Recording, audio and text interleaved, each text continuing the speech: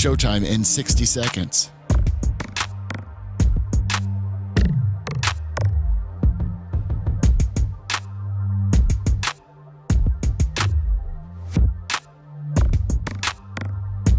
"45 seconds.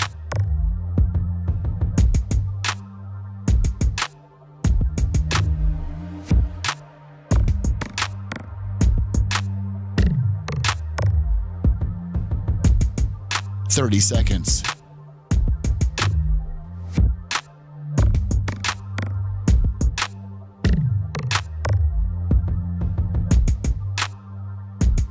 The show will start in 15 seconds, and this is your last audible warning.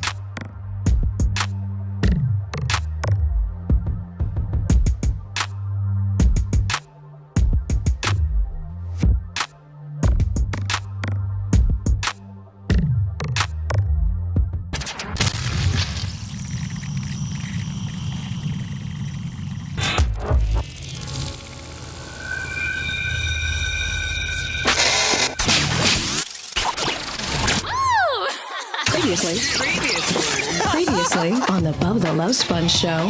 I want you to, when you're finally done with law enforcement, to do a weed gummy with me.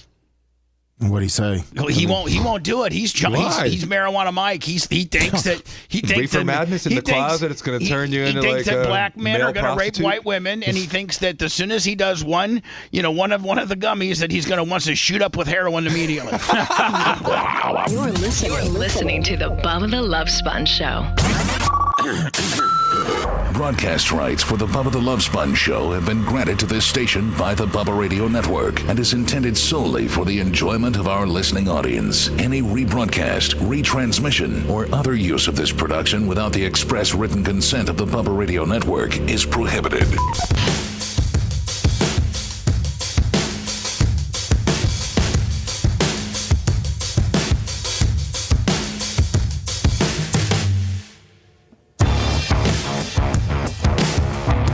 It's going to be a hell of a day today, my friend.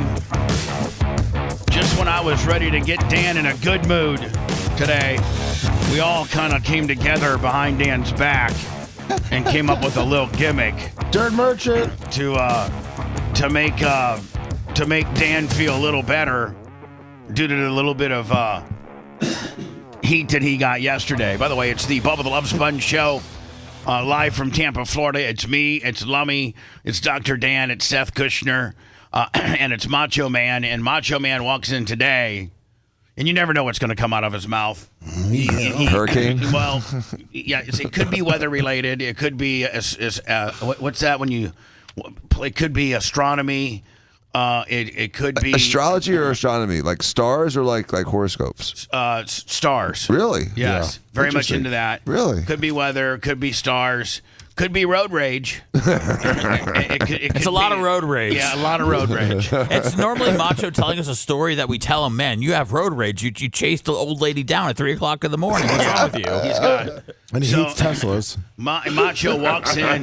Macho walks in today. He walks in today. Now the protocol here is I get here first, and then Macho Man rolls in second.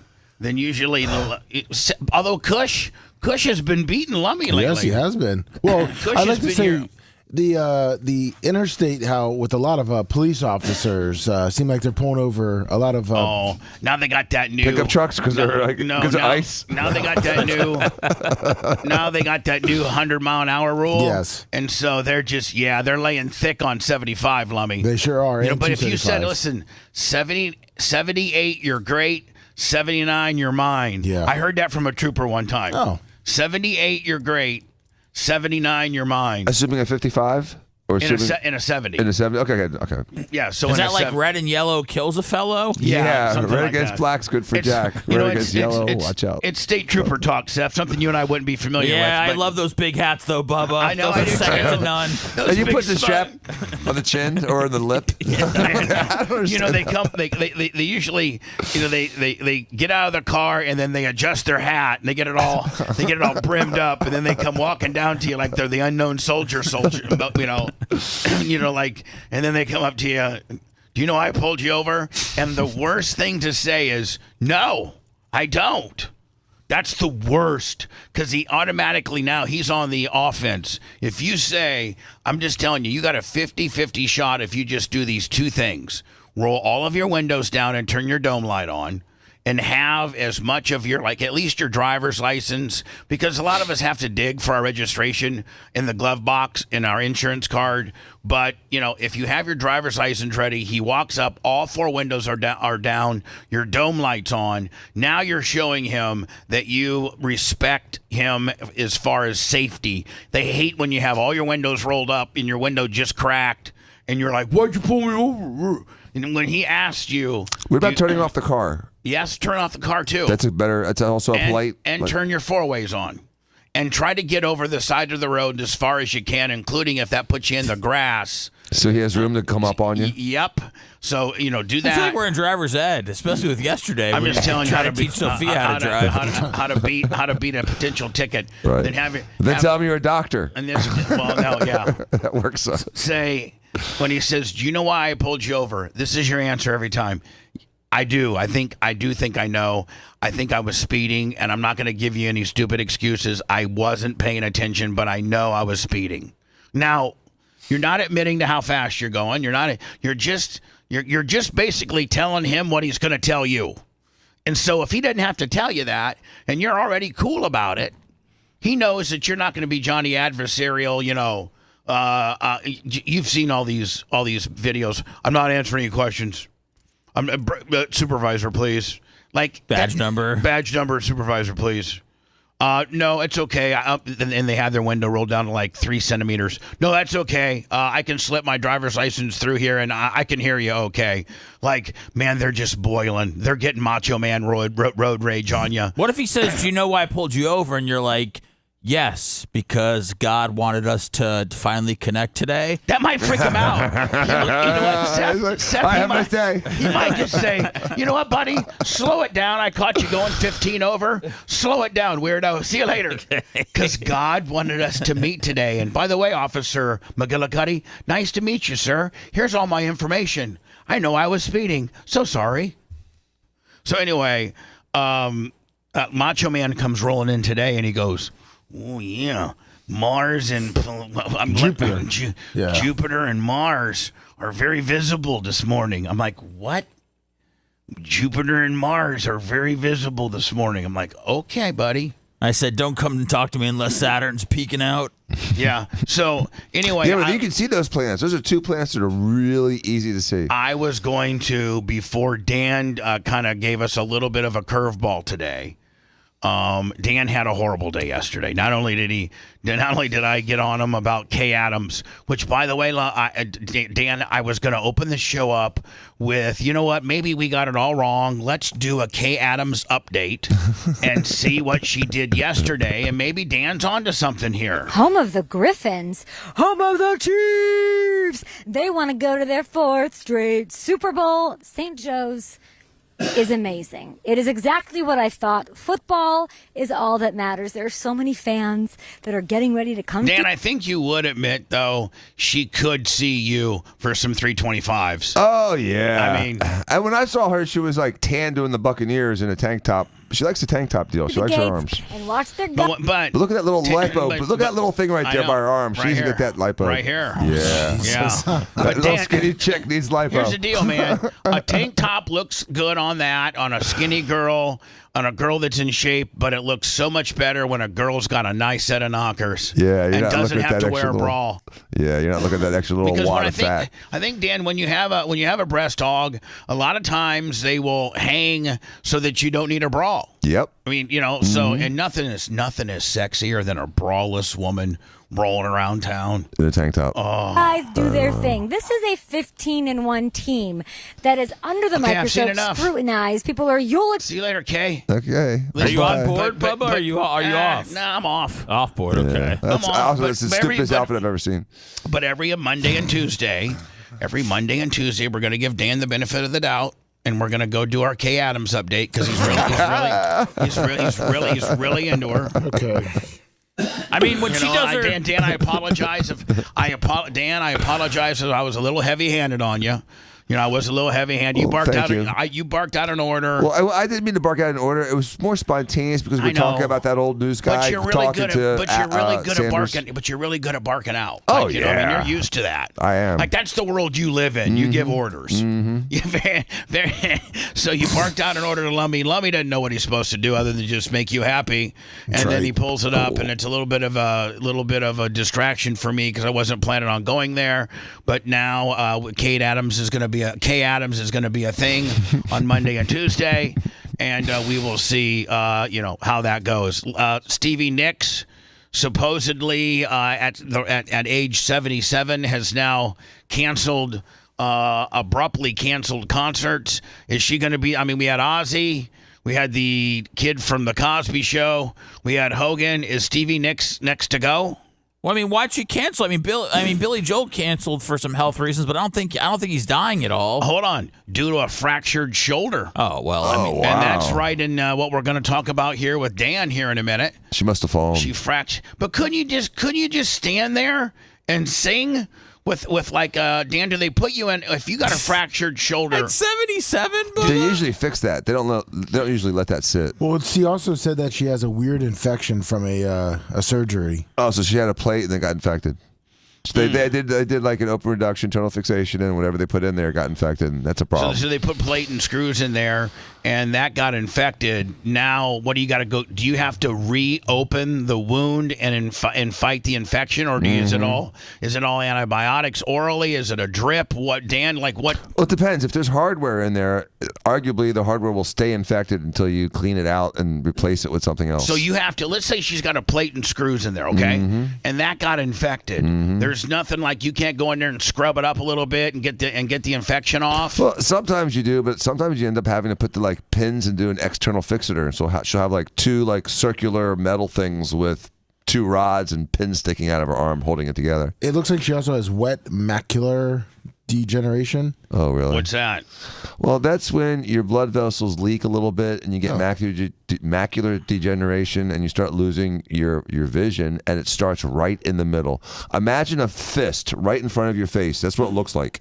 You have this big blotch in front of your face. So you can only see the periphery. You just can't see the middle, which is horrible for target shooting. I've had floaters since COVID. Yeah, that's a thing. I have floaters since COVID, and I don't know that floaters are fixable. No, they're not. Really bad floaters are. I mean, you can see an eye doctor. They may help you a little bit. I don't know how bad your floaters are. I mean, everyone's got a little bit of floaters. Didn't you see an eye doctor yesterday, Bubba? No, I was supposed to, but I got busy. I got so busy. You got pussed out. You got scared of getting your eyes dilated. Those drops really scared him. But I got to be at the track Thursday, Friday, Saturday, and Sunday. I got Buck going to the track on Thursday morning with Young Boy. Oh, nice. Merch Crick has to be at the track Wednesday, Thursday, Friday, Saturday on this big, huge Super K5 project we got going on. So, I couldn't make it to my eye doctor yesterday. I do got to get my eyes checked and probably a new set of glasses. I don't need. Do you wear them? No. Here's the thing. I'm going to be 60 years old. In what, 7 months? Jesus. I'm going to be 60 years old in 7 months, and I still don't need reading glasses. Well, that's good. Like I can still. But then what do you need glasses for? To drive. At night? To drive at see night. Signs? But if you wear those glasses, here's the problem. Here's the problem, Bubba. If you wear those glasses that you use at night to see, signs and stuff, and you try to read with them on, you won't be able to. No, you can't. Yeah. They can't. So I had one of the times somebody put some bifocal gimmicks in there where you could look down and read, and I'm like, I could not get. I would just tear my glasses off to read. Oh, it's so annoying trying to get used to a bifocal or a transitional, progressive. So, I guess is the word. I just listen. I don't like reading anyway, so I'll just rip them off. So I only use my glasses to watch TV. From a distance, or to go to the movies, which I never go to, or to when I'm working at the race as a race director at the track, I got to be able to see far distances away at night. So those are I think that's what nearsightedness, Dan. Yep. So I'm nearsightedness. I can read perfect. I can't even see at night when I'm driving with my glasses. Really? Yeah. It's that bad? It's a challenge. Oh, yeah. Is it the glare? Yeah. Is it the... It's a So lot. you're saying it's a lot of things. with corrective lenses, you can't even drive at night. Yeah. Plus, I'm always scared of some sort of, reindeer popping out and, in my Bear. my car. Bear. Reindeer, bear. You never know what's around here. Caribou. I'm gonna start a new thing where I burn a brake early. Oh, perfect. Because I just don't want to start, having to run 4 breaks in the 9 o'clock hour. Jay doesn't get hardly any real estate. Like it's ridiculous. So I'm gonna burn a break now. On today's show, Linda Hogan has reappeared, Lummy. She was so sad that yesterday was Hulk Hogan's 72nd birthday that she had her own birthday celebration. Oh, no. I'm getting reports that Missy Beefcake got kicked out of the funeral, her and Brutus, because Missy Beefcake went up to Linda to try to extend some type of olive branch. Linda's stiff. Dan, you've met Linda. Linda does not play around. Linda told her to go get screwed. Doesn't even know how she got into the At a funeral. Oh, and Missy Beefcake called her the "see you next Tuesday" word at the funeral, and Missy and Brutus got thrown out. Wow. Tuttle 10 Meats. Classy. There's a Tuttle 10 Meats that he did on our YouTube channel. You might want to go check out that. I'll do a couple high spots. Taylor Swift is going to absolutely die. No, Dan. See, you just really lost us. We're big Swifties. We may not look like it, but we really are. How are you not? You can't see, Dan. That's where you got to learn how to I downloaded a lot of her last album. Yeah, I like her music. That's the meanest thing you could say. What is she? Stevie Nicks is going to die. She's not Stevie dying. Nicks is not any. Stevie Nicks is going to die because of a broken shoulder. She is not a Taylor Swift. Taylor Swift is probably one of the most iconic pop stars to come around since Michael Jackson and Madonna. Right. I'm just saying, so to wish death upon her, what has Taylor Swift ever done to you? Other than probably entertain your daughter for hours on end and keep that off your plate? You know how many hours Sophia's probably listened to Taylor Swift that you don't have to worry about her? Taylor Swift has done you so much babysitting in your life that you should be heralding her. I think that's just Dr. Dan's... He's just a negative.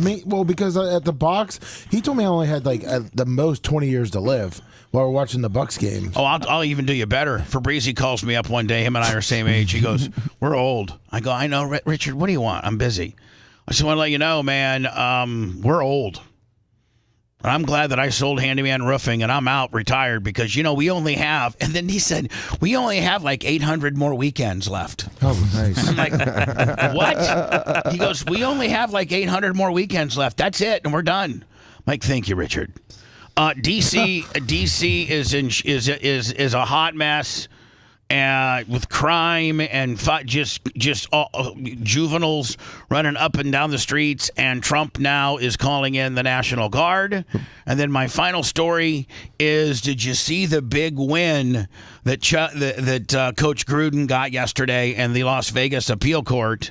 And he's got the NFL right where he needs him, my friend. Oh, that's great. But baby, Bubba, I interrupted you, and you never really got to the Taylor Swift tease. I didn't hear it. She's gonna do a podcast with her boyfriend Travis Kelce and his brother.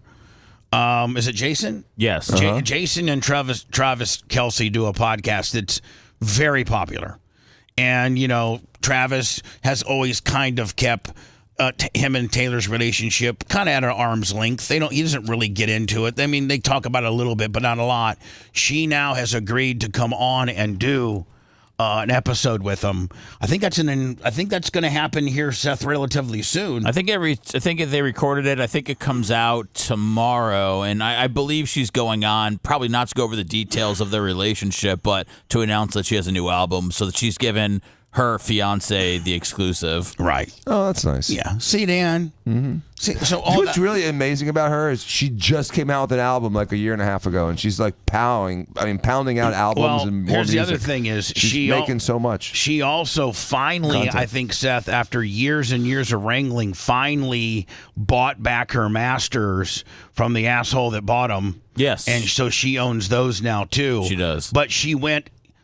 When somebody else owned her masters, she's like, there's two ways to skin a cat. I'm just going to go back and re-sing all these songs on my label. And I think that's what she did she not? She recorded everything. No albums. She re-recorded most of her albums, and then the fans all went to download Taylor's version of it to make sure that, she got the bad guy didn't get it. Yeah. But she owns the bad guy stuff now, too. Did she get paid by the bad guy? Why is he a bad guy? Did he buy him from her? Yeah, well, but that's not bad. He bought it from the label. He bought it from the label. Right. This is when, because when she first started... She didn't get the option to buy him. I understand. And when she first started, when she was a relatively unknown, these new artists sign their life away and, don't necessarily sign the best deals for her once she became... But her dad was like her manager or was in the record label or something. He made a ton of money when they sold her masters and everything. Yeah. She's been well looked after, in her career, and that's why she was able to buy everything back for, I think $200 million. Yeah. What is she worth? $600-700 million? Got to be close to that. Alexa. Good morning, Alexa. Good morning. Good morning, Alexa. I'm not quite sure how to help you with that. Me either. Hey, Alexa. How much is Taylor Swift worth? Taylor Swift is worth an estimated $1,500 million US. She makes around $92 million US per year. 1.5 billion, and she's not even 40 yet. What is she, 34, 35, Seth? Yeah, probably 33, 34. Yeah, 1.5 billion. All right, so when I return, we're going to come back with, and you can see on my screen right now if Macho Man puts it up, but little Danny, God bless his little soul, is playing tackle football now. Little guy, I'm happy for him. What grade is he in, 8th? Yeah, just started 8th grade this week. Now, is this the first year of tackle? He played spring tackle. Okay, spring tackle. So this is really one of his first, this is one of his first, he's new to tackle. He's not like he's a senior and he's been playing tackle for 5 years. He's new. He's new. Are you blaming him for this, Bubba? No. Okay. Are you injury shaming? No. Not at all. Not at all. I'm not. Just like you did with Stevie Nicks. Not at all. Dumb bitch fell on her shoulder. Not at all. It's just that, this is sort of things happen. And poor guy just gets into tackle. Most of us don't get really hurt that bad. And he took a hell of a lick. Oh, my God. How much pain is he in right now, Dan? His worst thing is ever. He says the sharpest and most severe pain he's ever felt. So we'll get into it. Little Danny, is that his right collarbone, Dan? Yeah. His right. And that's not a hairline fracture. Nope. That is a full-blown break. Is that a season ender, Dan? Oh, yeah. Yeah, absolutely. Much. I mean, it depends on how long the season is. So we'll get into that next. I have x-rays and along with the other things I mentioned as well. If you love that segment, then check out BubbaArmyHQ.com and do a deep dive on past shows. The Bubba the Love Sponge Show will be right back.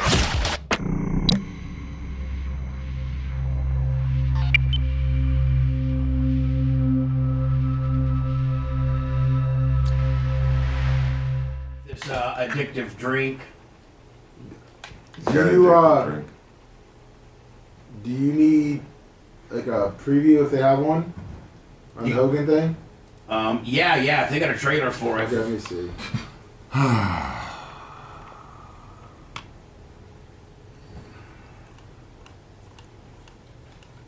What's up, chat?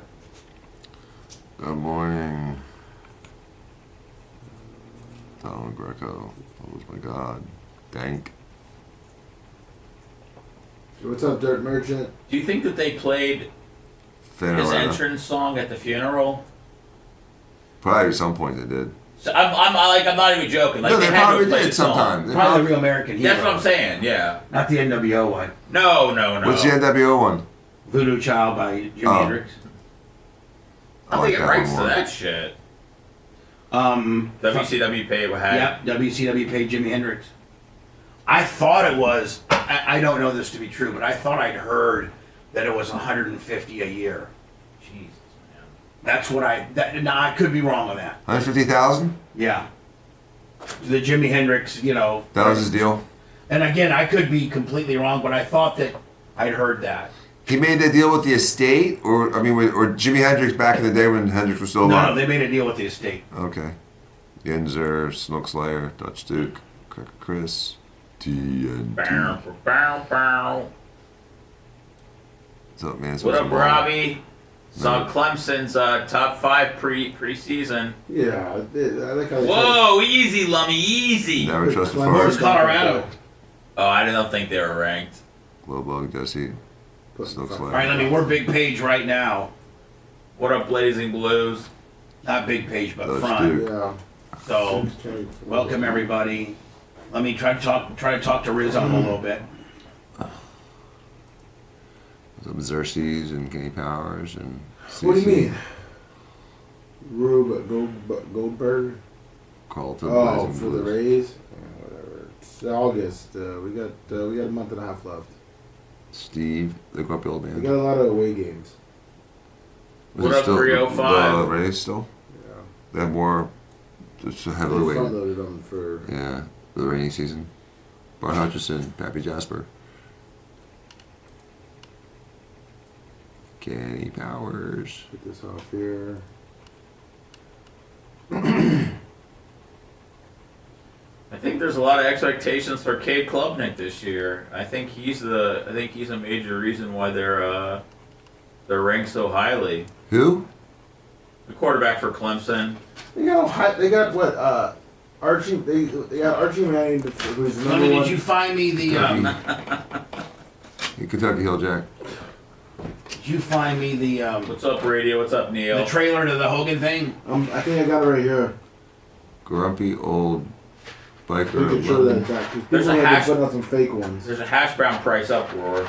Here it is. Rob. A hash brown price uproar at McDonald's. I just saw that as a headline on ABC. It was supposed to be $1, right? I don't know. What?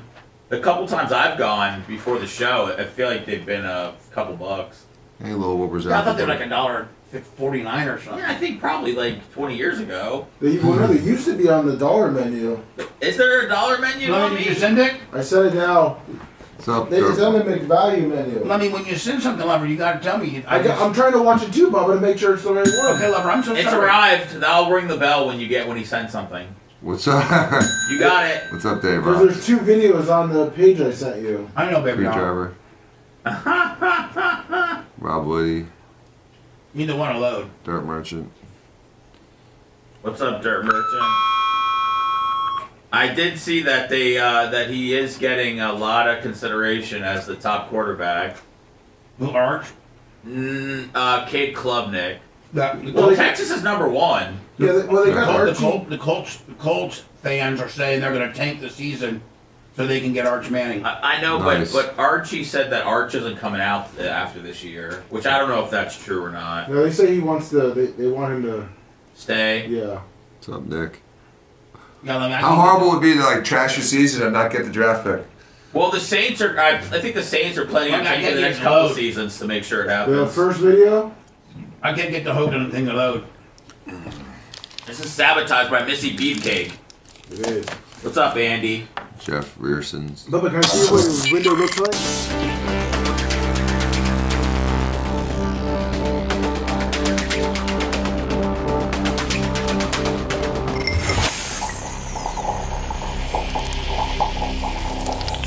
Broadcasting live from the Aquabito Studios. Aquabito.com/Bubba. It's the Bubba the Love Sponge Show.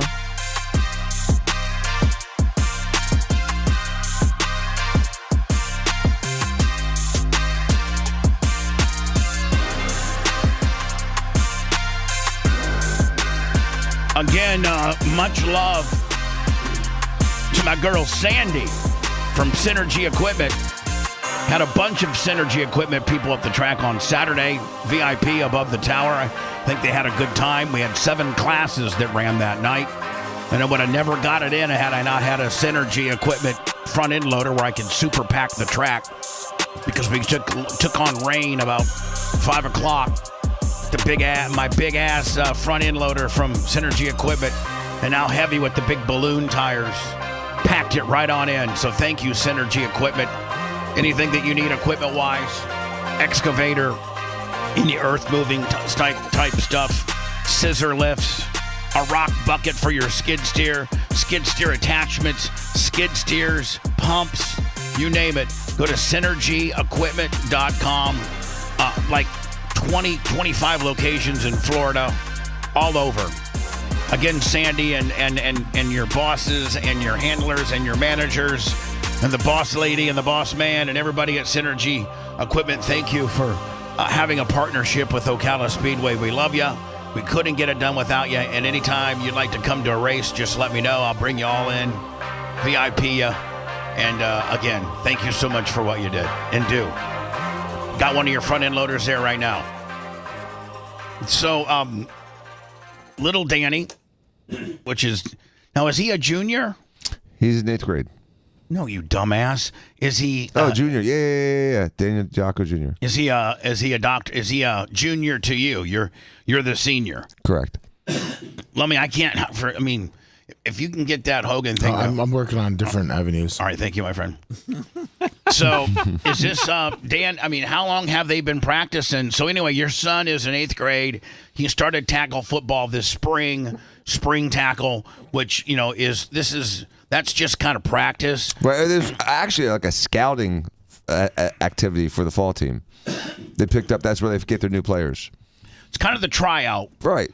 The spring tackle ball is kind of we're gonna just keep the ones that we can work with because there's just some kids that just can't do it. And some kids don't like it. Once they start smacking each other, they're like, I'm out. So Danny makes the team, and they're doing drills yesterday. And Danny, who I think is going to be a wide receiver, they were just doing that, like kind of that, that lummy where they throw the ball, they pitch the ball to you, and the kid runs through 2 sets of cones, and then they got a guy there to tackle you. Yes. Yeah, which was always one of my favorite drills. Although the drill? It was a combination of guys tackling him. It wasn't just one guy. Was there supposed to be does he have a lineman? Like, was there a lineman that was supposed to scrape and I'm block? not sure, but he had 2 guys pinch him together at the same time. So little Danny gets the ball. He's running like he's Barry Sanders. And the next thing you know, he gets the Malachi Crunch. Right, and now he's Adrian Peterson. And this is the result of it. Little Danny, complete, not just cracked, not hairline fracture Willie. I'm talking about snapped Jones. Oh my God! Here is the X-ray, and then here is the close up to it. Now, Dan, that's called a. Now, is this first of all? Is this right here the collarbone? Those are the 2 pieces of the collarbone. Okay, and it snapped, obviously. Yeah. And I'm assuming there's all kinds of nerves and all kinds of just pain receptors. There's all kinds of stuff in your neck. Your whole brachial plexus is there. So it's a dangerous area. Is there a collarbone expert? I'm going. You know how there's a shoulder expert, right? Well, it's usually the sports medicine guys, and one of the guys that was a Buccaneers doctor for years, a guy named Dan Lamar. I've heard of him. He's in Sarasota. And he's one of the guys. Does he do shoulders? Yeah, exactly. That's the guy you sent me for my shoulder. Right, exactly. So he's going to see him this morning at 9:30. So it's what we call it. If you describe that fracture, you'd call it an oblique fracture that's 100% displaced, meaning the 2 bones aren't even close to being aligned. No. Now, will this bone kind of float around? Like could it? They both will. Yeah, because there's nothing attached to them. Well, there's something attached on the other side, but obviously there's a. Now, is there ligaments in here that are still maybe stretched and attached, or is it just a clean break? Tear. It's a complete tear. Every soft piece of soft tissue that touches those bones, like bones have a little layer called the periosteum on the outside. That's 100% torn. So to fix this, do they have to maybe plate this and then screw it onto that? Like put this thing together, like almost kind of put this back up here, bring this back down, and like it's a little puzzle, and try to put it back together naturally. And then once they can get the clean fit naturally, do they put like a screw, a big screw through it? Not a plate? He said he's going to put an intermedullary screw, which is a screw that goes through the middle of the bone. Wouldn't you want a plate for it for more real estate for it to hang on to? Again, it's a super thin bone, Bubba. So if you put a plate on it, those screws have to hold, and you probably have better purchase with an intermedullary screw that takes care of the whole bone, as opposed to a little plate with 4 little screws. So again.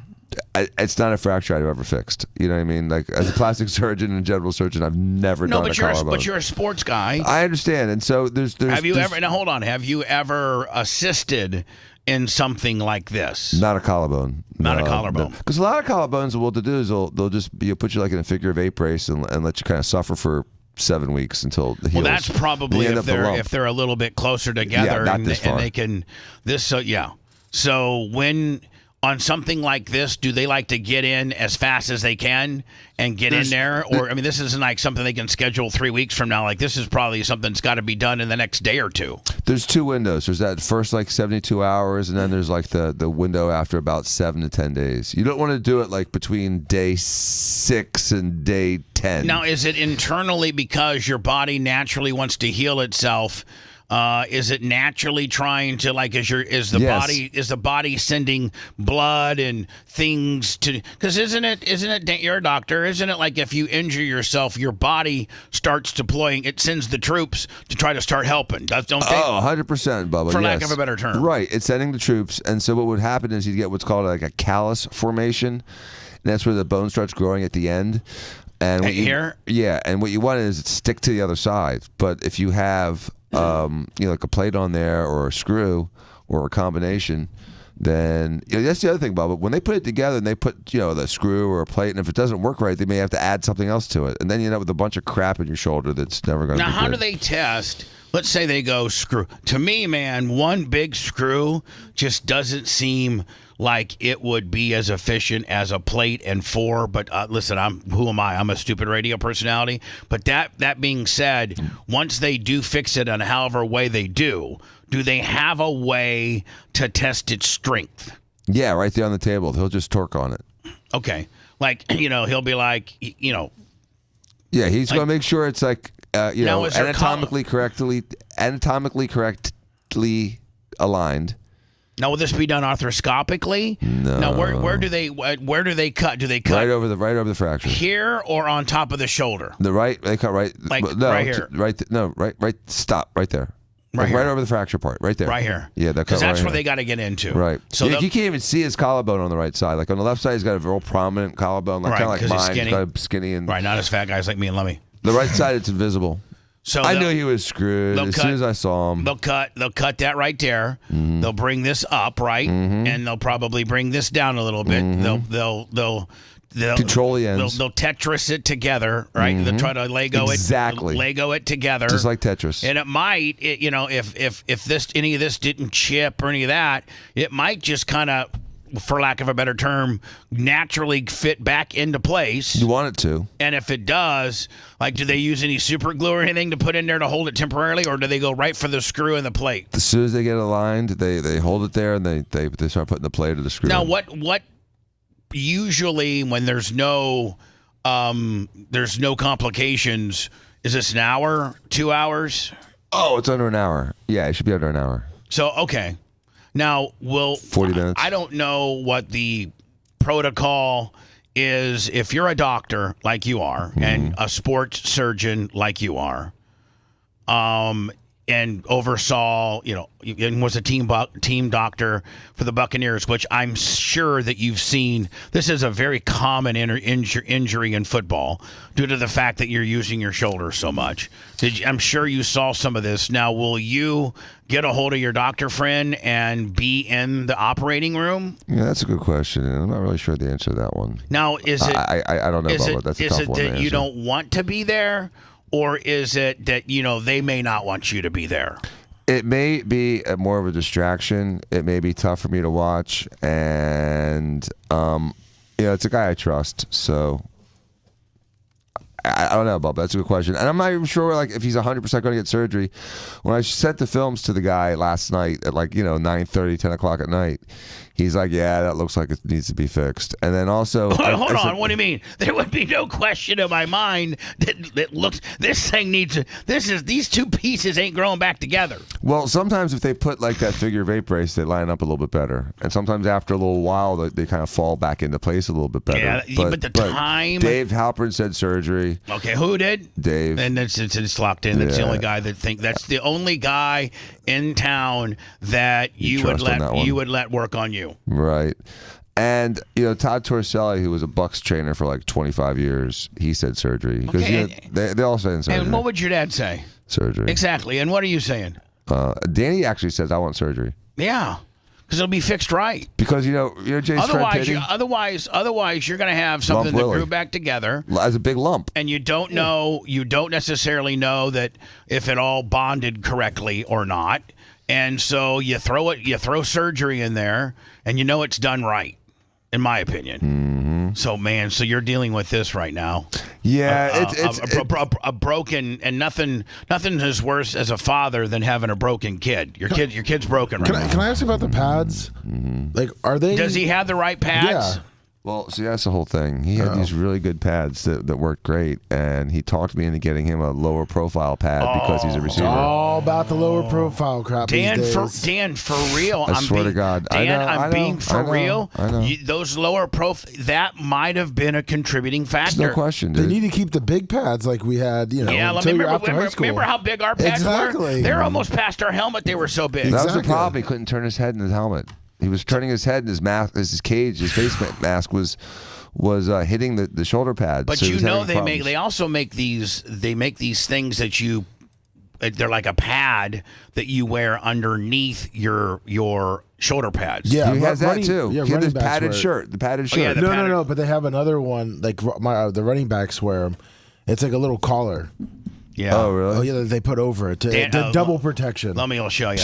Yeah. Well, he's done for this year. I'll tell you that right now. I mean, he's I'm done. so pissed. Now, what type of rehabilitation? Like, this isn't a ligament tear or a rotator cuff. This is a bone break. So I got to think that there really is not a rehabilitation component to this. I don't think so, Bob. I think once they fix it, he just sits for a couple weeks and then starts going back to activity. I think the rehabilitation component is going to the doctor, them taking an X-ray and letting you know whether it's taken good or not. Yeah, not getting a Stevie Nicks infection. Right, not getting an infection, and whether they're it's fusing correctly. But like a torn rotator cuff and shoulder surgery, that all requires extensive.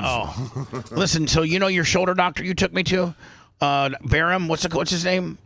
The shoulder doctor down in Sarasota. Alpern? No, it's this guy, Dan Lamar. Yeah, so Lamar, I went down there because I have a torn rotator cuff. He did imaging on me and said, listen, it's so bad that you're if you could just naturally try to rehab it to build the muscles around your torn rotator cuff, I would suggest that. You're never, because the surgery will be, and Jimmy Cleavis has once told me, had he known shoulder surgery rehab was so off the charts painful, he would have just lived with it and tried, kind of like I am living with my shores. That's what I did too, Bubba. Right. I got PRP and I'm 95%. And that's good for me. And shoulder surgery, man. Larry Plummer had it done, and Larry's one of the toughest guys in the world I know. And he said literally he would cry after, the first 2 to 3 months of getting your shoulder surgery rehab, he'd be in the rehab place crying, like literally with pain, crying. Yeah, I believe it.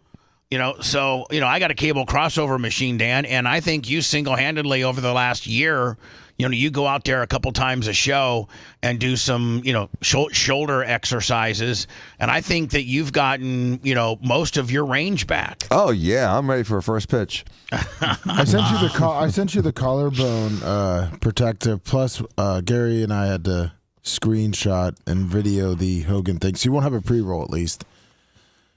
So I sent you that video. So Dan, look at this. This is which when Danny's allowed and cleared to play, you might want to buy, because this is what it goes under the shoulder pad. Yes, you just put it on like over your shirt. It's very low profile, and you can wear those low profile shoulder pads that he wants to wear.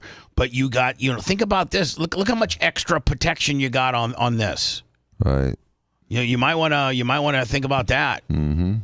I think a new set of really badass shoulder pads. Here they are, Lemmy. Yeah. These are there's what are they, $250? Is that kind of what he's got? No, he has Battle. He wanted Battle because they were low profile. And you could Are Battle better? Battle are good. I've never heard of Tag, but they get the Rydell's, they get the Shoots, and they get the Battles, are the three big brands. Battle. Hold on,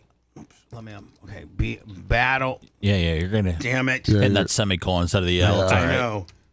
Battle. You like semicolons? I love semicolons. Here we go. Battle. I don't know where to use them. Battle. I don't really know. When the second sentence explains the first. Thank you, Dan. These don't seem to be as good as the ones we were just looking at. So the Battle ones he has are like, he had that. See those green shoots right there where your arrow is? That's what he used to have. I like those. Those are protective. I don't know. Those seems kind of flimsy too. They're all they have a little more padding. Yeah, I'd be getting them. So yeah, he had the Battle, and it's how about like those right like here? Look at these. Those are the 174s. Those are yeah. So anyway, Danny, good luck to you. You got a long road ahead. Did you send it? I sent you the video. Did I already click it? I think I did. No, we sent you a video. So the only good things about it is that I remember Adrian Peterson broke his collarbone in college, and then he had an all-star pro career. And Danny is really motivated to get better. He was so pissed that this happened, and the coach said was going to make him captain of the team. Really? Yeah, it's probably like being like executive producer, but it's still, I think, was a. I think he just called you stupid, but anyway. Yeah, thank you. Anyway, if you go to TMZ, just to make him feel better. TMZ, man, it only took him, Lummy, about 2 weeks to whip something up Hogan-wise. Well, they started working on this the second you broke the news, Bubba. Yeah. So TMZ tonight at 8:00 has a Hogan. What is it? It's called. Is it like it's called the real Hulk Hogan. The real Hulk Hogan. Wow. Now let's not forget, in 1 month, the documentary company that did a doc about my version of the Hulk Hogan sex tape, Video Killed the Radio Star, the behind the scenes stories of the Hulk Hogan sex tape, is supposed to come out exactly in 1 month. They're saying Friday, September 12th. So, Lummy, that's that's why I'm gonna probably have to cancel my trip to Warsaw, because all that week I might be doing podcasts. They're working on getting me lined up on podcasts. The trailer is done. I'm gonna have to get a hold of the documentary people to see if I can start playing the trailer. Pre-sale for Video Killed the Radio Star, I think, starts on like Wednesday the 4th, Wednesday, September 4th, something like that. And so, but let me. Have any tweaks been made to it? Yes, lots. Well, no, after Hogan passed. No. Nothing. Because it was already ready to go in the can. So is this it right here? A tremendous shock. It was a blow. Well, I sent you the video of it because we screenshotted it so you could have full. This one right here? No, the video in your messenger. Okay, the thing you were just playing. It's on the YouTube. It's on our YouTube. Because that wasn't working before, right? Yeah. So we screen recorded it so you could have it and full screen it. It's. I'm sorry. Can you send it back again? Can you send it again, please? Yeah. Thanks. That's what this is. That's what it is. Okay. Yeah. You were clicking on the TMZ one. I don't want that one. This is the one you want. Okay, thanks. No problem. We sound like we're retarded. This debuts tonight at 8:00.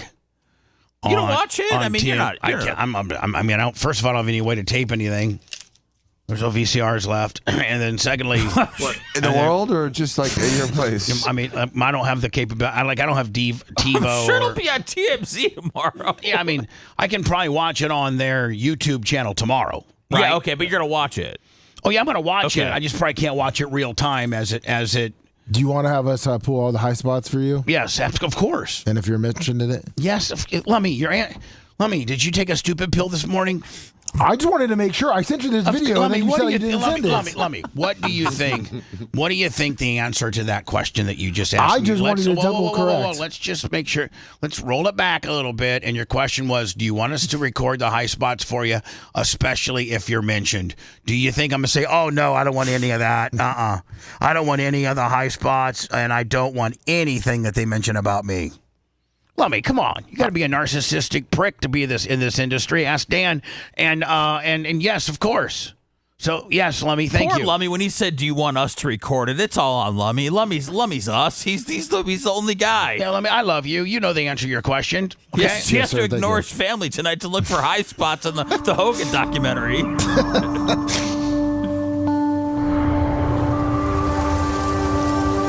Man, they put together something pretty kick-ass in 2 weeks. Are you mad that yours couldn't get ready to go in 2 weeks? Did these guys put this together so fast? This is B-roll of Los Angeles. Yeah, true.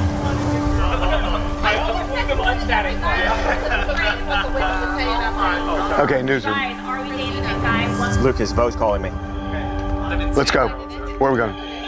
We know.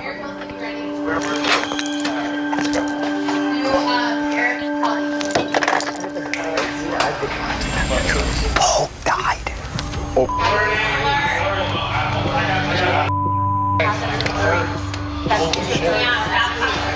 Can I ask you something? Have you heard anything about Hulk? No. Is there any way I can talk to him? It's really important. He died this morning. Huh? Hulk died this morning. Did he confirm cardiac arrest? He's been having health problems. He stopped breathing. Okay, come to my desk. Hold on, Lucas has a post. Can I post this? Lucas, we're gonna do a. I mean, half of it's just the inner workings of TMZ. Yeah, no kidding. Paragraph. I got 135 words. He's got 100. Harvey, listen to me. He's got 135 words. You can post it now. Post it. It's up.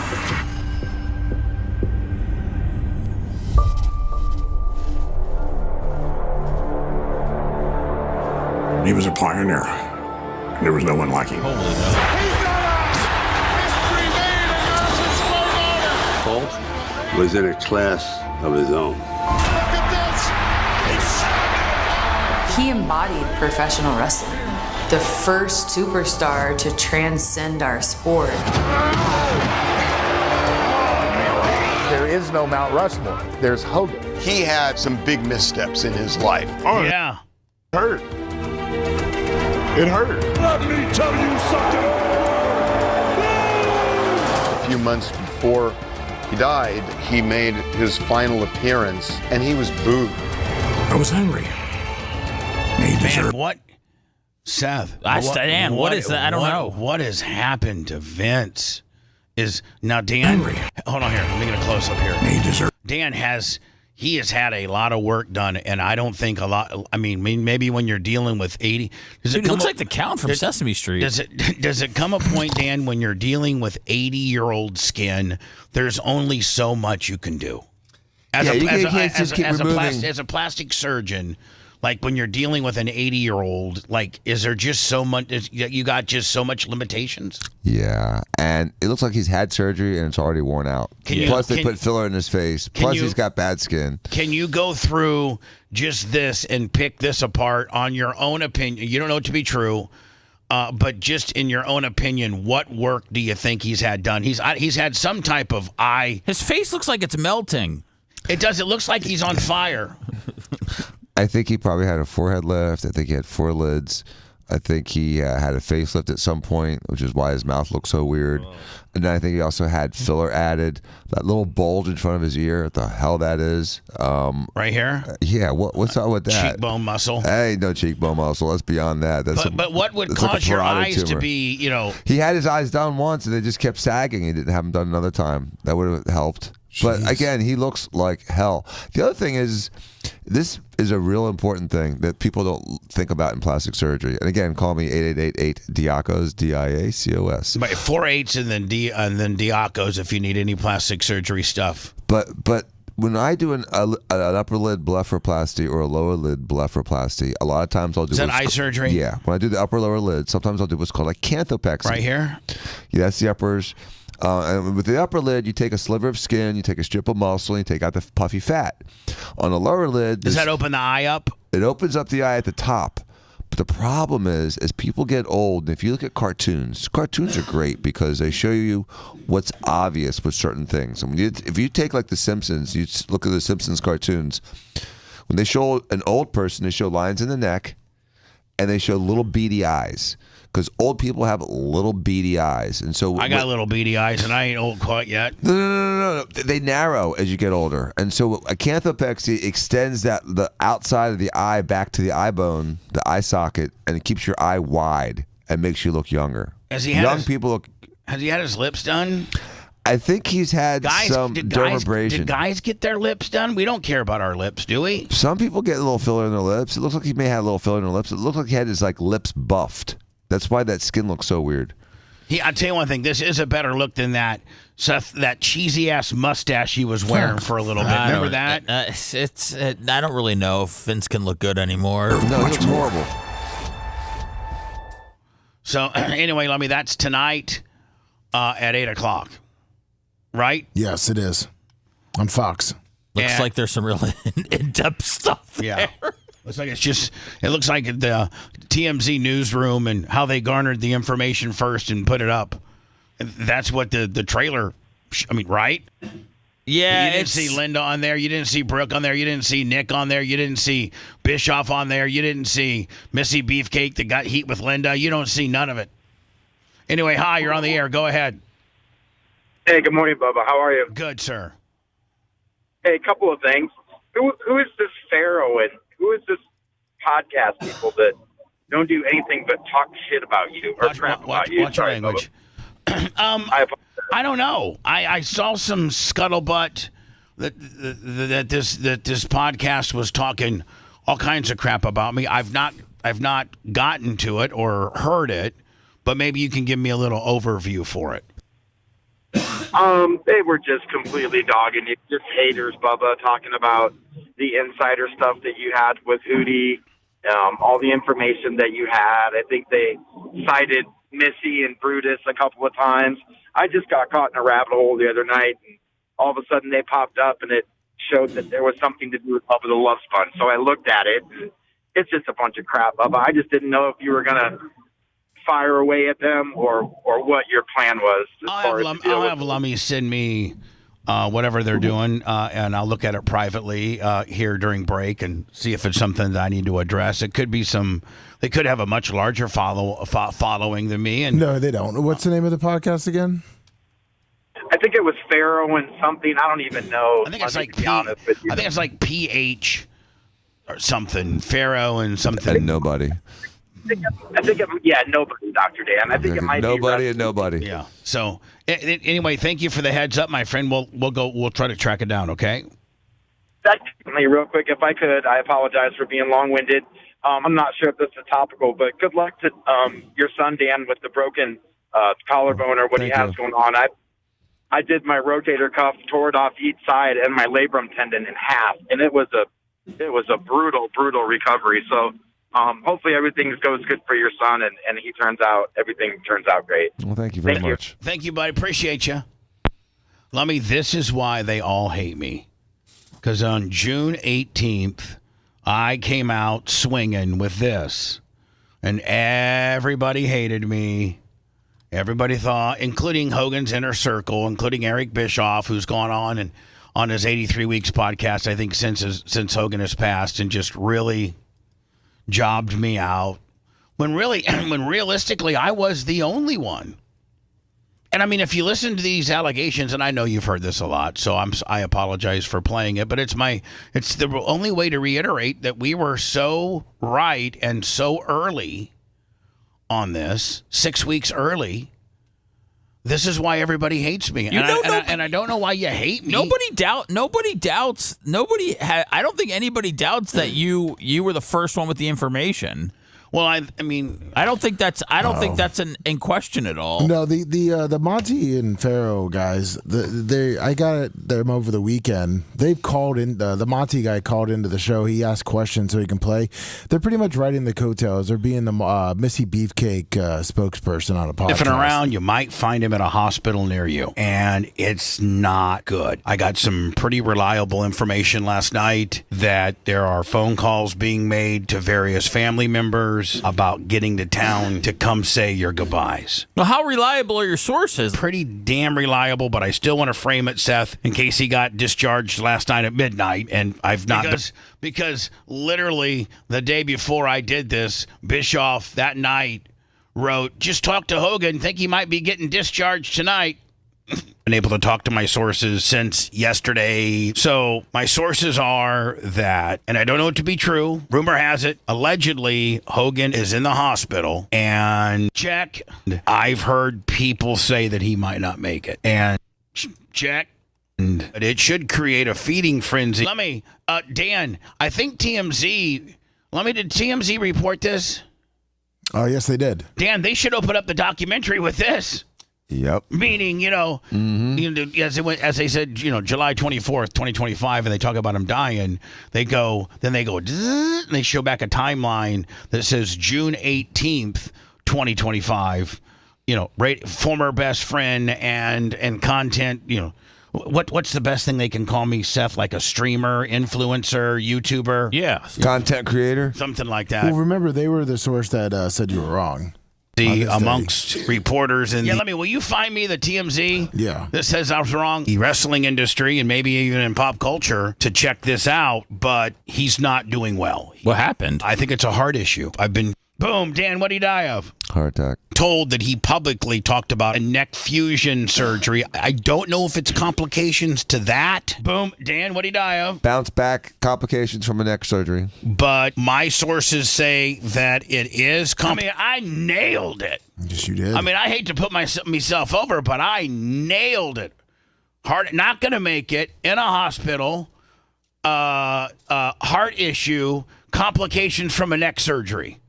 I got all four of those points. Ding, ding. This is implications to that. You might as well just read the medical report. What's that, Seth? I was going to say, Bubba, this is why that people are angry. At me? Yes. It's not that you broke the news or had the news. It's that you keep going back to how you were right about the news. Well, you got to, though. You got to self-promote when they're going to continue to hate and they're going to continue to lie. You got to self-promote. When you do finally hit that home run, you got to make sure that everybody knows you hit that home run. I sent you the TMZ article. That, and because within 72 hours of him having this semi-major neck fusion surgery, he's out promoting this new wrestling league, doing personal appearances at liquor stores and bars that carry his new beer, and that he had no business of being out and about, traveling. You're sleeping in a hotel bed. You don't have the comfort. Which, by the way, if on this particular surgery, you're supposed to be in a Vegas brace, which is like one of those big ultra over-the-top neck braces for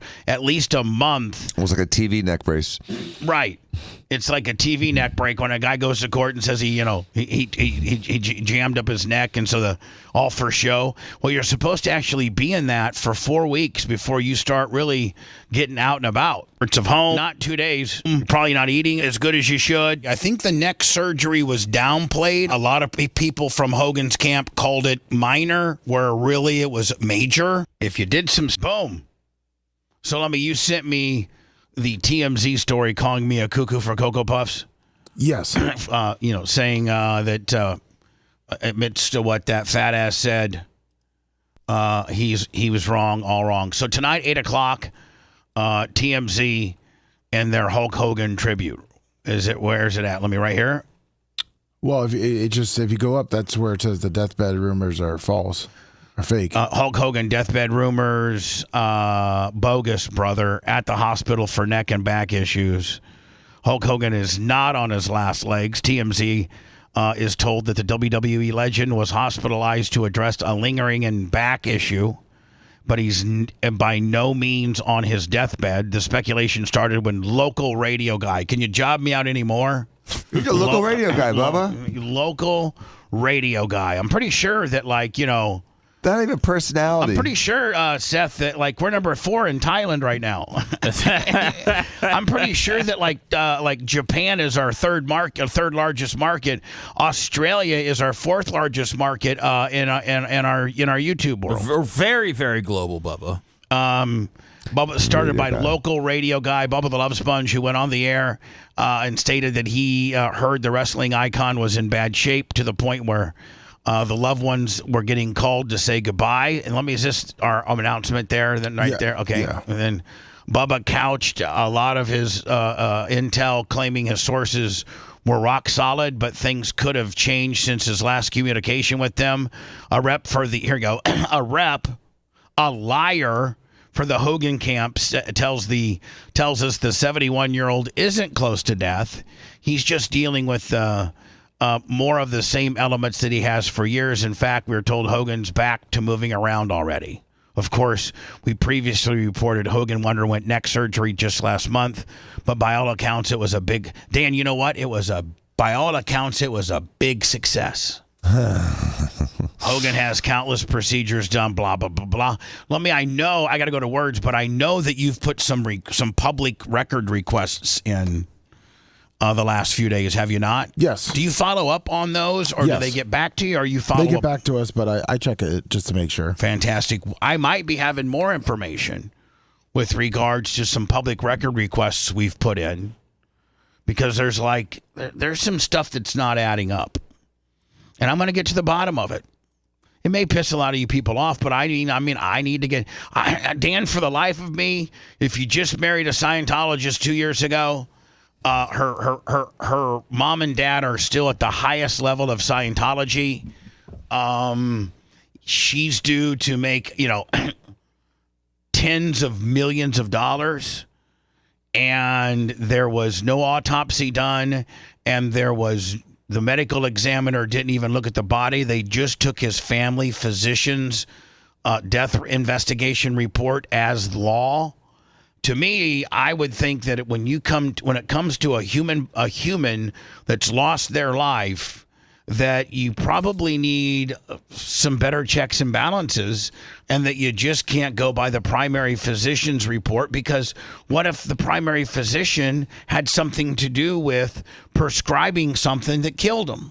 Yeah, or it's just wrong because he's not a forensic pathologist. Right. He doesn't do autopsies. He's a family physician. He should be prescribing, penicillin. Right.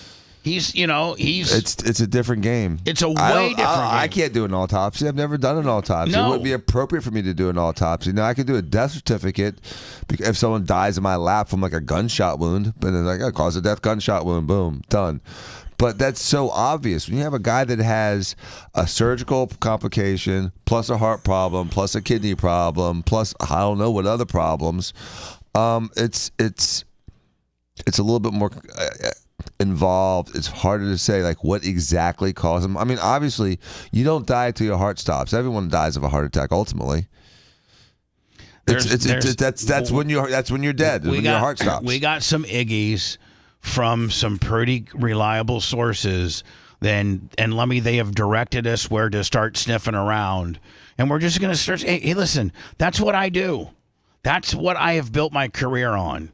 Sniffing around, being the people's hammer, asking questions, and sometimes they're not questions that, the authorities or the higher-ups want to answer. It sometimes puts them in an uncomfortable situation. I was the prick and the bad guy when I said that he was going to not do well and that, potentially he could die.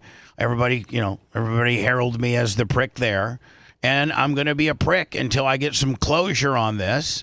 And it very well, after the autopsy, now here's the other thing. The autopsy that they're getting ready to do, it's completely up to the wife as to whether she publicly disseminates it or not. Unless there's something really, unsavory about it. So they are going to do an autopsy now? I think so. So your social pressure, your public pressure, you think may have helped that? I do. I think so, very much so. So, but here's the thing. If Sky doesn't want that information disseminated, then it won't be. But I mean, listen, the whole city of Clearwater is ran by Scientology, and Scientology doesn't necessarily have the best rap around here. In fact, I think there's a couple cold case files of murder and disappearing people that are ongoing. Isn't Shelley Miscavige still hasn't been seen for like 4 years? David Miscavige, the CEO, president, next to Xenu, the highest ranking person in Scientology. I don't think his wife has been seen in like 3 years, since COVID. That's correct. Nobody has seen her. Well, is she like dead and in a basement somewhere? They don't know. They just said she doesn't like to be in the public. She doesn't like to be a public eye. And so at that point, Dan, wouldn't you at least maybe take her outside the Fort Harrison Hotel, which is now the Scientology headquarters, and take a picture of her today?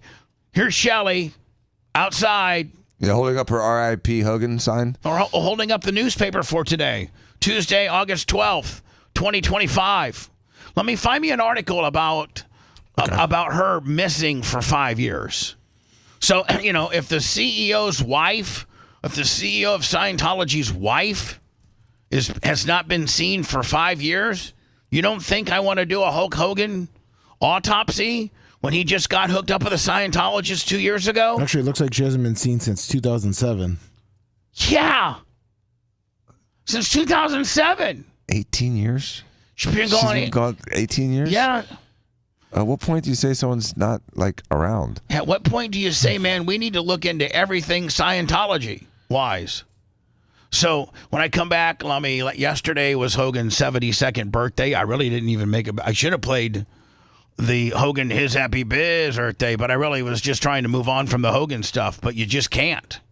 Just when you try to move on from the Hogan stuff, you just, now they're doing a special tonight on TMZ. We're still waiting for that autopsy.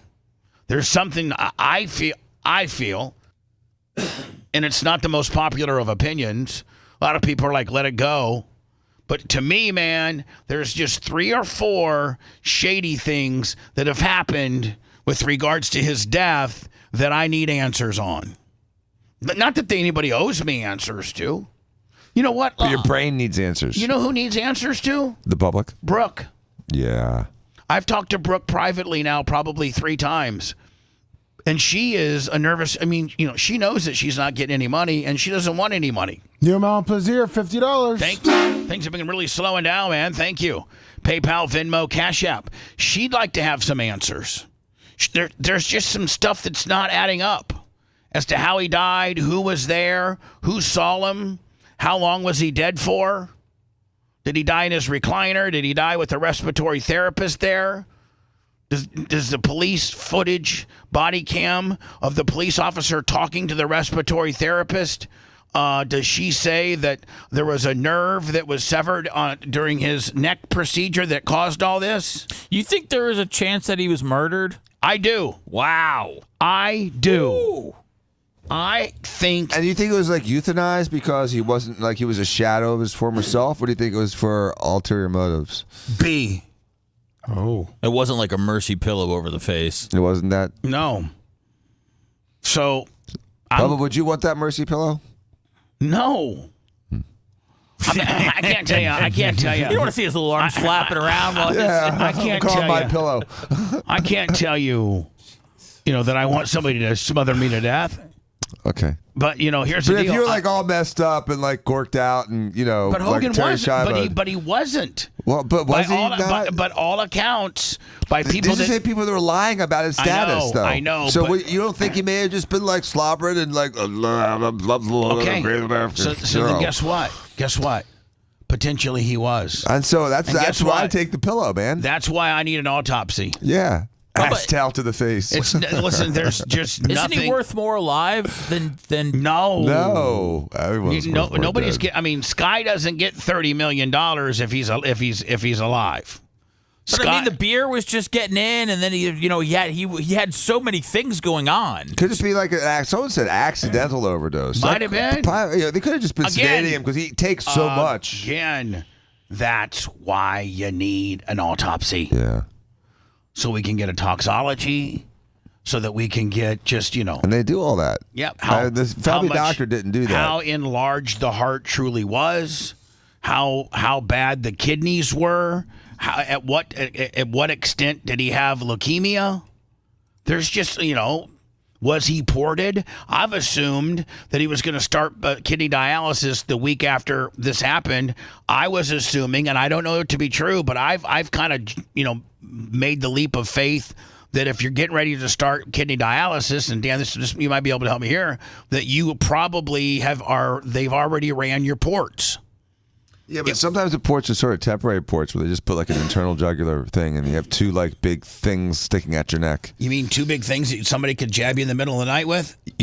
Two big things that you could easily quietly walk up to with a syringe and inject something into, and no one would feel it or know it. You could do it when someone was asleep, and it wouldn't wake them up. Exactly. TT night. So if that TT night juice that somebody potentially went into a port, would that show potentially up on a toxology report? Oh, absolutely. Okay, then. But it wouldn't show up on a cursory death certificate. It's not going to show up when the family physician that that writes all of his pills for him. Be like Conrad doing Michael Jackson's death certificate. Remember Dr. Conrad, the black guy? Exactly. That killed him? And he didn't do the death certificate. I know. They did an autopsy on him. Which is the right answer. And here's the deal. This doctor, not mentioning any names, but this doctor, his primary physician, doesn't necessarily have the best of reputations. Rumor has it. There's been some... He's gone through some stuff and I don't know this to be true, but I thought I heard that at one time he had his prescription writing privileges pulled. I don't know that to be true. We'll have to track that down, but it's something that I heard.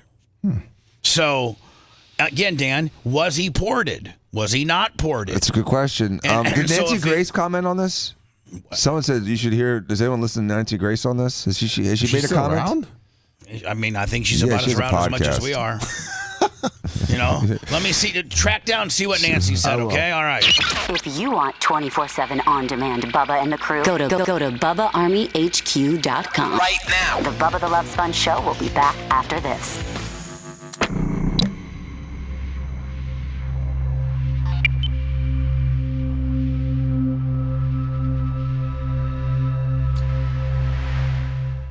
Listen to it privately. Okay, I'll email it to you. They're a joke. Caviar tacos, good morning. If they called up already, then they already called twice. They already got what they wanted. They called us twice? Yeah, they just don't say their name. They what? They don't. He doesn't say who he is.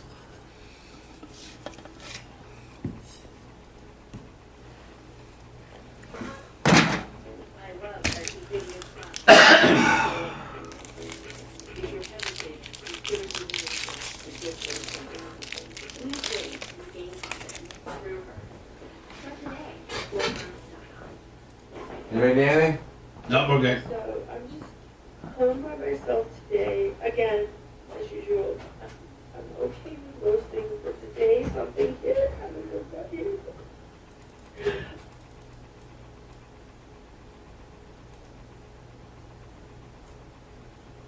Morning, Dirt Merchant.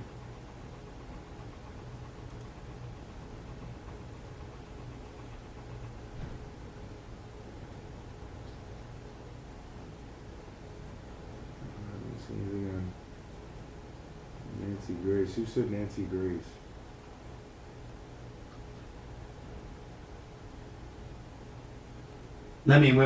Did you request the entire dispatch? Yes, everything. Local precincts. Oh, multiple precincts. Thank you, Lover. Nothing gets by you, does it, me? Just try to cover all. Say nothing is by Lum Lum. Nothing is by Lum Lum, except for this Nancy Grace. Except her. Yes. Nancy. She's getting by you right now? She's getting by me. Her little round self is getting by me. Good morning, Kabuki Jones.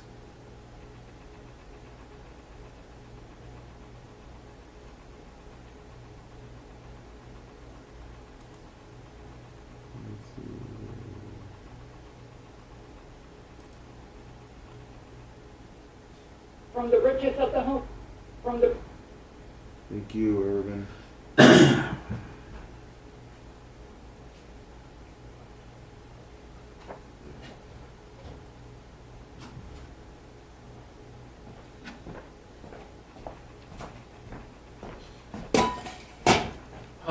herpes simplex 2 is flaring up. Ooh. Fucking mouth. What's up, Duck God? Simply zero.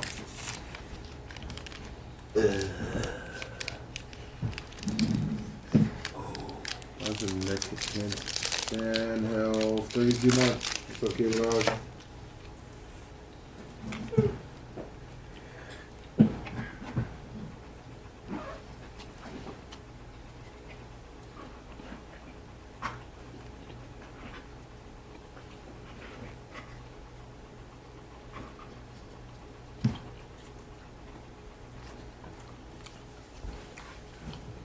Skank Hunt. What about J-Bar? Simply Seraph. What's that? Lou Marciano. Gil Montplaisir. Kustika. Kabuki.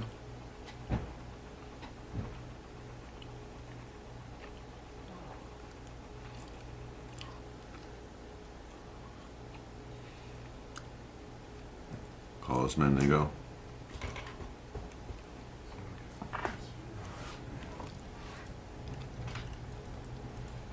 Bob DeMar. Good morning.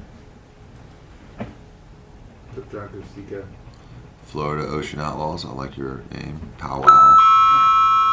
Xerxes. Wolf Mother. I like that one.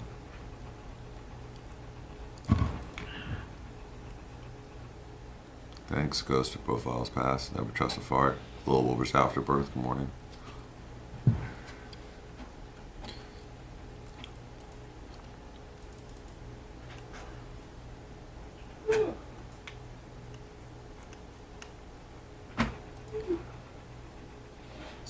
Wait. What's up, Greg? Midnight Sun.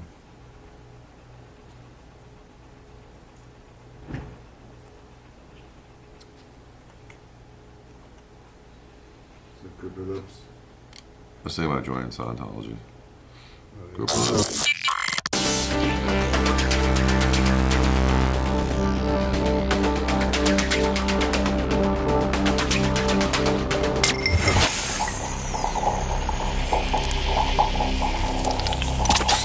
Broadcasting live from the Aquabedo studios. Aquabedo.com/Bubba. It's the Bubba the Love Sponge Show. And my dad told me that he knew it wasn't you that leaked the tape. You were always Uncle Bubba to me, and you always had a heart of gold. Well, I love you, and thank you for being so good to us as kids and being good to my dad. And trust me, I know in my heart who you are, and I appreciate, everything you did for our family and for me with my music, and for my dad with whatever he needed. I mean, you were really the GOAT. Yesterday was Hulk Hogan's birthday, 72, and his ex-wife, first wife, it was Linda for 24, 25 years from 2018 to 2009. Then it was Jennifer, who Linda was cool. She was just so stiff and so mean. My God. And then there was Jennifer, and I really didn't get a chance to meet her that much, but spent some time with her. Obviously, that was in the midst of, I knew her for a couple years, and we hung out before the sex tape, came out. Once the sex tape came out, obviously she's not going to have any conversations with me. But I did, Lummy, get an opportunity to speak with her. Oh, that's good. And I apologized to her, and she's moved on. She's got a new boyfriend. I think she's pretty financially well off, and she's living her best life. Well, awesome. To feed her and keep her, well drinking, costs a lot of money. And she's doing well. So, and then of course Sky Daly, who's Hogan's late. Well, she's the widow at this point. And are they all the widow? Well, I guess are they all kind of widows? Yeah, they are kind of widows, but the one that's got the most widow strength and is Sky Daly, and the ball is in her court, my friend. Everything from even demanding an autopsy. The only person that can do that is the wife, not the kids. I don't know if you knew that or not. She's the executor of the estate. I mean, she's got power, over the estate. So she, and then once the autopsy comes out, I've been told that if she wants to share it with the kids, she can or cannot. Doesn't have to. And if she wants to share it with the media, she can or cannot. Like this is completely on her. Anyway, after yesterday, Hulk Hogan's ex-wife Linda said she missed him so much that she celebrated his 72nd birthday yesterday. What did you just get a cake? Cake? She probably got like 5 bottles of wine. Yeah, 72 chicken wings. And she said she missed her husband Hulk so much. She paid tribute to what would have been his 72nd birthday. Linda showed a throwback picture of herself and Hulk posing together while they were still a couple. Earlier this year, Linda said her family was the worst messed amidst her daughter Brooke's estrangement from her parents. Hulk Hogan and ex-wife Linda said she misses Hulk Hogan's ex-wife Linda. Can you go into the Missy Beefcake world and see if she addressed the fact that I'm hearing she got thrown out of the Hulk Hogan funeral for having a confrontation with Linda? Yes. And called Linda the C word? That's real classy. Well, but no offense to Brooke at all, but this is why I feel like Hulk Hogan completely left his whole, family situation in shambles with all this drama. Remember when Linda was having that meltdown on social media, and then he got on and took a picture with his wife eating popcorn like they were enjoying the show? And then you know what, Seth? I don't know if you know this or not. Then they pulled it down. Did you know that? No. Yeah. No. So I think it was up for 2 days of him and Sky eating popcorn, watching Linda do the meltdown, and then it got taken down. But it's that's how much he thought of his kid's mom was to, completely make fun of her breaking down on the internet. Yeah, it's pretty evil. Okay, so I'm just home by This is the video that Seth speaks of. myself It's easy today. to pick on this one. Again, as usual. Now, she loved him so much, and he's such a good man, but she makes allegations that he was a sex addict, a cheater, a piece of shiz. I'm okay with most things, but today something hit. I don't know what hit, but I look terrible because I've been crying. And yesterday I went to try to go have Botox. Dan, if you have Botox, I don't know if you should be rubbing your chin like that and maybe moving it around, right? I don't think it moves after about 6 hours, but okay. Man. I mean, it's going to take more than Botox. Did she go into one of those strip mall Botox gimmicks? I don't know. It looked like she got hit in the face with a hammer a couple times. No, that's in an alley, Bubba. That's out of the back of somebody's Ford Taurus. She's got some Fix-A-Flat pumped into her butt, too. Is that Kushner weekend Botox? Yeah, we set up the Blue Medical tent right there in the alley, and take care of you. Sammy does intake, and then Phoebe's the prep nurse, and then you're the doctor? I run insurance, I'm good to go. Yesterday I went to try to go have Botox and shit, and they bruised me I don't know. But it's been 15 or longer years since I left Hulk Hogan, and my family is in the worst mess. Which, by the way, I've been told that she moved from California. She has no interest here in she hates Clearwater. Her and Nick both hate Clearwater. I can see why Nick would hate it, Lummy, because this is where, he paralyzed Graziano. This is where... It's time Nick leaves. Yeah, I guess he loves Vegas. Him and his former porn star wife, Tana. Former OnlyFans. Well, she didn't have to kick it out wide or do OnlyFans anymore. I'm hearing Nick might get 20 or 30 million. Well, sometimes people just do it for the love of the game, Bubba. True. And so Linda's out of here. She came here when trying to get back with Hulk. She came here trying to get back with Hulk. And when Hulk was, and she was using Nick as her go-between to try to put good words in for her. And I think Hogan shot it down. Brooke doesn't talk to us. She's had twins. She got married. She didn't tell us. She had twins. She didn't tell us. She had a huge fight with Terry. No, she really didn't. But anyway. I don't know how that reflected onto me, but she had a text exchange, and her husband asked Terry for Brooke's hand in marriage, And he said he didn't even give you like a worldly father type advice. I hope you treat my daughter with respect. You know, like Dan, something you might say. Just give a thumbs up emoji? He just goes, whatever make you two guys happy. And then she asked him to walk her down the aisle in a private. And the only people that was in Orlando, and it was at like a little church or something. And the only people that were there on Brooke's side she had one person, her lifelong friend Ashley, who helps her run her interior decorating business out of Nashville. So that's one. So no Hogan? No, hold on. So Brooke has one person, Ashley, and Steve, her husband, has his mom and dad, and that's it. That's it. That's it. So there's no Brooke, no Linda, not even Nick Hogan? No. So the only person that Brooke wanted there was her dad. She didn't want Linda there. She didn't want Nick there.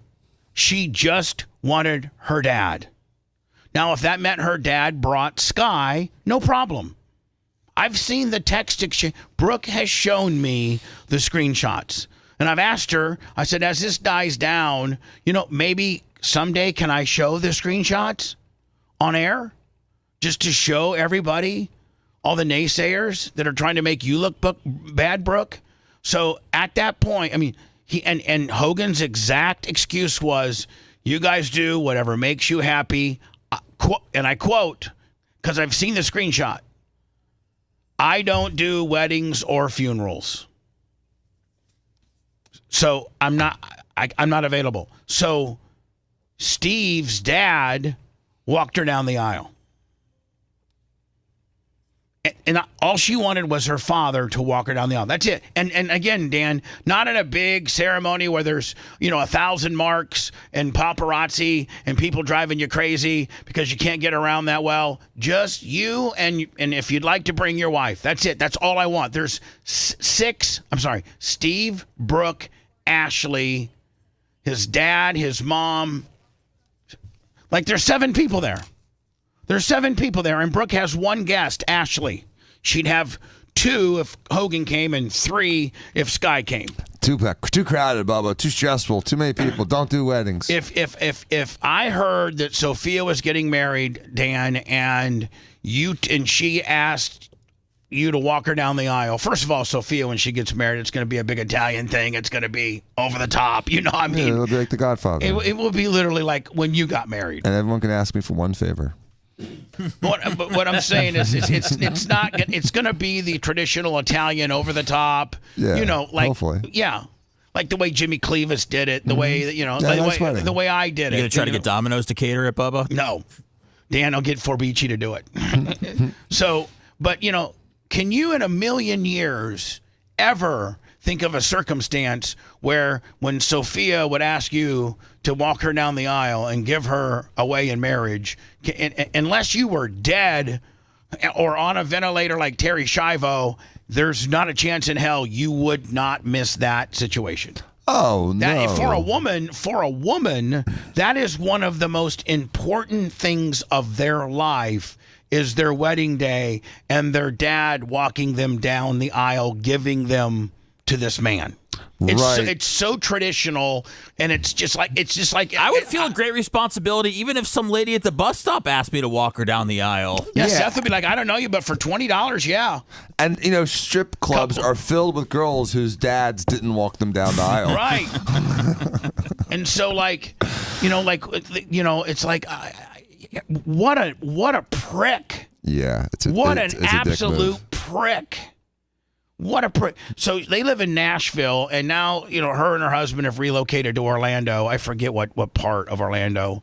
But not, that's not that far of a drive for us. I think they got married traditionally like on a Saturday. Dude, he'll go to Washington State to sling his beer, but he won't go to his daughter's wedding. Come on. Hold on. Thank you. Shameful. Great analogy.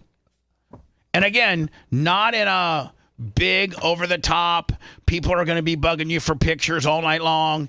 You're just, listen, the only person that I'm allowing your plus one can be your wife. She didn't invite her brother. She didn't invite Linda.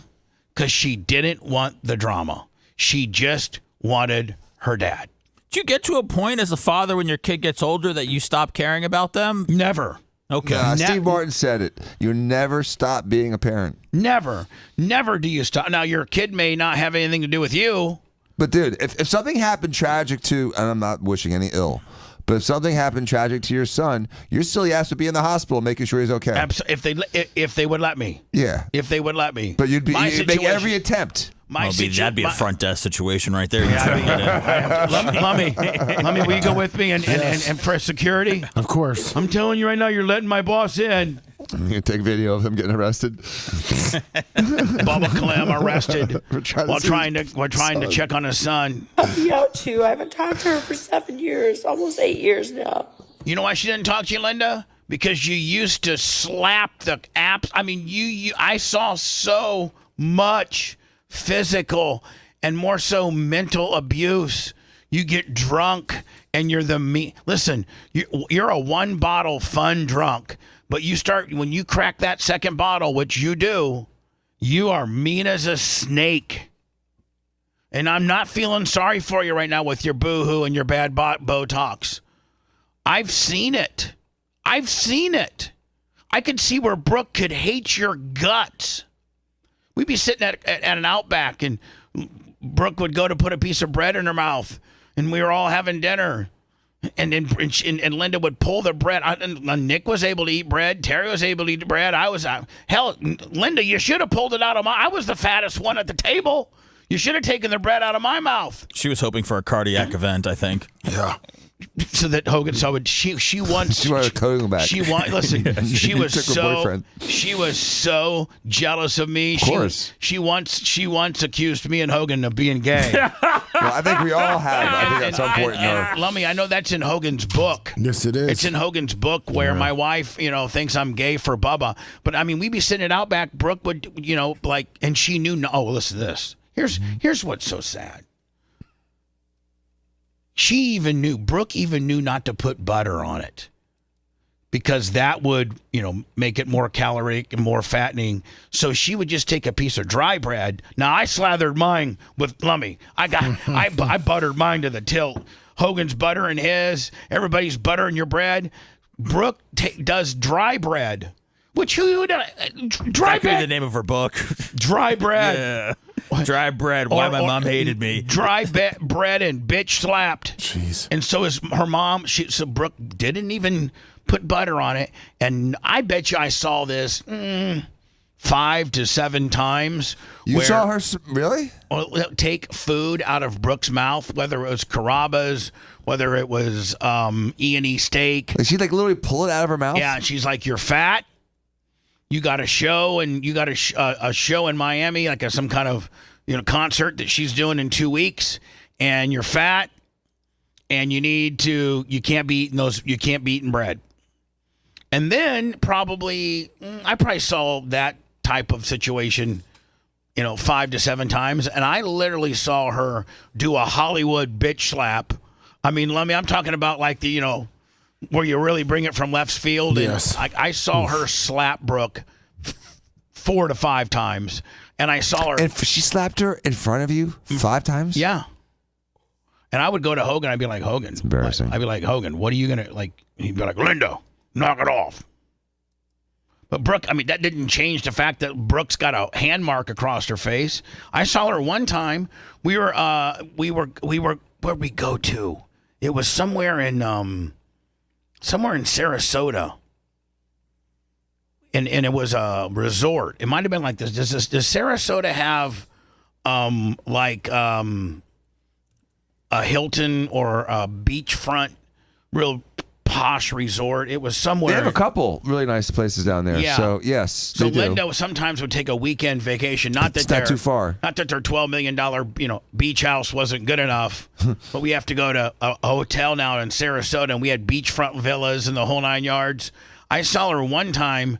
Brooke came out in a bathing suit that kind of showed her ass, and Linda had like these kind of wedges on, like these, not stilettos, but they were kind of wedgy, and she took and kicked Brooke in the shin enough to draw blood because she thought that Brooke shouldn't have her ass hanging out because it was inappropriate, and kicked her in the shin and drew blood. Oh. I saw that too. And I would just and a lot of times it would be like Hogan wouldn't be around, so I'd have to go and tell Hogan, Brooke's bleeding on the shin. Why? She fall down? No. Linda just kicked her at the pool. What do you mean kicked her?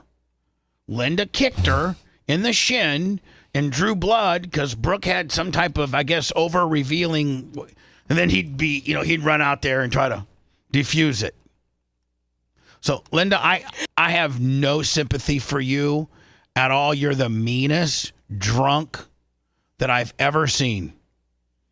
And that's why when you deposed me, when you got divorced from Hogan, and I was scheduled to go 2 hours, I think my deposition lasted like 14 minutes, because after Dan gave him my name and my information, they asked me, so what have you seen? And I whipped out a few of those stories, and Linda's people wrapped it up right there. They're like, we're not asking this guy any more questions. Smart. And God bless Nick. God bless Nick, because he moved to Vegas. When you moved from California, you live right across the street from each other, and he's your only way that you're going to get any money. And he was, up until Terry's death, or up until Terry finally told him to knock it off, was trying to get you two back together.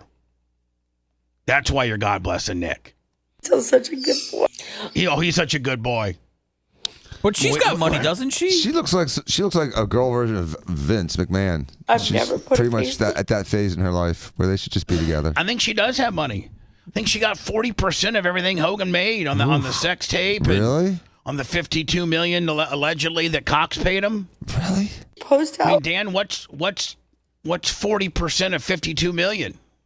$20 million. Yeah. It says Linda Hogan's net worth is $20 million. Damn, Bubba. Yeah. Nailed it. God. Bubba, you're never wrong on these conspiracy theories. It really scares me to think that this could be actually something that happened, that he was actually possibly murdered. Listen, hold on. Because you're never wrong on these things. And with this, I know stuff. Yeah, I know you know stuff. Just like I knew stuff in your wallet. Just like when I rolled that out.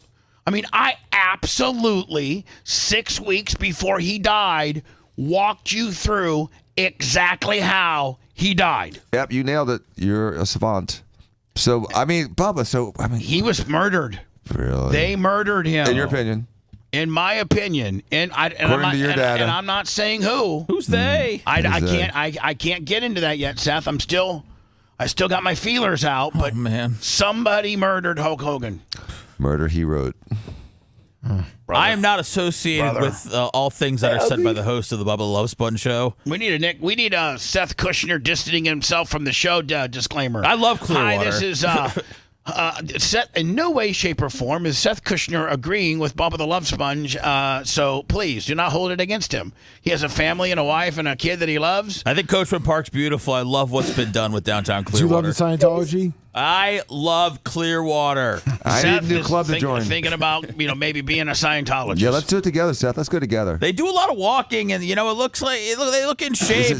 But in the sun, do you have to walk in the sun? No. There's a lot of shade down there. Let me get through this. My crying face, but I have to be honest about what I went through in my marriage with Terry as Hulk Hogan, and what it entailed and what it has caused over the years and everything else. He's a complete liar. He is a sex addict. Yet he marches on. He marches on like, I'm promoting my own beer. Let's not forget that his initial sexual situation that caused her to divorce him wasn't Heather. It was a girl named Christiane, who was one of Brooke's friends, who worked for the Sobe record company, and I think might have been a dance choreographer for the dancers. But Hogan was blasting her, And Linda and Brooke found out about it, and Brooke was on Linda's side. Brooke told Linda, Dad's messing around with Christiane. Jeez. That was the first, infidelity. Well, it wasn't the first, but it was the most public. The one. It's the one he got caught on. Real American beer. Yeah, look at me. Woo! Yeah, he's such a hero, right? Not. Meanwhile, talk about bipolar. You cut this while he's rolling hard and healthy, and you're down here, begging for dimes, but then he dies, and you write this, very heartfelt tribute to him, how he was your soulmate and your real love, and he's your man. I forget, there was a posting a couple weeks ago that like, that's my man. Yes. That's my man. Okay, I'm going to give him my thumbs down. I've given him more opportunities to come back and make us a family, and... What? Man, I would be alone and masturbate every night before I had to hook up with Big Thick again. What happened to Bubba? Gone.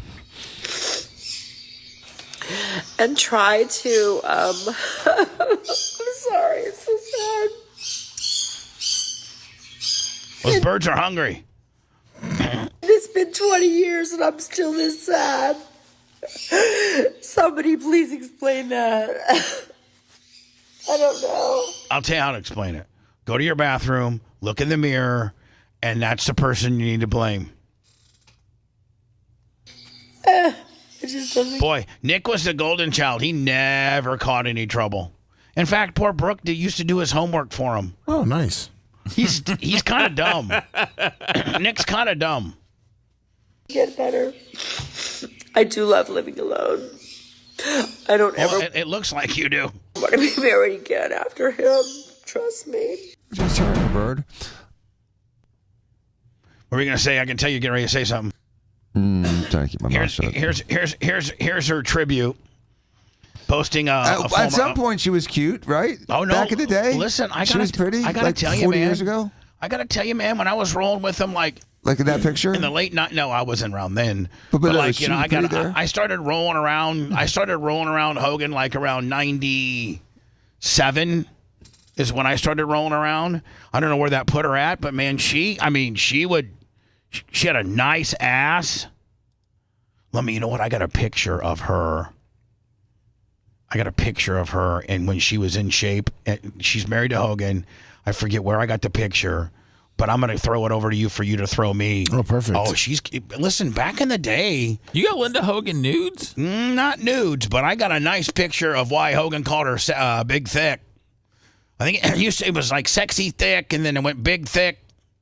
But I mean, we're talking about her now, right? Yeah, we're talking about Linda. Okay. Yeah, so I gotta scroll through my pictures. I'm gonna go to words. I'm gonna scroll through my pictures, and I'm gonna see if I can send it to you. Okay. But I mean, like when we used to go on vacations and stuff to the Bahamas and to like the Keys. Do you think she would look forward to seeing you shirtless? No, hell no. I was disgusting to her. I mean, you don't want to see a guy your with Muscle and Fitness cover. Yeah, no, Come on. I mean, look what she was bolded up to: a thermos and Hulk Hogan. Right. She doesn't want a little T-Rex, man boob. T-Rex. Yeah, she doesn't want me. Plus, she didn't like me. I think you gotta like somebody to blast them, don't you? She was jealous of you. There's no question about that, Bubba. Based on all the stories you've said, that she absolutely was jealous of you. Oh, absolutely. And she was probably jealous of Brooke. That's where all the abuse started, is the fact that Brooke started getting some traction musically, and Linda, and listen, I kind of think Terry was a little jealous of Brooke too. Really? That's why he blew up the Sobe Entertainment deal on Christmas and blamed it on the Sobe people. But really, he's the one that had it written. What? Dude, he's like the number one guy. They said he is the Mount Rushmore of wrestling, and he's worried about her doing a couple MTV songs. Yeah, that's pathetic. I'm going to send that picture to me. Do we have any of her songs? To you? Yeah, she's got great stuff. What's her best song? I don't know. Uncle Bubba. I'd have to. I'm not prepared for it. Uncle Bubba's knee. She's got some new stuff too.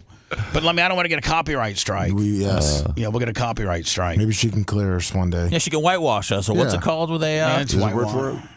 Well, I got Tuttle's 10 Meats. He's got a new review. I'm not going to play it all. But I'm gonna play a little high spot of the deal. I'm gonna see that. I'm gonna send that picture that I got. Okay. Wait till you see like this picture here. Kind of represents the way she used to roll around when we were on vacation. And she was. I mean, she had.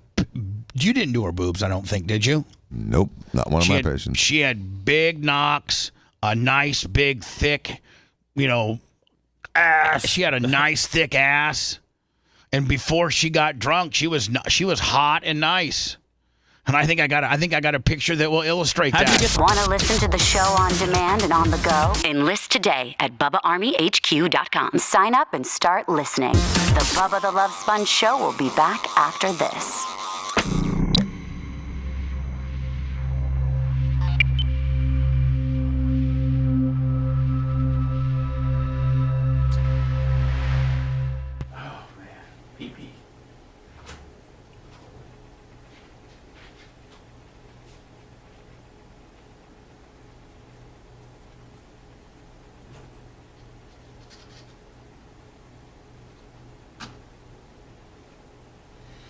Oh man, poor Tunnel's gonna he's gonna die one day for this bit.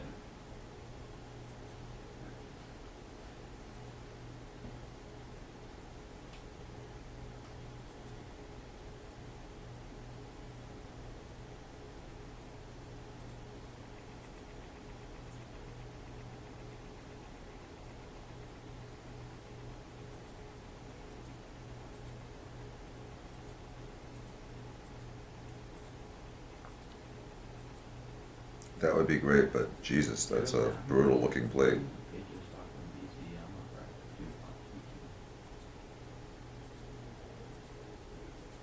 Thank you.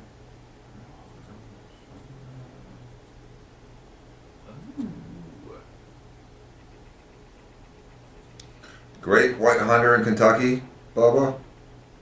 What? Great white hunter in Kentucky. What about it? He sent me a picture of his plated collarbone. 1, 2, 3, 4, 5, 6, 7, 8, 9. Looks like a plate and 10 fucking screws.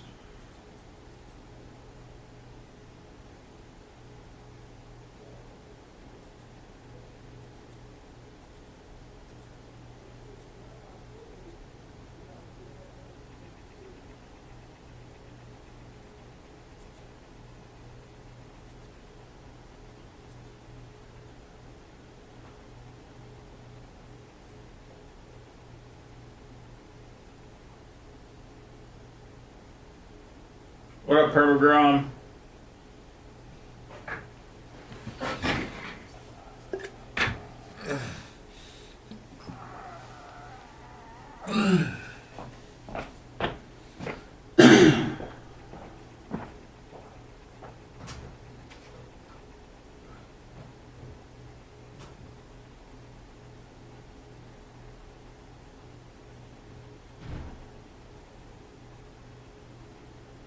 I think Tuttle's got an iron stomach, but I think that these tinned meats will eventually penetrate it.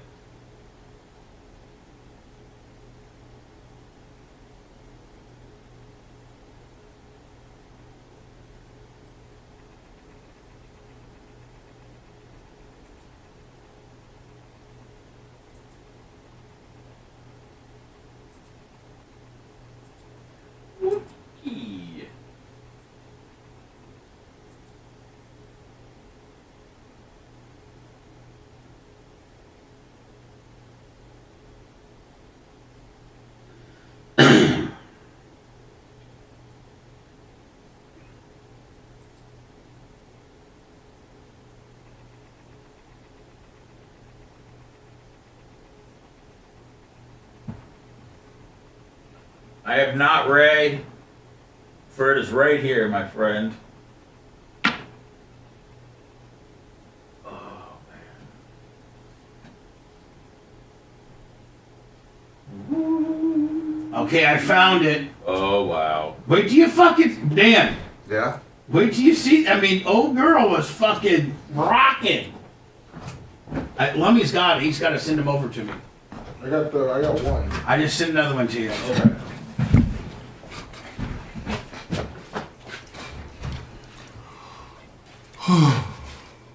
Dan Sprinkle Can, good morning. Yeah, sprinkle can, $20 and no cents. 4 screws and a plate. You buying?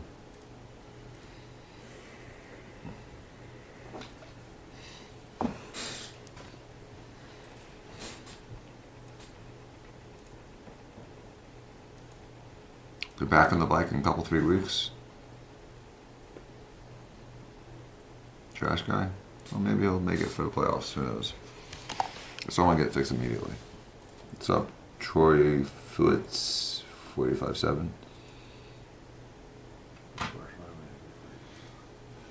And sprinkle can. I sent you the one photo. I haven't got the other one yet. I just sent the other one. You should have it. Okay. Maybe crop it so it doesn't see where it. Yeah, we got it. Just crop it for me.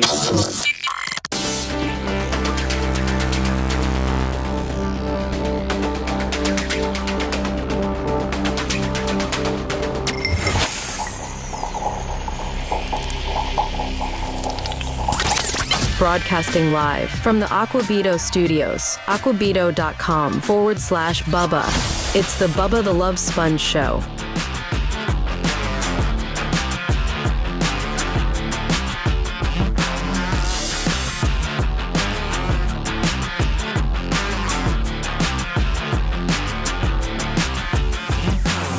Uh, 813-902-8222. The studio lines if you'd like to call in. Hopefully you're not some troll just trying to hear yourself. And that, as soon as you hear me say, hello, you're on the air, that you get right to it. And like I don't have a 2-second delay of some guy trying to fiddle mess around. 813-90-BUBBA, 813-902-8222. Hello, you're on the air. Hey, what's going on, Bubba?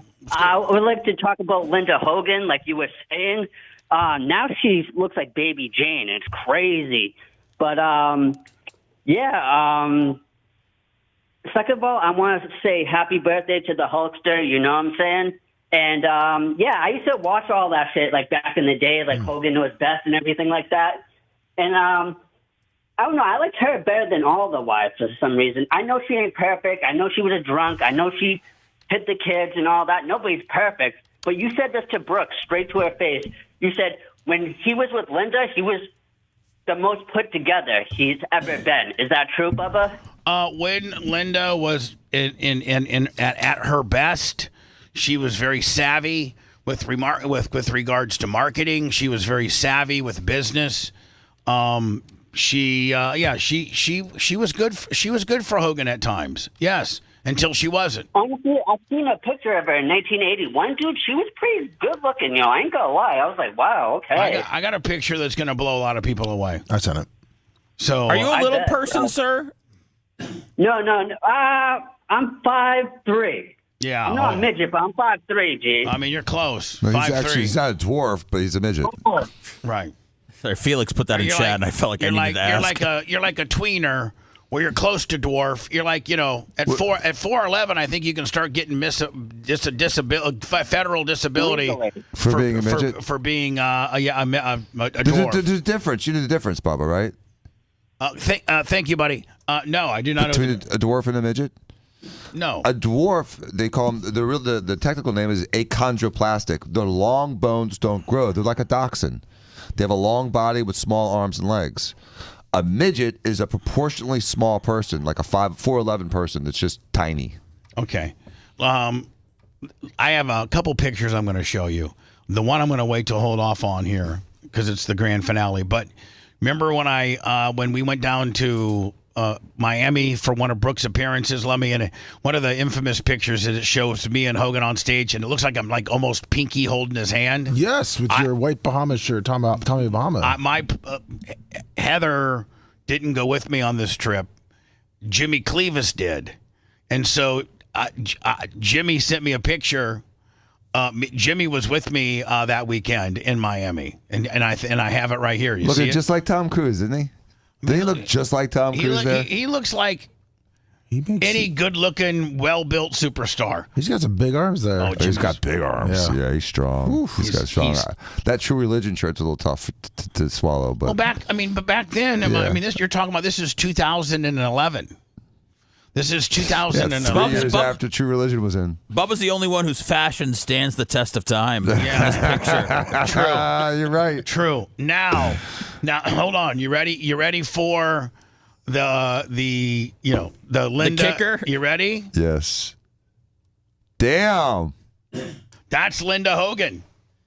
That's Linda Hogan in the early part of 98, 99 when we were hanging out. Did you have to bring these somewhere to get developed, or And, this? no, I just had them, and He's got a locket. that's how when we would go on vacation.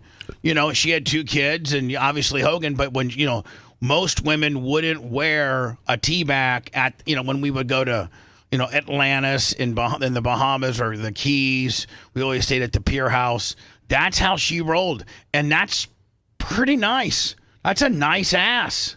I mean, am I right or wrong? Someone said very nice glute to thigh transition. Yeah. Glute to ham transition. Look at that big gap. That's been taking the thermos for years. Oh, God. It's actually thermos shaped.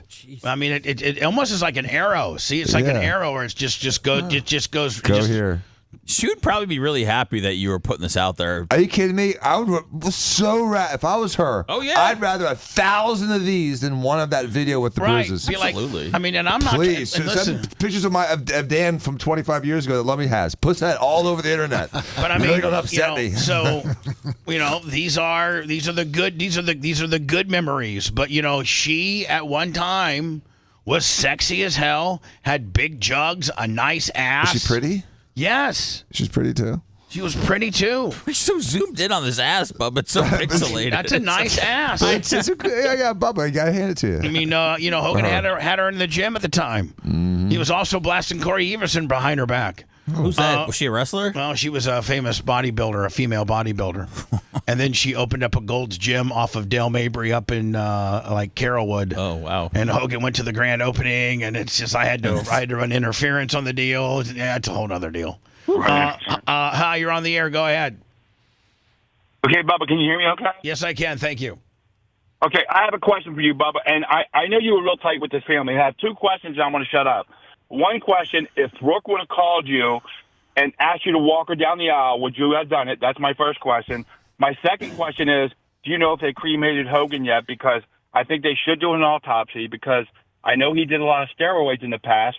And could it be that he had an enlarged heart? That's all. Yeah, I know for a fact he had an enlarged heart, and they've not done the autopsy yet. He's not been cremated. And of course, I would have walked Brooke down the aisle. Of course, I would have. I don't know if I would have had that privilege, and it's really, really not cool for Hogan to not do it. But if she had asked, if she had asked, of course I would. That absolutely would have, Bubba. I 100% believe you on that one. And Hogan had a big everything. He had a big head, big hands, big dong, big heart, big everything. Probably had big kidneys. So probably the only thing that wasn't big is probably his testicles. Appreciate your call. Hello. Hey, Bubba. Hey, South Tampa. Hey, didn't Hogan get taken by Lou Pearlman? Wasn't that a deal? He did lose a little money with Lou Pearlman, and I had to be the one to fire Lou Pearlman on a conference call in Hogan's office. Yes, so he did get taken by Lou Pearlman a little bit. And Lou Pearlman was the guy who he helped launch Backstreet and NSYNC and stuff? Like NSYNC and 98 Degrees. And probably touched a lot of little kids. That's what some of the accusations were. So they did fire Lou Pearlman, and I'm the one that did it. That's amazing. And he got caught because of an article in the Tampa Bay Times, and some tourist saw him in Bali or whatever and called the paper and turned him in. That's how he got found out. Insane. As he deserved to. He was a real piece of shiz. Appreciate you, my friend. Thank you. Have you ever told that Karina Everson story? No. I don't think you have. But Corey Everson, and it wasn't her Gold's Gym, but Gold's Gym, it might have been Brian Blair's Gold's Gym on Dale Mabry, North Dale Mabry. Corey Everson came in town. I got a picture with her. I can prove it so much that I have a picture with her. In fact, I'll go through my pictures tonight and I'll find it.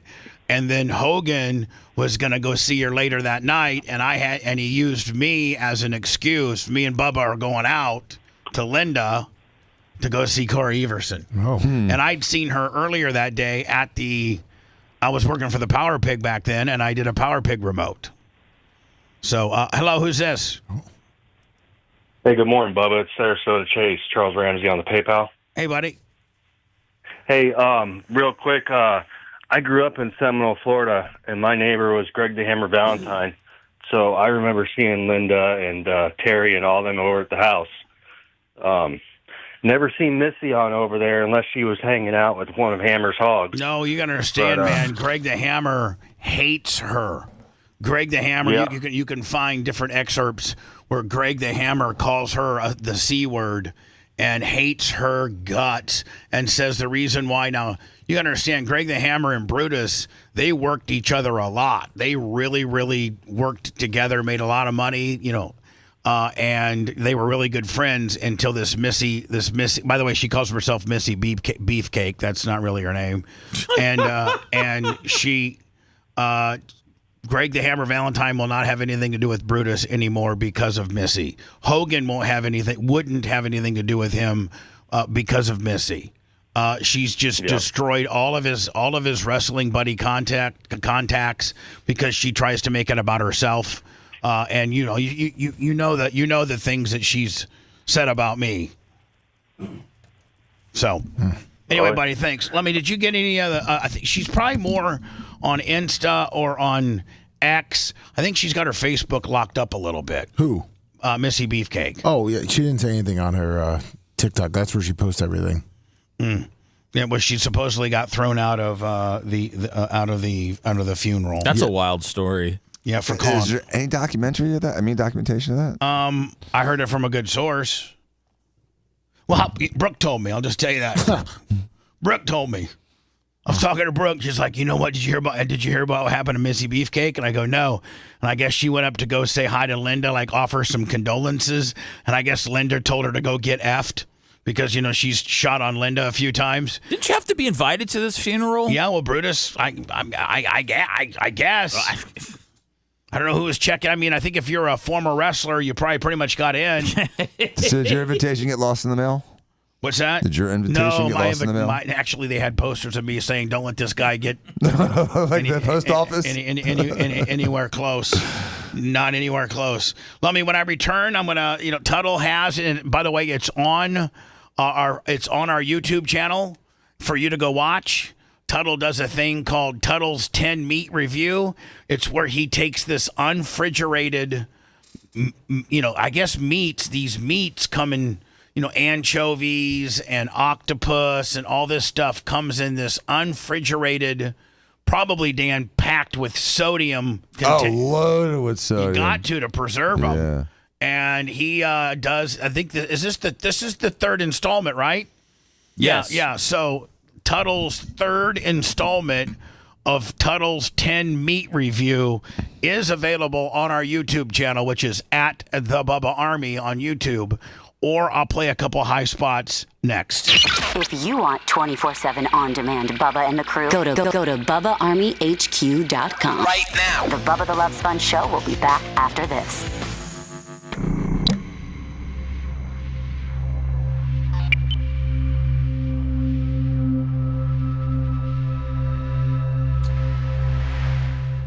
Today, I'm starting off a little easy. I'm going with a little anchovies. Got a lot of great packaging. Really salty, I can already. So if you guys can. Oh my God! If you guys can see too much flesh, that is that. So the fish itself. So a little smoky. Ew. Okay. No. You could taste the bones in it, and you could feel it. Look. What is that? It's like little hairs, guys. Oh God, makes me want to throw up. Octopus. I'm gonna try this now. Been kind of dreading this one a little bit. From Portugal, no fancy Oklahoma. How many different kinds of meats do they can? A lot. Really? Speaking, you get her up and stuff. Really? But there's no they don't have free range cattle. All the mad cow that's eating canned octopus. A lot of cheap seafood. You know, Fucking gross. You can't sell, but you can salt it. You can sell it cheap. So they take seafood that like didn't sell and they can it later, or is that like destined for canning at the beginning? Just for canning immediately. Like sizes, shit that like you have to take it from the fishing boats. I mean, now there's a huge fisheries for it, you know, but you had to make a thing like herring and all that crap. Because you gotta think, like, you know, the ocean's not an aquarium. So when you go fishing, those fishermen keep everything. So they bring in everything, and if, you know, they got a good amount of something they can't sell, you gotta find it because you gotta take the whole boat. So then you go and develop a market for it. So they're just trying to develop markets for like canned octopus. Well, I mean, but if they're caught, because like, you know, in the nets or whatever, you get small octopus and you get a lot of it, you can't sell it in certain areas, so you gotta find something for it. Why can't you sell it in certain areas? Regulation. Regulation, and also like if an octopus is like supposed to be like that big, it's like that big. That's too small. Like it's like a small fish. You're not supposed to keep it. But I mean, some places keep it. I understand. But like some places allow it too. Like China. Why? Because the laws are weak. I can't touch you if you're 14, 15, 16, 17 years old and you have a gun. I convict someone of shooting another person with an illegal gun on a public bus in the chest. Intent to kill? I convict him. You know what the judge gives him? Probation. Says you should go to college. We need to go after the D.C. Council and their absurd laws. We need to get rid of this concept of, no cash bail. We need to recognize that the people who matter are the local. God, I usually go to Shooter's World. I go maybe every month or two, depends. Sometimes I'll go like twice in a couple of weeks. I'm trying to work on a gun. Picks what he wants. Yeah, last time I went to the range, I shot Oh, he that has Atlas it. Gunworks Erebus. Mark and Tarpon's on it. That Adam gave me, it's unbelievable.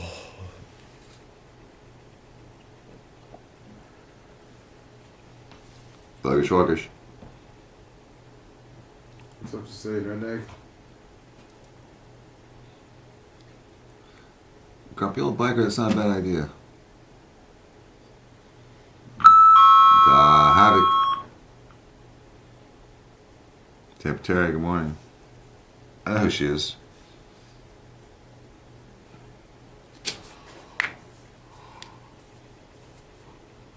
What's up, Mitch the Mark?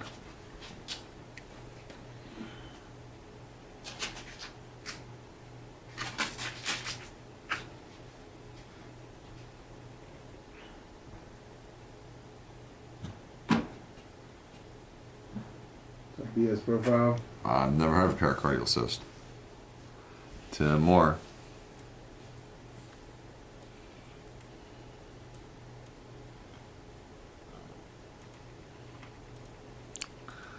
I like Longbow part.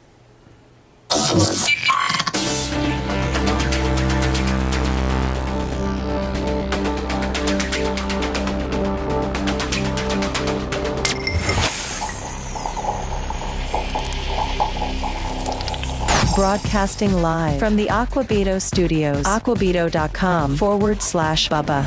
It's the Bubba the Love Sponge Show. I'd like to take this time, by the way, PayPal, Venmo, and Cash App if you'd like to support this show.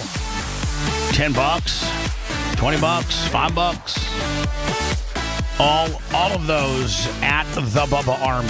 Also, Bubba Army merch, Bubba Army shop, BubbaArmyStore.com. We're ordering more. We sold out of the UV rated sun shirts.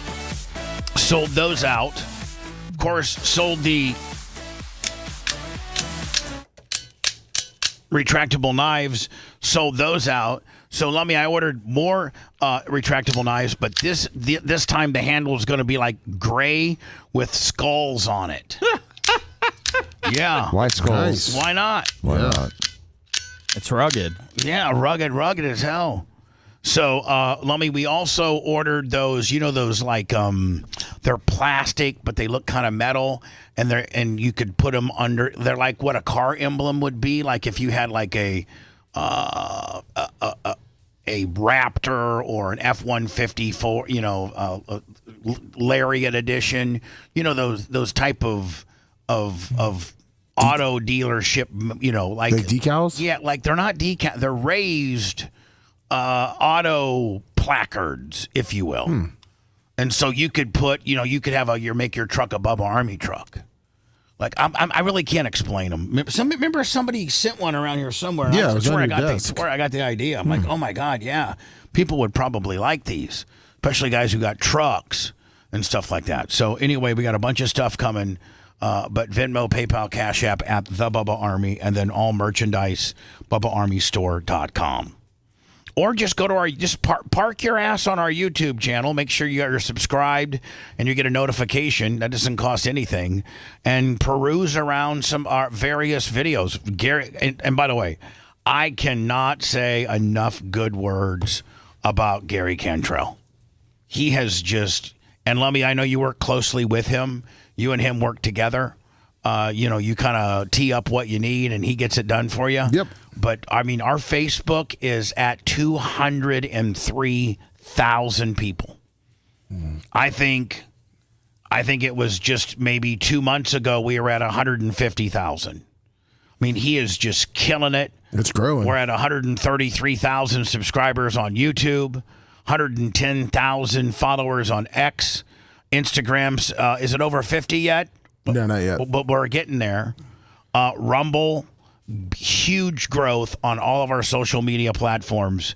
And thank you to the Bubba Army, a lot of which have just stumbled upon us in the midst of, we were kind of, we got a ton of great press for the Hogan stuff. Yes, we did. We did. We were really well rewarded numbers wise with regards to people that, like, one, I didn't know Bubba was around, and I got algorithmed onto one of his Hogan conspiracy theory reels, and now I know I can watch Bubba every morning live on Facebook. You can watch us live on Rumble. You can watch us live on X. You can watch us live on YouTube. There's 4 or 5 different visual platforms that you can watch the show, and a lot of people didn't know, like, man, I didn't even know Bubba was still around. I thought they killed him. I thought the loudmouth finally got what was coming to him. And they didn't know that, no, we live kind of more in a digital world now. Now, of course, we got AM 820 and, 2 different repeaters in the Tampa Bay area. We are heard in Phoenix on 2 different radio stations. We're heard on the brand new Florida Man Radio 101.1 FM in Panama City. We're heard on Florida Man Radio 103.1 in Fort Walton. So we still have a terrestrial presence as well. But, go to our YouTube channel. Subscribe. Doesn't cost anything. If you want to become a member, you can. That's like $4.99 or $5.99 a month, and that gets you some added value on some stuff that some people can't see. Namely, when we're doing like Clem and Kush and some of our podcasting, you can watch it live as it's happening. Otherwise, you're going to have to go download it on Spotify, iHeart, wherever you get your podcasting stuff. So, this all is a big thank you to you and Macho Man and Gary, Kush on the podcasting side. Thank you to everybody that's really, we've, like in the last 60 days, really kind of taken it to the next level. Our growth has been just unbelievable. I think everybody's been hitting bonuses around here. Woo! Here's Tuttle. And Tuttle does a thing. I could never in a million. I would throw up. The minute that you opened up the anchovies tin, and I would just see them and smell them, I would throw up. Like mustard makes me throw up. So I could never. I mean, Tuttle, he must have he must have been like really, really dragging ass poor back in the day, Lummy. And in order to like this stuff, I think you've had to have eaten it prior. Right? Yeah, for the most part. So anyway, it's Tuttle's 10 meat review. Dan, did this doc see some hurricane damage or what? Yeah. Look at that. Typical the hurricane doc. unrepaired. They're all backed up still. The dock guys. Unrepaired. So here it is. I'm not going to give the high spot. I'm just going to kind of play around it a little bit. You're going to have to go to our YouTube channel to watch it in its entirety. It's only 3 minutes and 27 seconds long, so it's not, it's an in and out kind of deal. I think he does a review on anchovies and then octopus, and From the richest of the homeless to the poorest of kings, everybody loves 10 meats. Today we review 2. All right, guys, starting off on the first 10 meat for today, I'm starting off a little... I like how Tuttle just sits on a rock next to the ocean. I think you told him to. I like it. You told him to start sitting on a rock. Well, thank you. I like it. Don't you? Yes, I mean, it's serene. Yeah, the only thing I would do differently is that when he puts it down, it goes out of view. Okay. Easy. I'm going with a little anchovies. It's got a lot of good stuff. It's rolling If you look at his fingers, look where he just absolutely chews the hell out of his fingernails. Like he chews his fingernails down to the quick. That fillet of anchovies and olive oil. Gonna try this one now. See, like right now, I'd like to see the box. I mean, the can. It's just a little. Great packaging, by the way. sight. Oh, Yeah. I mean, we might want to. What happened to the chair and table right at the seaside? I thought that worked. Well, you wanted them to sit on the rock. Okay. Well, it looks like a lot of something that's very important gets out of view on the rock. So maybe we go back to the table. I don't know. You guys do what you want. Okay. Okay, so now You're the executive producer. You Exactly. You and Gary figure this out. What you want? Okay. All What fits best for us? There I think is similar with just the camera pulled back a foot would work. tons of oil. If you can see, look, you can see all the By the way, that's all anchovy oil. I couldn't think of anything that would make me puke faster. oil that's coming out of there. Oh man, that's gonna be like really, really salty. I can already. So if you guys can see, I don't know if you guys can see too much, but that is There's that autistic Tourette's finger. Oh, the pinky? Yeah, the pinky finger. He always has that pinky up. Can see too much, but that is that. So this is what the Now, anchovy. is an anchovy like a small little fish? It's a little tiny little bait fish, yeah. So like the other fish like a usually catch. sardine, like a sardine kinda. Yep. Okay. Ew. Look like, and It almost looks like that's his face. Like that almost looks like that's. Like they just. I don't like think they they're just real skinned it. selective when they about fillet to them. try They just put them in a machine. those. You can see the little bones sticking out of the fish itself. See, this guy's got way more balls than I do. Dan could offer me $1,000 and I wouldn't do this. Wow. Dude, you drink Windex and you wouldn't have this? No. Yeah. No. Oh, I drank Windex 10 times before I had one of these Thank things. you. Oh. Thank I'm you, with Dan. you, Bubba. You do a shot 100%. of Windex before. Please. You- Yeah. I mean, I got to Chase it think, with some Dan, bleach. you're a doctor, and I got to think if you did a shot of Windex, it may give you the diarrhea, and but I can't think of anything. Like it's not going to kill you. Hold on, doctor. You've never had anchovies on your Caesar salad? No. I've had the juice of it, and it makes me want to throw up. I can't right. stand it. Here we Yeah, go. and I certainly didn't have like Itself. big old anchovies. Oh, See, Like, and so let like, me, here's the deal. He doesn't do too good on the anchovies, and supposedly he even gets sicker on the octopus. No, he liked the octopus. Oh, he did? Yeah, I yeah. did not know that. Yeah. smoky. Okay. No. You can taste the bones in it, and you can feel it. Look. What is that? It's like little hairs, guys. All right, so I'm gonna have to abandon this at this point. But Baby gang. Seth's out. So Seth's out. So I'm gonna leave it at that right there because I feel the same as Seth. Do you got a trash barrel to puke in? No. You can see Seth ain't doing too good. I'm gonna be okay. A dry heave, Willie. Did you throw up, Seth? No. A little bit? I mean, I gagged a little bit. No, It made me gag. Watching him gag made me gag. So go. Is he missing teeth or something? Like, it looks like he's got No, like... he just got. For being jacked up on whatever he was jacked up like on pain pills back in the day, he would grind his teeth at night, and he ground them down to nubs. Oh, that's why he has that deficiency there? He's got nub teeth. Oh, wow. Like his fingernails? Yeah. But he's sober, except for That's weed, good. and that's great. Oh, yeah, that's great. Hello, who's this? He's doing great. Hey, Bubba. Yes, sir. Go ahead. I got a question for you. I hadn't listened to you yesterday, or I just now got on and listened to you today. But the deal with Howard Stern maybe be leaving Sirius XM, there's a possibility you may be heading that way? I'd like that. I really would. I think it would make sense. Well, you're more relevant than he is. Well, I mean, no, I'm really not. But he, it looks like he may not come back.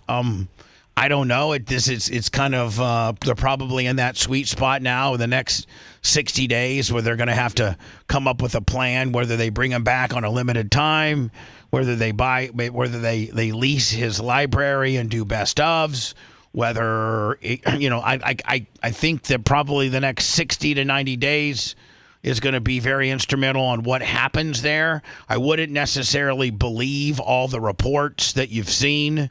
I think there's been some hit pieces on Howard, just because Howard has somewhat changed his political affiliation. I think Howard self-proclaims himself as being woke, and he aligns himself with these liberal Hollywood hobnobs, Jimmy Kimmel and others, and I think that maybe has changed the texture of his show somewhat. I think Howard show was built upon the gear jamming, ass kicking truck driver or the longshoreman that works on the Staten Island port. I just think that maybe those people don't quite align politically or where Howard does nowadays, but all of it's up in the air. They know, SiriusXM knows that I am very interested in not replacing Howard, but I'm very interested in taking my show over there. Good. So, but that doesn't mean that doesn't mean I have a chance at all. I'm not well liked by the powers to be, and because I left and burnt bridges and was stupid and should have just remained humble and classy, and I did not. And for that, I am sorry. I would apologize directly to the Scott Greensteins and to the whomever else's that potentially doesn't like me. But I think that my show would work very well. I think my show would draw subs, and that's what they're looking for.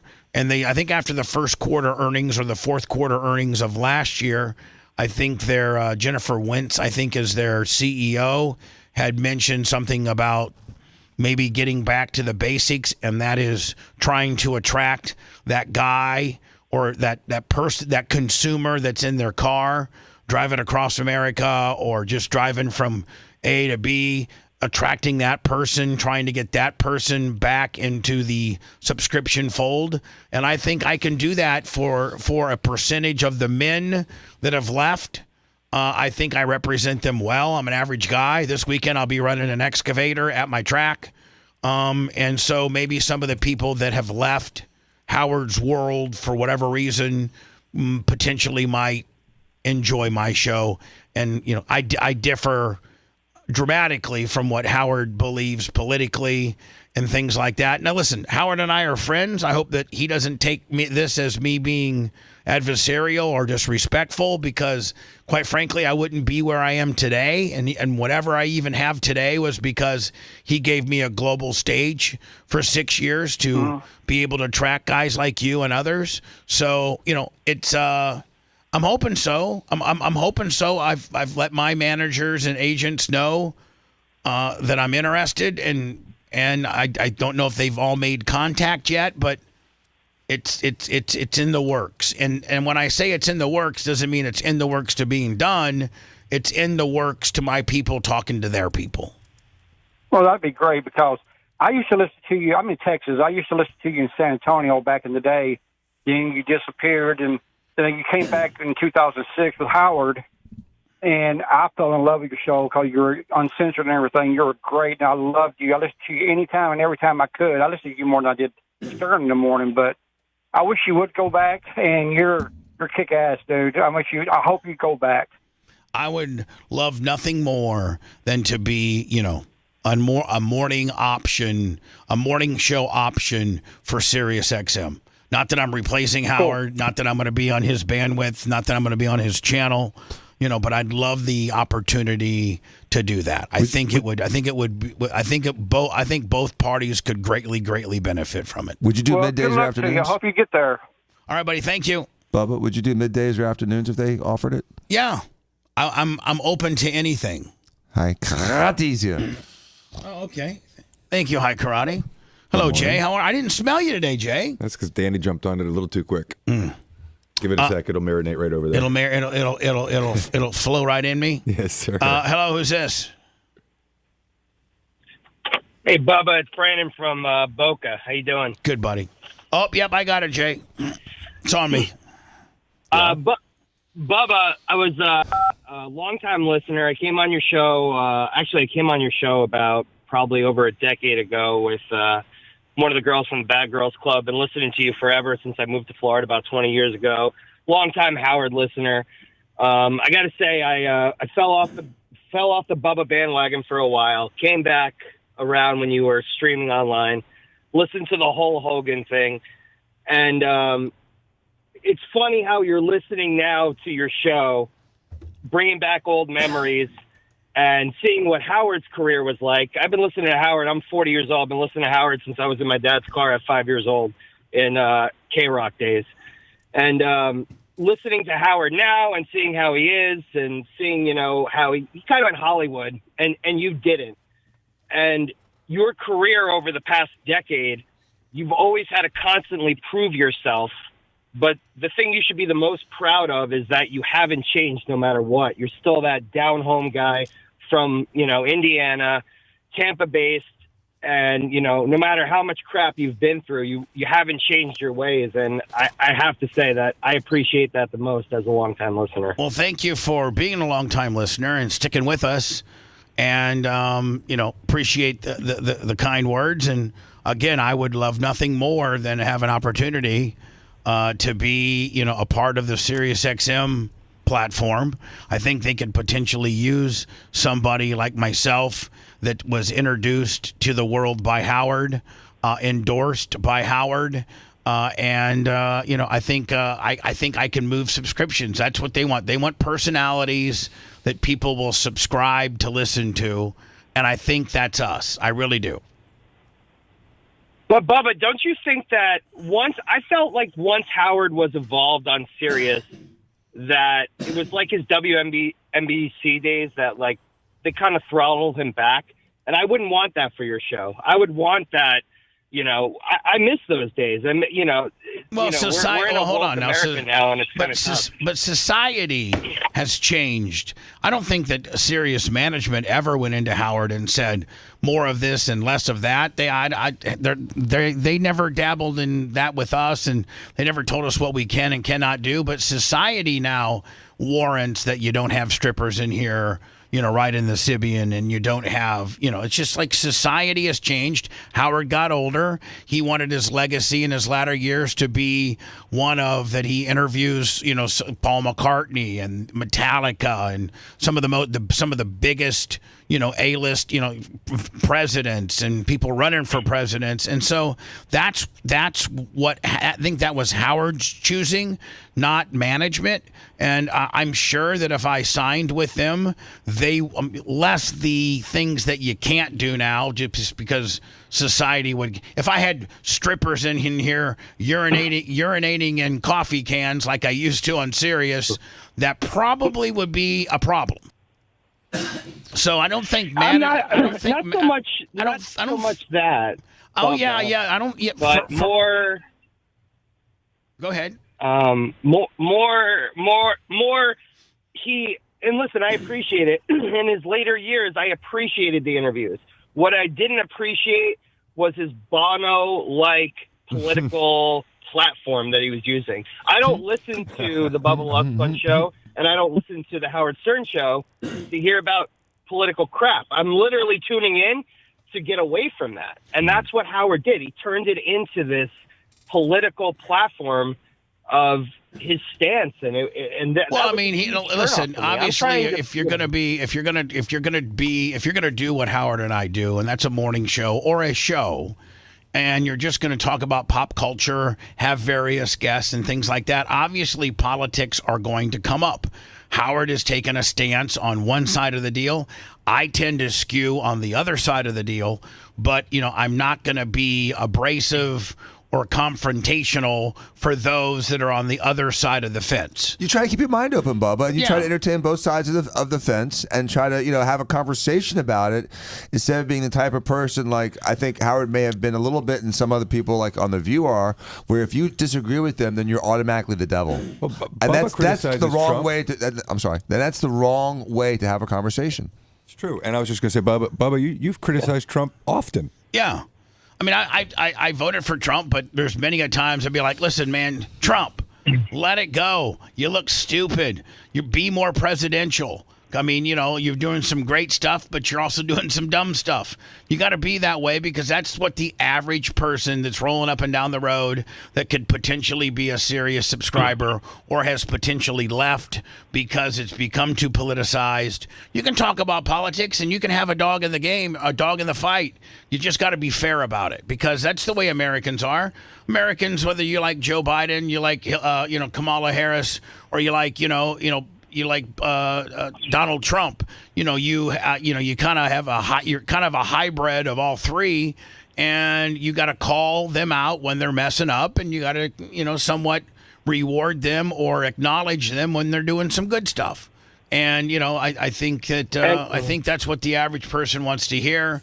Now, whether SiriusXM wants to work with me or not has yet to be determined. We're not even in the early stage of talking. They haven't.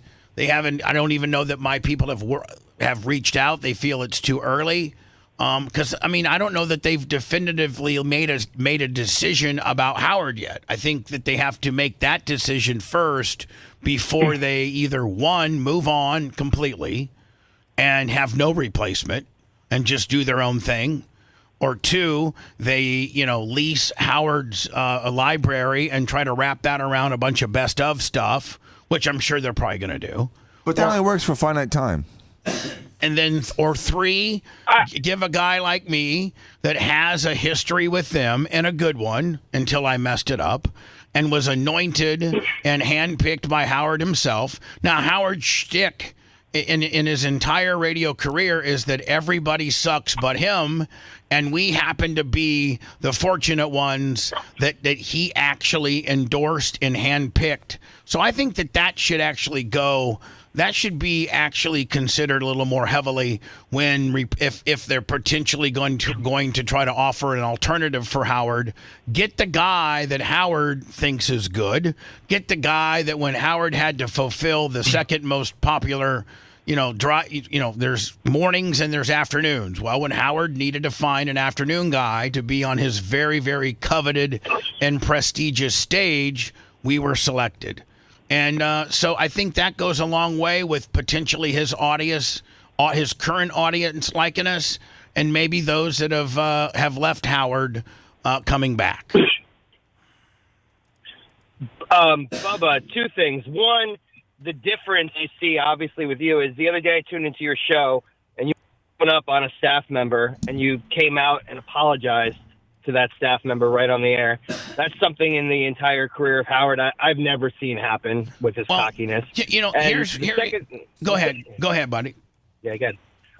The second thing I was going to say was, do you think every 4 years or 5 years that Howard signs, the same crap comes out about him not renewing? Is this him and Sirius just playing the ploy to get the media out there, to get people tuned more in to see what the announcement's going to be? And it obviously is that he just re-signs, and every 5 years this happens like some kind of Howard eclipse. I think where basically like we have to sit there and wait. I'll answer the question. Yes, there were two questions. I'll answer them 1 and 2. Number one, me apologizing to a staff member. Maybe the reason why Howard never ever has to do that is because Howard has never been humbled. I have been humbled. I have been at my lowest after leaving Howard and losing it all. I lost it all. I lost my house. I lost my studios. I was living in a trailer. If it hadn't been for my sister to help me co-sign on a truck, I would have had nothing to drive.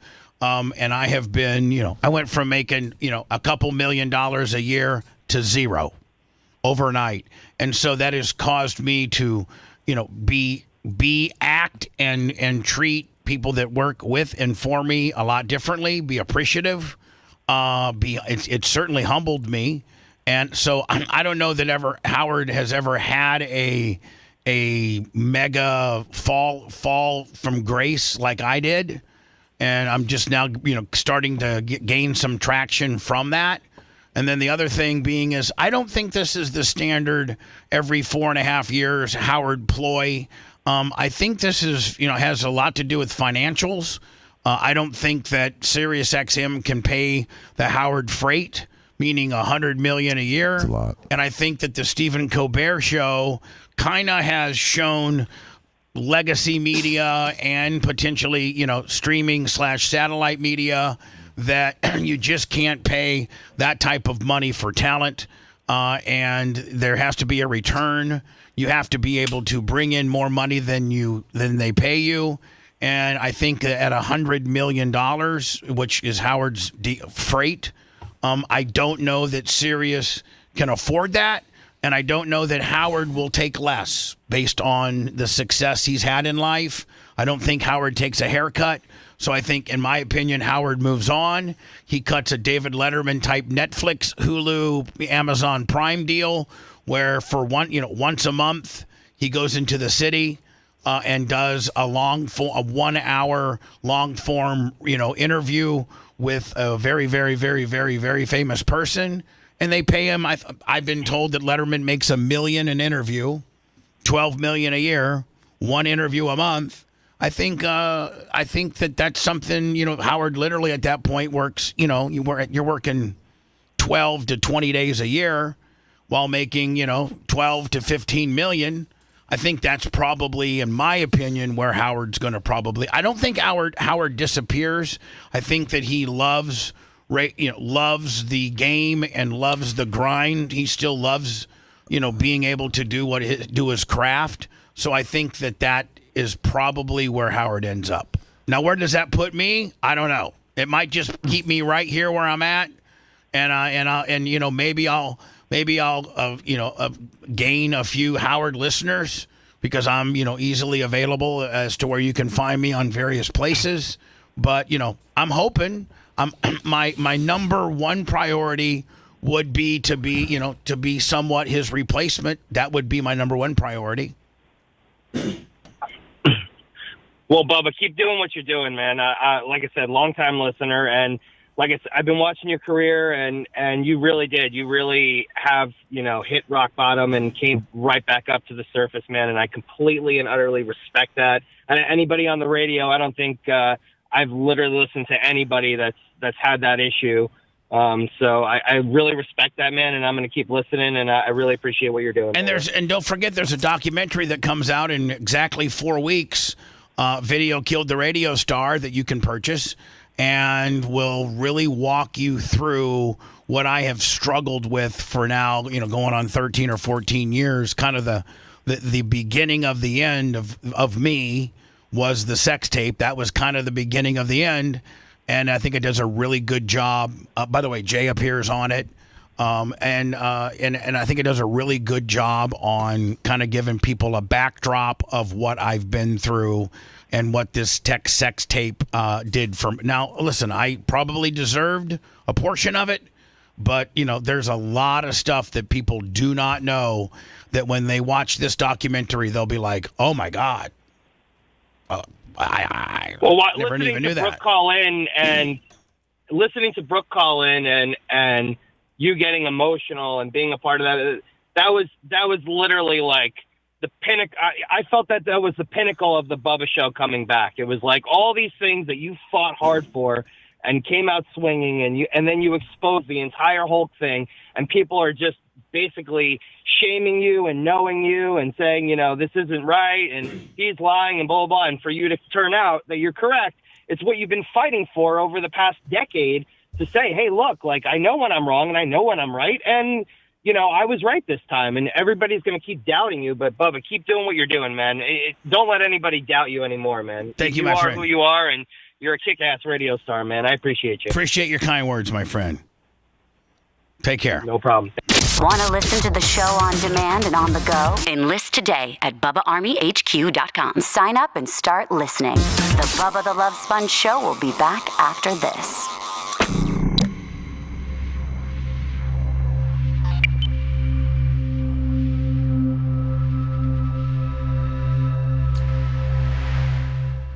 It sucks, dude. Surgery sucks. I hope you didn't have surgery.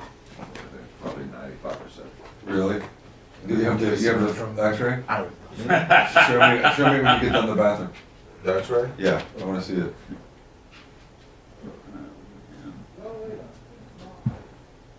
That's a nice call, Bubba. Yeah, that was a good call.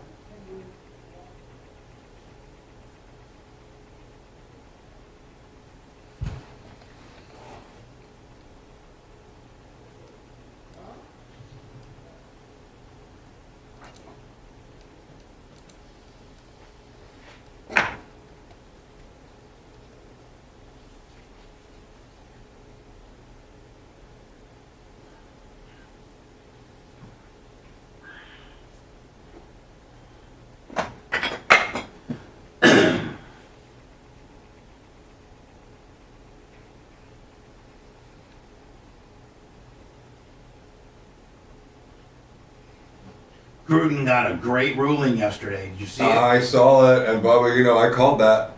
I know you way did. back when. I said he's going to win that lawsuit.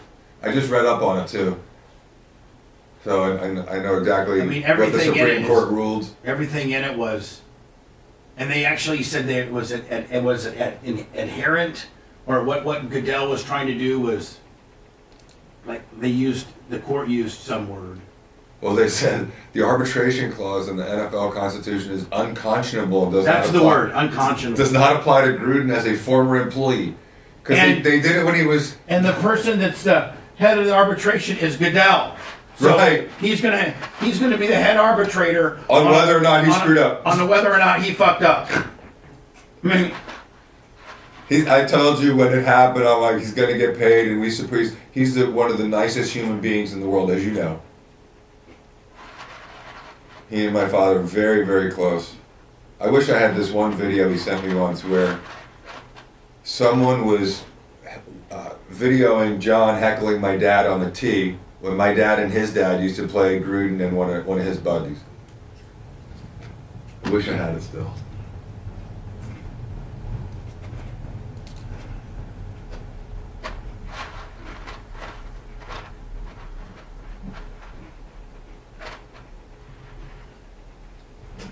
Good morning, everybody.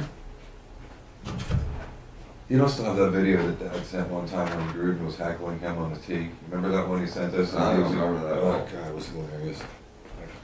I don't know why I would have ever deleted it. It's one of those, when your cell phones change over, it's gone one time. we got Gruden. Well, I mean, it was 8:45. Oh, sorry, Bud, what did you say? I said we got Gruden, and then we got the D.C. National Guard.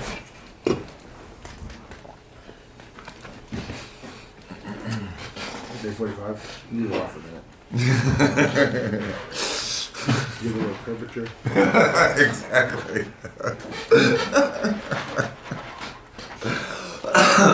It's fucking funny.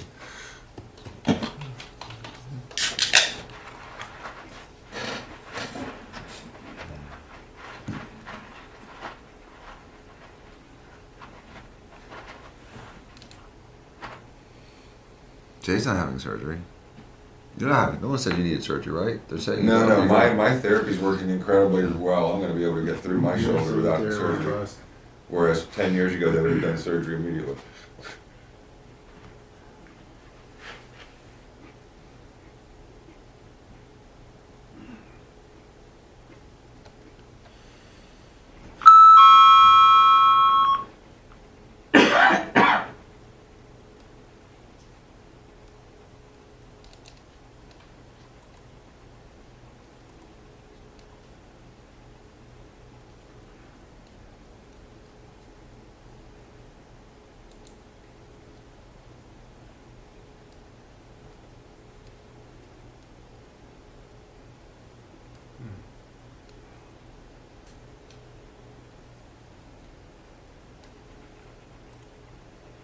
People say the calls are fake, but people also say that we don't do any show prep. So I don't know which one it could be. Morning, Jay Bowler. No, see, when you're a fucking troll and we're doing good, then you have to fucking come up with these kabuki like these. The calls are fake.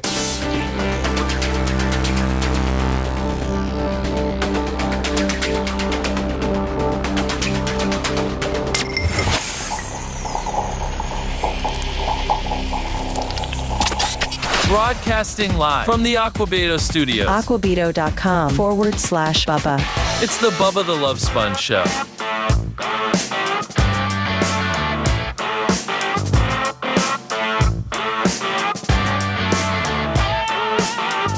I appreciate all the actors that the Diacos are paying personally to phone call the show. Diaco Law will be sending your talent checks out. Just look for Melanie's signature on them. Because the trolls and the haters can't just wrap their heads around the fact that we're getting more phone calls, we're getting more activity. There's more eyes on us than ever. We're actually doing pretty good. And they just can't understand that, so they frame all the, by the way, 813-90-BUBBA, 813-902-8222. All the phone calls are fake. They're staged, and the Diacos are paying for them. And so, I mean... Which the callers are really... went back when we were having fake callers, when I worked at Hot 115 for Blown Off, the Toward Love segment, you got paid $40, for calls, so it's really not even that expensive. Right, no, I mean, Jay set aside a budget. Steve's handling who gets the checks. And so for all you fake phone callers out there that wouldn't organically be calling the show because you either stumbled upon the show in the latest little bit of PR we got, or we have hired you individually to be a fake phone caller, Diaco Law will be getting those checks out to you soon. Please, checks in the mail, and I won't do something in your mouth. Oh, my. Wow. Truth gets lies, right? Hello. Fake phone. Let me make sure after you get done with this guy, you get his mailing address so Melanie can get that check, that $40 check right out to him. All right, Okay. will do. Hello. Hello? Yes. Oh, boy. Oh, this is L.A. Hey. Oh, I'm sorry, Bubba. You ain't got no ding at the phone. I thought you was still on the air talking to your buddy. No, LH, I'm right here. What's going on, bud? Hey, I'm good, man. I've been listening ever since, everything that happened with the Hogan. I've been listening to the show and everything. Sure. But, Bubba, I'm tired of the BRN buddies calling you and saying you was right all the time. I mean, I'm getting tired of that. And then you listening to it, like telling them, oh, everybody hate. Nobody don't hate you, bro. You know how many listeners you got, and I'm included. I'm just sitting back and listening to it, but I'm about to explode. Now I'm like, these dudes say they was BRN, and then they stopped listening to you because they thought you was just making it up. And then they find it's right. Now everybody calling you and all on your knob now. Bro, I never listened. I knew about the whole tape and everything. I didn't care about that. You Bubba the Love Sponge, man. I remember you from the Power Pig, 98 Rock. You didn't care about what nobody said about you. Now all of a sudden you humble. You keep saying I'm humble now. I've been humble. You trying to tell man, you ain't seen nothing. I've been humble. Man, you fell and you slipped. That's all you got to say, Bubba. I slipped. There's another word for it, but I slipped, and I'm going to climb back up. Stop apologizing. Yep. For what? That's for you the sponge. Man, I don't want to hear that. You sounding soft to T-shirt me. well, 25. Bubba don't give a F. Some of what he's saying is so true, Bubba. Gotcha. Man, I want Bubba the Love Sponge The swag back. from when I used to. Everybody talking about they listened to you back in the day. No, they didn't. They don't remember you back in the day. You ain't care about nothing. Retard boy, you got fired because of calling people out of name. Jeez. I remember them days. Well, I mean, LH, the environment Man, those I'm were the telling you, days. Bubba, stop being a Bubba sensitive pussy. I'm going to start calling you Clam. You ain't Bubba the Love Sponge no more. until you stop apologizing for nothing. You ain't did nothing. LH, society. Come on, Bubba. LH, society has changed tremendously as well. I can't have retard boy on anymore, my friend. I can't have F tag. But them days gone. I understand that. You know, But two things can be right at the same time. He could be right that you could put the swag back y'all on. just talk about where you went on at 8. Yeah. You know, that's what they show about, where they went and had dinner with their family and kids. You know, I want the Bubba show when you had them girls in there. I know you can't do that no more. No. But you on the AM. You ain't at PM no more. If you want that lifestyle back, you got to go back to the PM hours. You on the AM now. You got to talk nice. All right. Well, you're actually eating your own logic, my friend. You told me you want me to be swagger, be a prick, be a dick, but you can only do it at nighttime, and I'm on the morning show now, so I can't do that. So what I think Bubba, what he was trying to say is be unapologetic about your positions. You know, Dan, when you're trying to obtain a job from a very impressionable company that I've already burnt a bridge with, I gotta be a little apologetic. I understand. I'm just trying to summarize what he's trying to say. You know, I mean, listen, nobody's walked a day in my shoes. Nobody knows what I have to go through. Nobody knows the powers to be. Nobody... I do know, man. I've been listening to you like all your other callers say. I've been listening to you since you came to Tampa. I'm born here. I remember when you got here. 93.3. Right, and love you. And I don't know, and I don't know that Lesbian Tuesday or No Panties Thursday would work in today's environment. Maybe we'll bring it back. I don't know, buddy. I'm not talking about that, Bubba. I know you want to do the sexy stuff that I love. But I'm talking about how you used to talk stuff to people. Nobody didn't talk to you the way I'm talking to you now. You would have been told me and put me in my place. All right, so guess what, LH? Screw off, you dumbass. Don't ever call me back again, you mother effer. So how do you like that? That's what he wanted. Is that what you want? You dumbass. You think you know it all, but you quite frankly don't know nothing? You're stupid. You think you know my show? You think do I roll up on your business and tell you how to do your job? No. Don't tell me how to do mine. You only leave the French fries in for 90 seconds. Jesus. Stop calling me on the phone, you mother. Is that what you want? Yes. Hello. Hey, Bubba, it's Iggy. I'm just trying to get in on some of that Diaco money. Okay, but Iggy, you're gonna have to change your name to like Friggy or something like that, so they don't. Yeah, it's Fred McGillicuddy from Port Charlotte, who's a carpenter and loves the show and thinks I should be Stern's replacement. And you're the best, and you hated me for a while, but now you like me.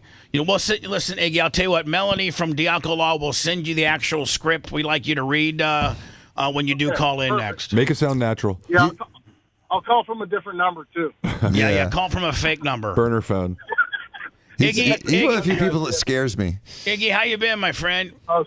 I'm doing good. I haven't seen you for a while, my friend. I haven't seen you in a long time. Since the hurricane. I'm busy.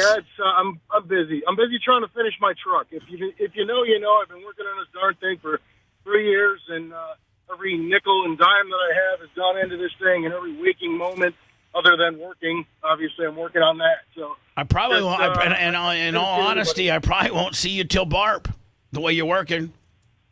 You might see me sooner. You might see that truck at BARP. That's kind of my goal. I would love that, my friend. It's really good to hear from you. I never really hear from you anymore.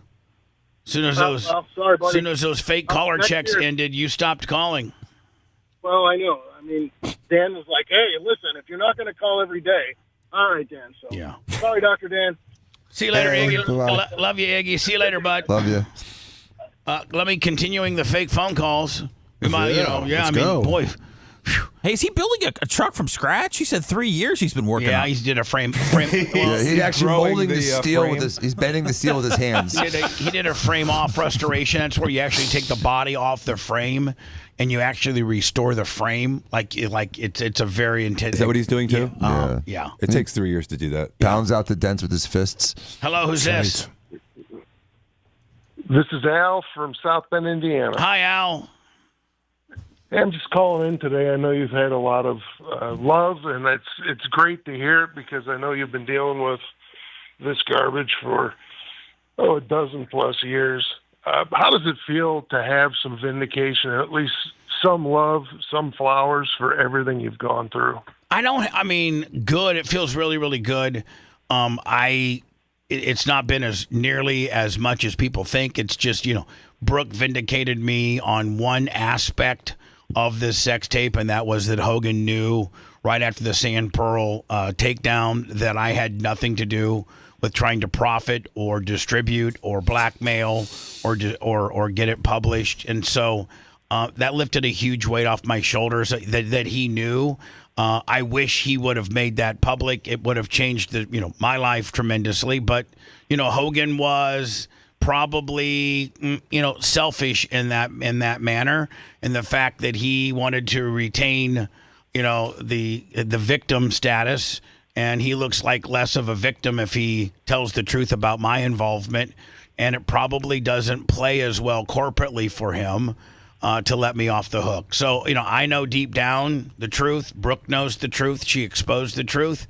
And the documentary that comes out in a month will also really deep dive into all this. Brooke's phone call really set up the documentary more than anything. Mm-hmm. And Sure. I'm really excited for this. It's looking like Friday, September 12th might be the day that it drops. And with pre-sale going on about 8 days before that.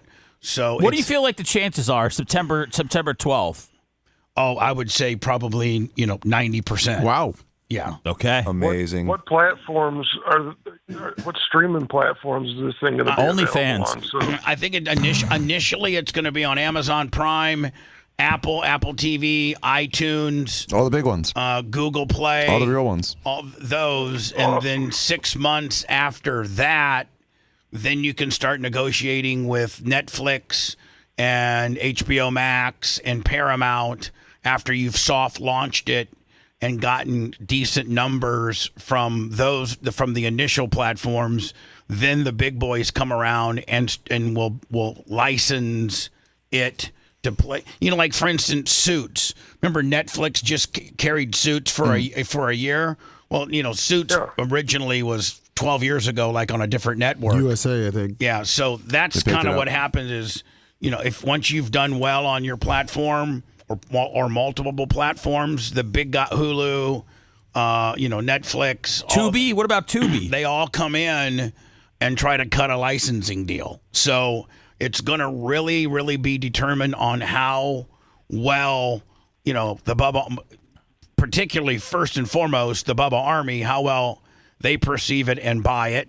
And then secondly, just the average consumer, because, if it's hot and a lot of people are watching it, then it'll be on the trending page and we'll get a certain amount of traction from that in conjunction with me marketing it on various podcasts that I can get booked on.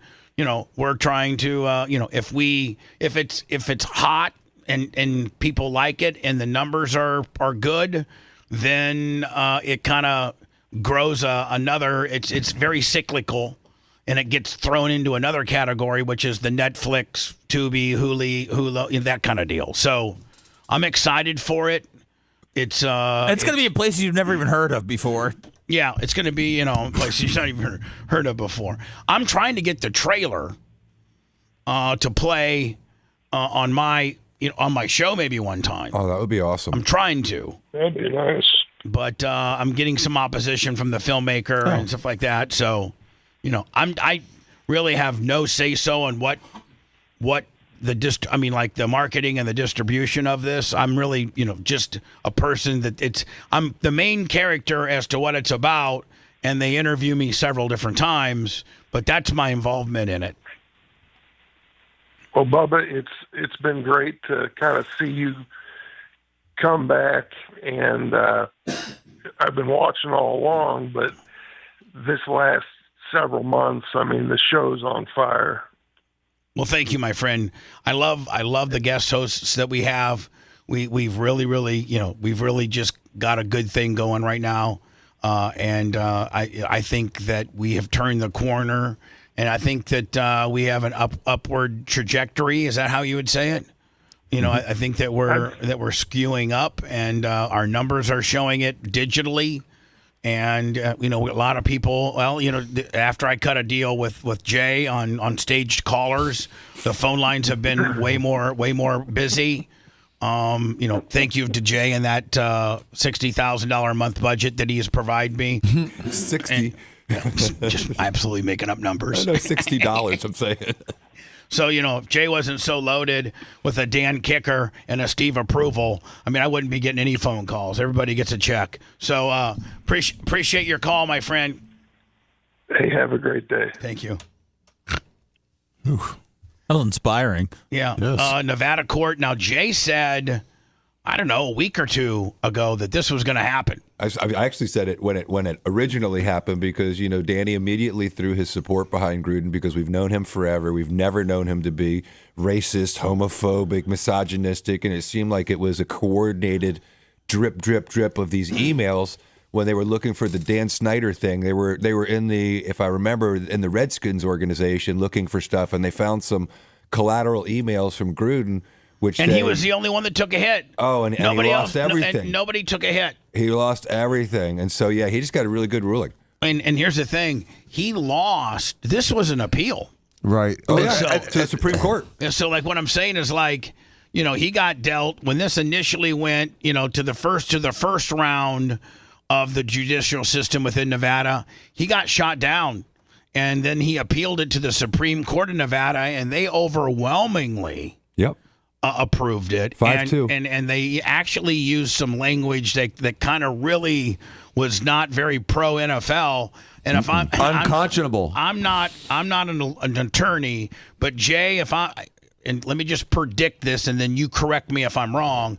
But if I'm the NFL attorneys and I've seen the language that they've used, I don't want this thing needs to be settled, because when the Supreme Court of Nevada is calling it unconscionable, or you know, like really using some pretty damning words to describe the NFL, I think that kind of maybe shows you how egregious this really is. Well, Bubba, they weren't really ruling on the merits as much as the language of the arbitration clause. And what they're saying is the NFL was saying that the arbitration clause applied to you even after you were out of the NFL.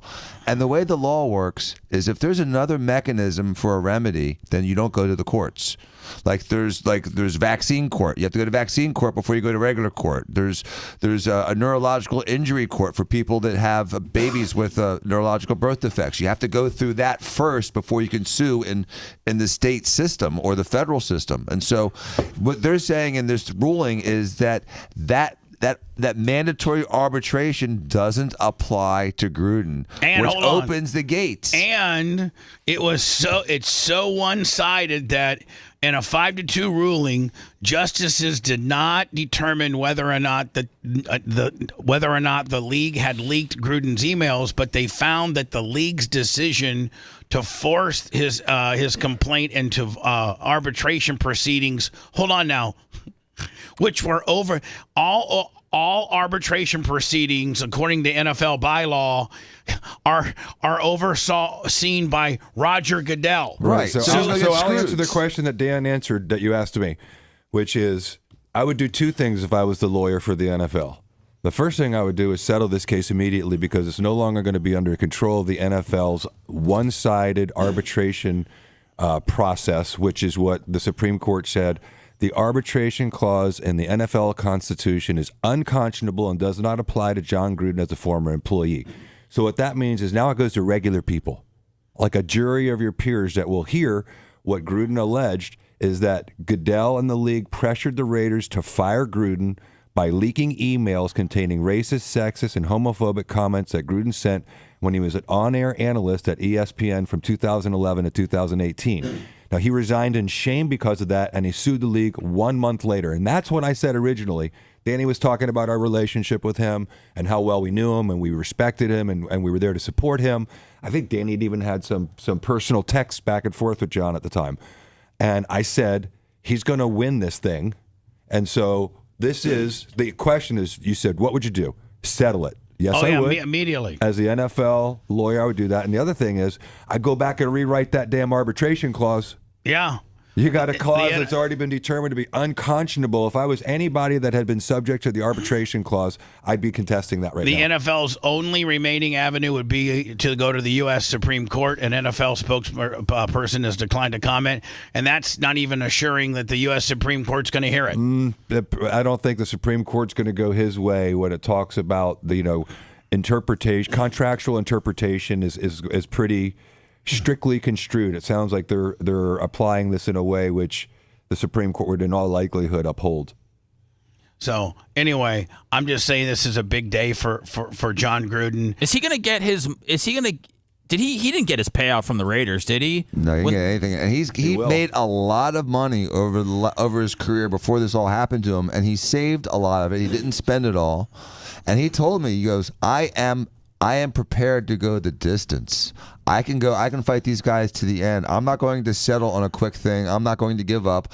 I can sit back and fight them for years. Well, they settled with Colin Kaepernick for $75 million. Right, and they're going to be calling him, and he may settle for something ridiculously large like that, but he's not going to settle for a couple million and an apology. No. But I could see a Colin Kaepernick number coming down the pike. Well, he $50 to $100 million. Yeah. It should be. And it should be. And They should. ruined his $10 million career. $10 million a year career. They blew his $100 million deal up. Exactly. He had a 10-year, $10 million.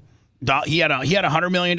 He had a 10-year, $10 million a year contract. They got what, 3 years of it? So they probably owe him $70 million plus damages. 40, but they reached a undisclosed settlement.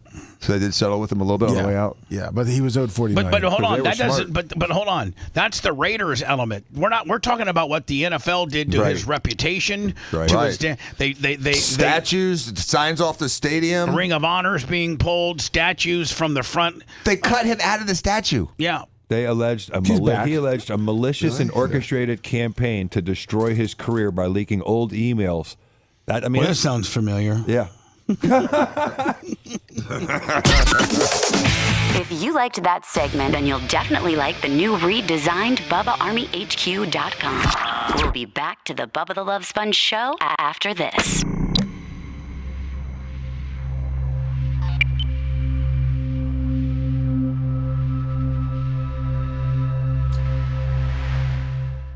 I mean, today at some point? Yeah. Just to offer assistance? Sure.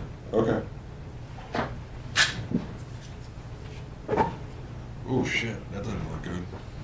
Kushner, great job in organizing those fake phone calls. Thank you. I learned it from the 1015 JJ. That didn't look good. That doesn't look good. Segment 1 was, we posted it and showed it. Yeah, that's not nice.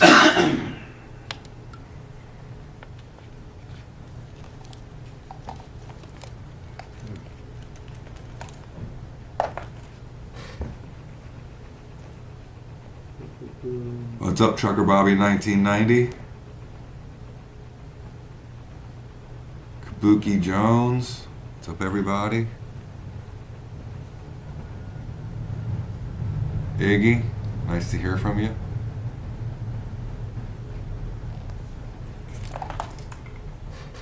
What's up, Grouper Lips?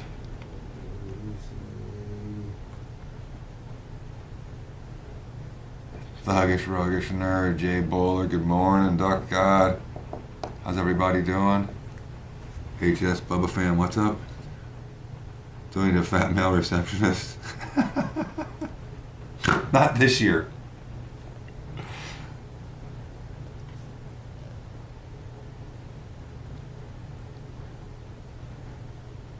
Jacob Buckley, 8232, good morning. Jeff Rearson. Tampa Terry, what's up?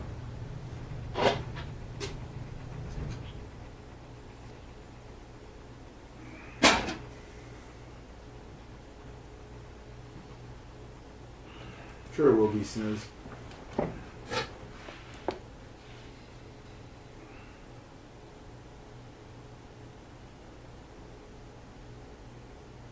Poodle ball in 65 months. Poodle ball and Vicky t-shirt. Good luck with it, Iggy. 3 years is about right. That's what it took for mine. Forever.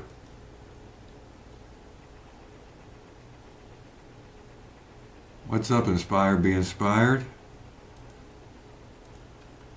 Mitch DeMark, how you doing, buddy? Yes, it's unreal, Mitch. Thank you.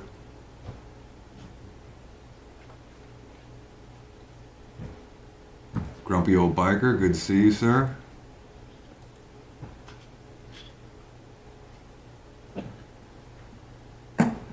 Stacy G, good morning. Barry Hyde. I miss my dad too. What's up? Country Sedan, Highway 73, Big E, what up? Big Buck. Dal Tart, good morning.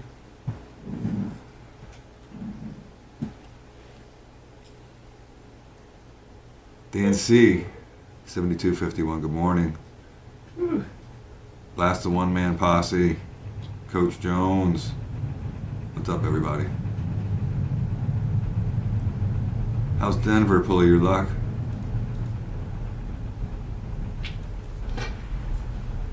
Hi, Stacy M. Gregory, good morning. David Haas. What's up, Sicilian Redneck? How you doing, brother? First the profile's passed. Call Jay's office.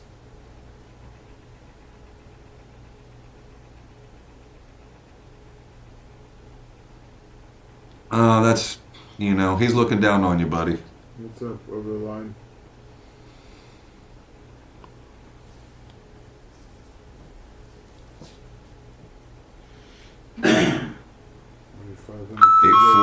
Operator, good morning. How are you? What's up, Jay Bowler? Jeff Coy Kendall, good morning. 843 operator. Where's Big Buck? Big Buck in here. I'm going to see Big Yeah. Buck Thursday. Big Buck's in YouTube chat. Big Buck, I'll see you Thursday, buddy. I'm doing great, thank you, sir. Or ma'am. 843 operator, I believe is the man. Okay. Operator could be a female. I'm not saying it, I'm just saying who he is. Why you gotta be like that? Because I know. Thank you. And you know what? He wants to be a female. No. You think it would be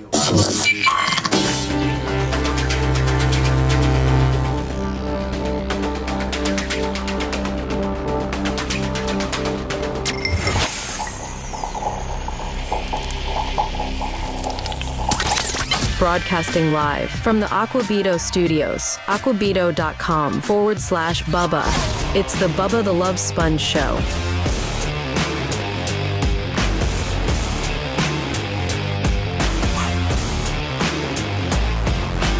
Keep those fake phone calls coming in, my friends.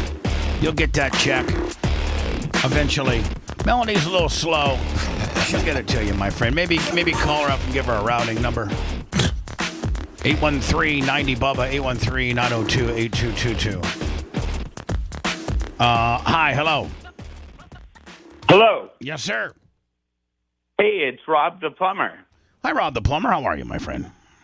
Hey, you told me I'm official plumber of BRN, TBP. Anyway, I'm a shout-out guy.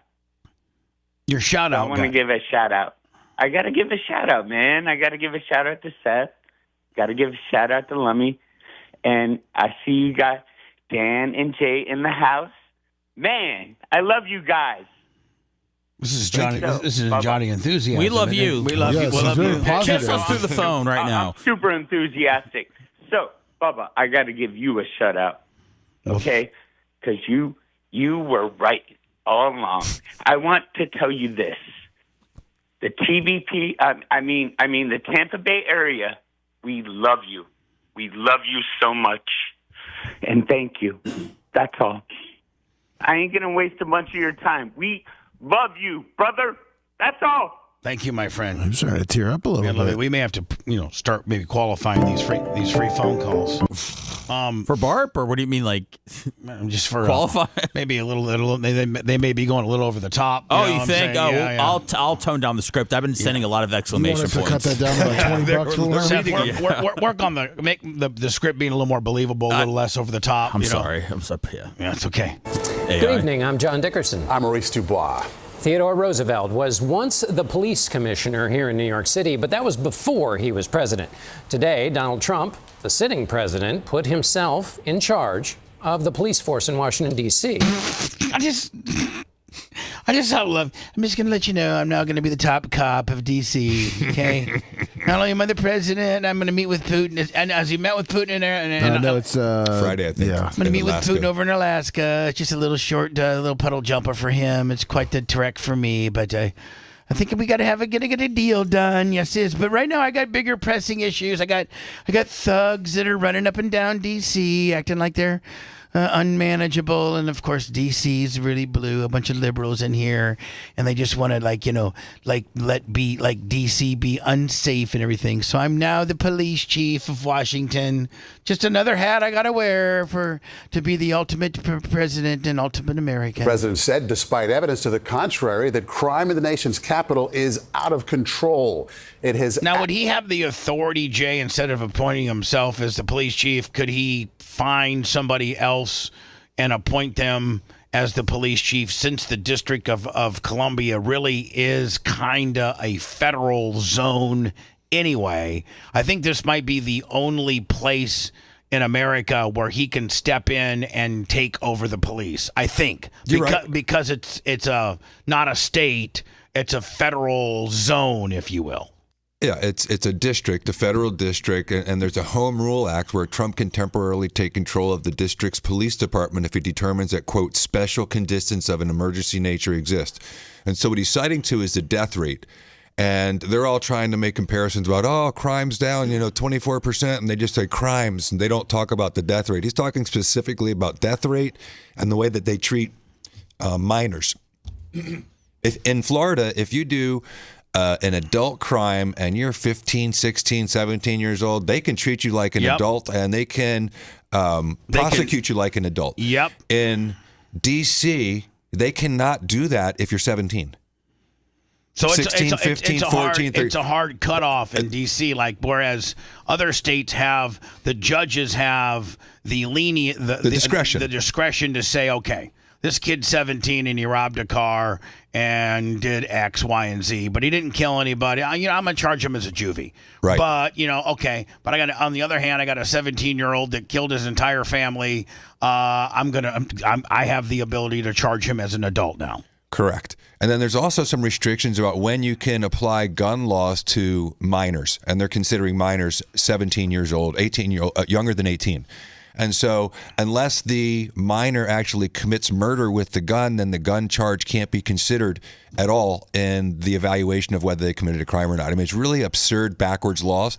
And then they also have the no cash bail, which is really one of the big problems, because people can be prosecuted for a carjacking or for a violent crime and then be put right back out on the street again in a very short period of time. And without having to put up a big cash bond, which could most likely, if it's big enough, keep him in jail, which is what you want on the violent stuff. And they have they have let you go free gimmick, right? Pretty much. So he's got the authority to take control of the National Guard and the police department to try to make it a safer city. And he's also deploying, I believe, the FBI and the CIA to now look at who are these, young gangs. Because what they're doing is they're using youth members on purpose, because they know the youth members of the gangs will not be prosecuted to further the gangs. The gangs go and get the young kids, knowing that the young kids under the way the rule is written now, in today's law, those young kids will only be tried as juvies, which is not a big deal. This all got on Trump's radar because I think a week ago, Big Balls, as they called him, was hijacked and got his ass kicked. Well, that's sort of what the narrative is. Remember the Elon Doge Musk kid? Yeah, the Doge kid that Trump said he has. He's really good. The Big Balls, they nicknamed him. Right. He got carjacked and his ass kicked. Well, he saw a woman getting abused it was a by woman with 10. him. He saw a female getting abused by 10 kids, and he went over to try to save her, and they beat the hell out of him. But he also cited Rand Paul's page got stabbed in the face, and there's been a congressional page that was just murdered 2 blocks away from the White House. And he cited a bunch of criminal acts that have happened against media. And the media, that's why they're really on his side. If you look, it's very, very rare that the media is on his side. But the media knows just how bad D.C. has become. Because they have to walk through it. Right, hold on. Actually been declining since the pandemic. The president's takeover of law enforcement in Washington will include armed federal agents manning posts near the Metropolitan Police. And hundreds of National Guard troops are getting ready to hit the streets. Justice correspondent Scott McFarland joins us now. And Scott, this is a big turnaround from just a few months ago. It sure is, Maurice. 3 months ago, a top Trump administration official announced crime was down significantly in Washington, D.C. An early success for the administration, he said. Yet today, the president has announced a crime emergency and militarized the nation's capital. In the nation's capital, home to nearly 700,000 people, violent crime dropped 26% from last year. All right, that's good. But today, President Trump took charge of the nearly 4,000-person police department, claiming Washington, D.C. I don't know who you guys' boss was, but now it's me. Look at me. I'm not the police chief. I'm getting a new uniform tomorrow. is in crisis. Today, we're formally declaring a public safety emergency. This is an emergency. This is a tragic emergency. He defended his controversial decision by painting a dystopian picture of a community overrun by marauding packs of criminals. And he cited the assault of a young administration staffer earlier this summer. Our capital city has been overtaken by violent gangs and bloodthirsty criminals, roving mobs of wild youth, drugged out maniacs and homeless people. Let me just play that one again. Drugged out maniac. I want to hear it. And here's the deal, man. You roll the National Guard up in there, and then it'll only take a couple weekends to get this thing quelled right on down to zero. You got these thugs that are hanging out in the corner on the weekends now that are doing bad things. You got National Guards up in the mix. This will be a successful mission soon. This summer. Our capital city has been overtaken by violent gangs and bloodthirsty criminals, roving mobs of wild youth, drugged out maniacs and homeless people. Sounds like almost every Democratic-led major city in America, whether it's Chicago, whether it's Detroit, whether it's Philadelphia, whether it's L.A., whether it's San Francisco. But the latest data shows homicides are down 12% from last year, while robberies declined by 28%. Mayor Muriel Bowser defended D.C.'s image. While this action today is unsettling and unprecedented, I can't say that given some of the rhetoric of the past, that we're totally surprised. Federal agents from the FBI and ATF are all... Now, her wings, Jay, are certainly clipped. Oh, for sure. Right? Oh, yeah. Yeah. But he posted on D.C. streets, raising concerns for some, including Tom Warwick, a former Homeland Security official. Taking FBI agents off of organized crime cases, terrorism, and other kinds of cases to do street patrols, that's not the best use of a highly trained FBI agent. You think this could be a distraction? It really looks as though... Distraction? I mean, to clean up the streets of D.C. is a distraction for the police. I mean, it's ridiculous. You know, this is a prime example of the media ignoring what was actually said and trying to focus on something else. Because two things can be true at the same time. And the other thing is, I don't think this is going to be a long-term thing at all. No, he said he wants to do it like he did the border, which took a month. You know, you go in, you address the sleeper cells of bad gangs, you round them up, you put them in jail, the leaders of such, and you cut the head off the snake. And now the snake's no longer around. Well, I agree with that. And see, what's happening is the media is focusing on, it's down 24% from last year. Well, even at that number, it's a higher per capita homicide rate than Baghdad, than Bogota, than Mexico City. I saw the chart.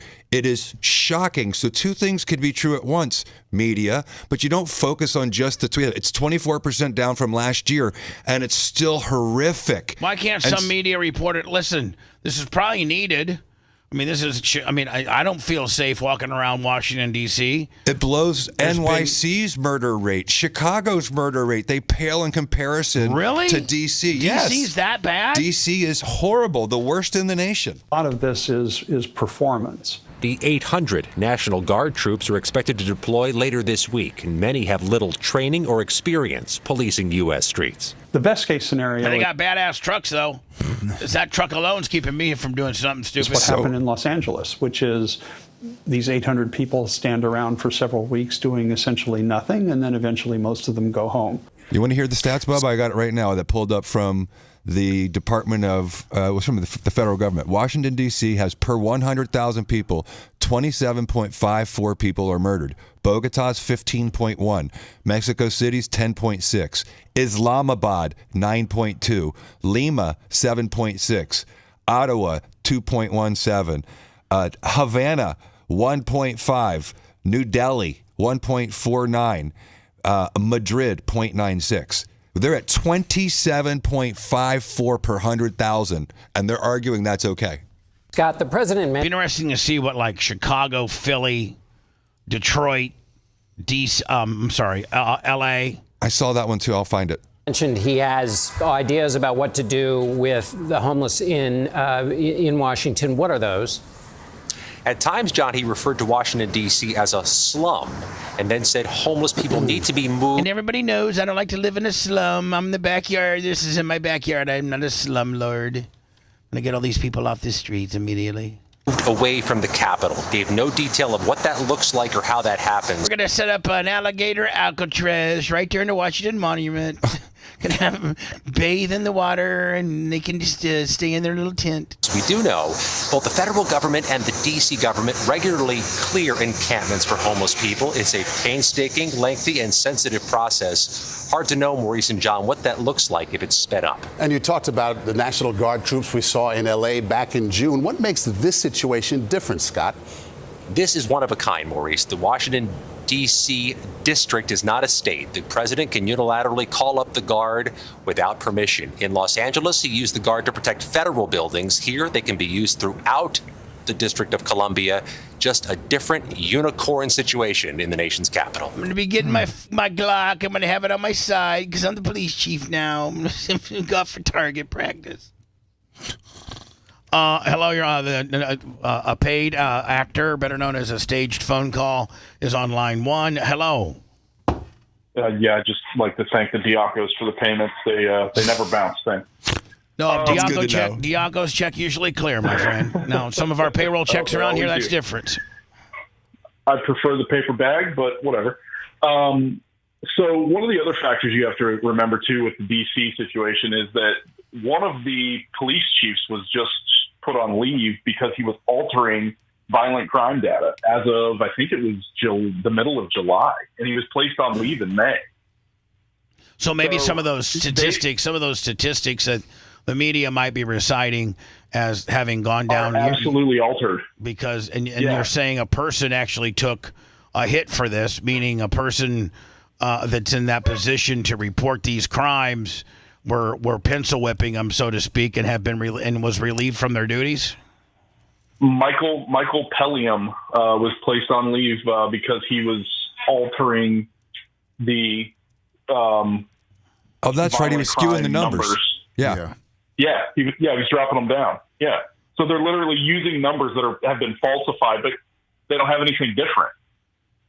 Yeah, and the guy, and upon investigation, the guy lost his job over the deal. So you really don't know what the numbers are. I mean, you can just probably roll. You can probably just roll around D.C. and feel how violent it is. And like Jay stated, there's been attacks, and it's out of control. So I just found the stat, Bubba. To give you an idea of how bad it is, it all started from a union complaint. So. The boys in the locker room were like, hey, like, what is going on with these numbers? Like, I know I'm arresting a ton. You're arresting a ton. And, like, our crime is dropping. Like, we're not seeing that. So someone went to the union and was like, hey, you might want to start looking into the DCPD. And the union filed a whistleblower report. And sure enough, this guy was found to be altering the data. Great information, my friend. Thank you so much. Checks in the mail. See you later. So, Bubba, the media is highlighting, murder rate's 24% down. Okay, so still, this is a different article. In 2024, D.C. saw a homicide rate of 27.3 per 100,000 residents. 27.3, remember that, Lummy. The fourth highest in the rate in the United States, nearly 6 times higher than New York City, and also higher than Atlanta, Chicago, and Compton. Wow. Chicago's 21. DC's that violent? Yeah. Yes. Chicago's 21. So DC's 27, Chicago's 21. Yeah. Seth, when you were in downtown Chicago, and I know I got shot 4 times. I didn't want to talk about it. No, but did you? I mean, I know you and your family walked around, probably like on Michigan Avenue and some of the real safer places. But did you see or feel any of the, any of the violence? No, there was nothing. The only thing I found interesting was there for every high end like Coach store or whatever, there was probably 3 police officers per high end store, like guarding it. One inside, a couple outside. Yeah. That's different. So now these high-end stores are having to hire off-duty police officers so that they'll get snatch and grabbed and things like that. Yeah, all not just security guards, like real police officers. Right, off-duty guys that are getting off-duty pay. Yeah, but there's not a lot of people getting shot on the Miracle Mile. Hello, who's this? Kevin, Bubba. Hi, Kevin. Hey, them cops are not off work; they're at work. They have to be there because the people that live there will steal everything. Just like here in Mobile, Alabama, and quote-unquote certain areas of town, we have to have a police officer sitting out in front of a Walmart 24/7 so people don't go in there and steal. As far as Washington, D.C. goes, I have a millionaire cousin. He's a politician. He got robbed there last week, got thrown down on the ground and robbed by 2 guys. So you have a family member. You have a family member that's probably a congressman or something like that works in D.C. and he got robbed last week. Yes, he got robbed last week. He's a big, tall, homosexual, sweet-talking guy. He's a real easy target, is what I'm getting at. Right. So, yeah, the D.C. area is highly dangerous, and it really needs to have a stealth bomber fly over it, much like a lot of other parts of America that need to have a stealth bomber fly over it. I don't know if we need to be bombing our cities and things like that, but we can certainly lock it down and get better police chiefs and better leaders to, get like Grady Judd type leaders to come in and put up with no nonsense. You know what, Jay? We got a bunch of communists. We got a bunch of communist leaders. Appreciate your call. You know what? This is you know what President Trump should have said? Just want to let you know there's this guy from Florida I'm bringing in. His name's Grady Judd, and he's going to be for the next 6 months in charge of D.C. Grady Judd's my new D.C. correspondent. Everything will go through Grady. Grady would have that thing shaped up in 3 weekends. Would he not? 2. Exactly. Hi. Go ahead. You're on the air. Hey, good morning, guys. How are you? Good, sir. Hey, it came out yesterday that those numbers that the media was actually reporting was not reporting juvenile crime. So all of that is only crime committed by those 18 years old and older. But a lot of the street crimes and gang crimes, that's all going to be done by juveniles. So those numbers are really skewed, making we had talked about one of the things that Trump's going to do is going to make judges and various prosecutors the ability to. Right now, there's a hard no line, meaning 17-year-olds are juveniles, period. Well, there's going to be leniency given to judges and prosecutors that you can charge, 15, 16, and 17-year-olds based on how heinous the crime is. They can be charged as adults. I think that's step one in the fighting of this particular situation. Well, that law's got to be changed.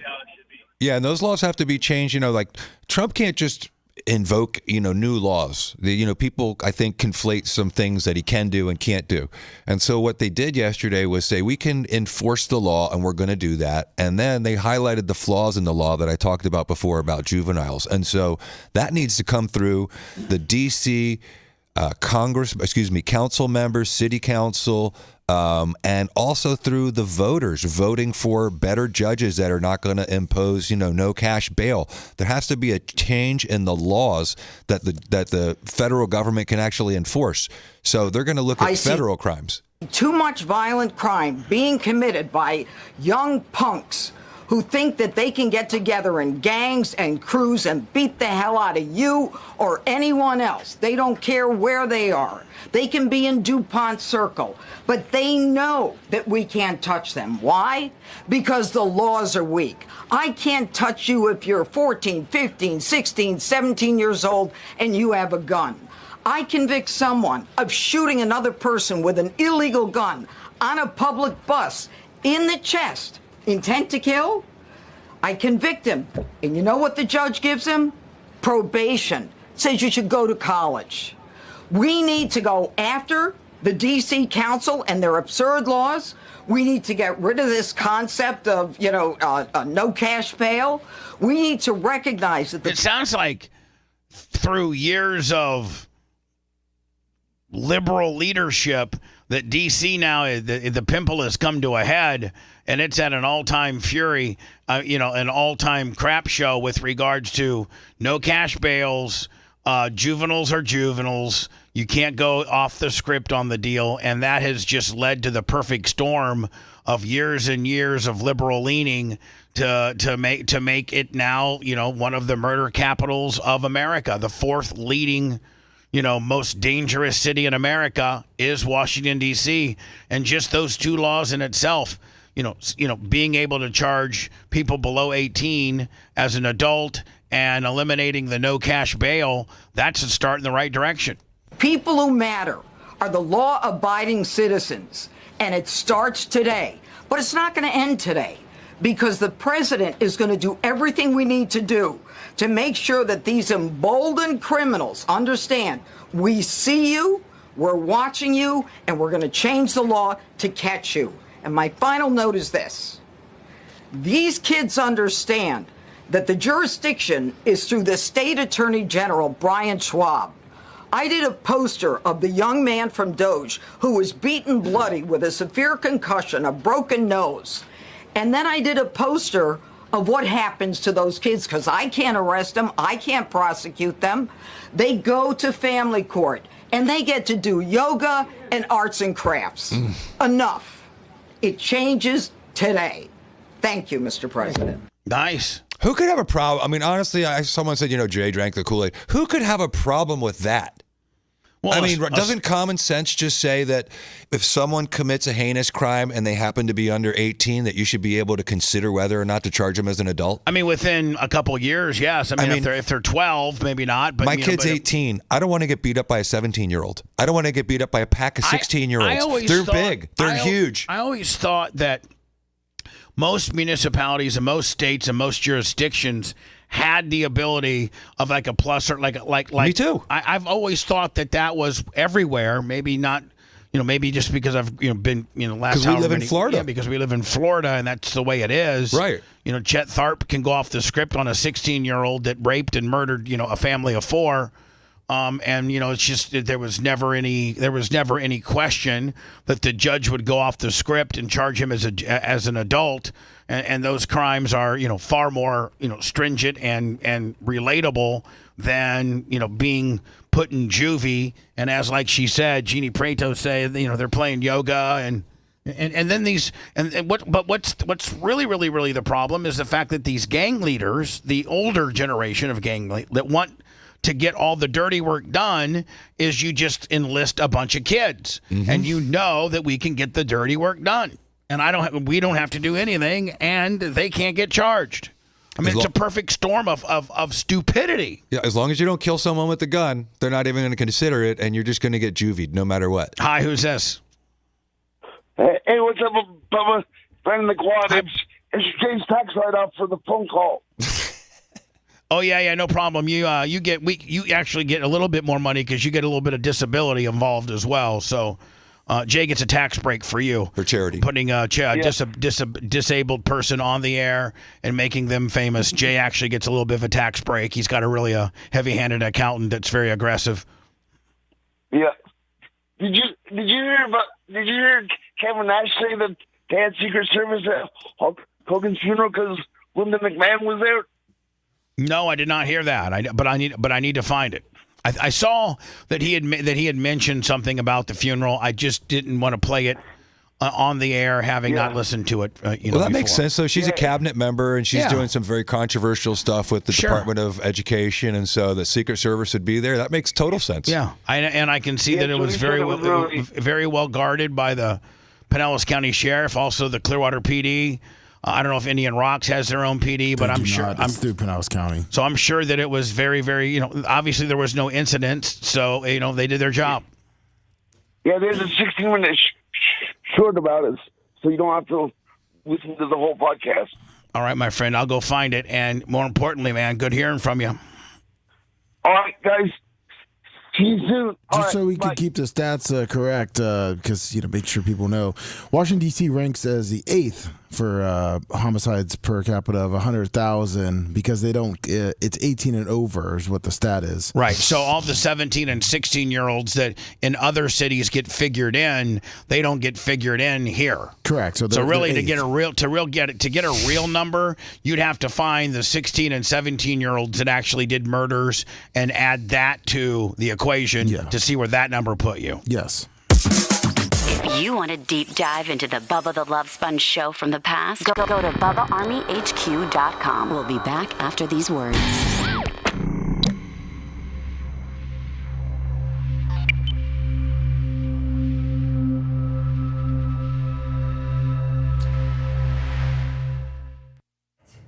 Yeah, 57 people per 100,000. And St. Louis is 52. See, I wonder what DC would be if you included the minors. Yeah. Because minors are, I hate to say they account for a lot of crimes here, but they do. St. Louis is 52.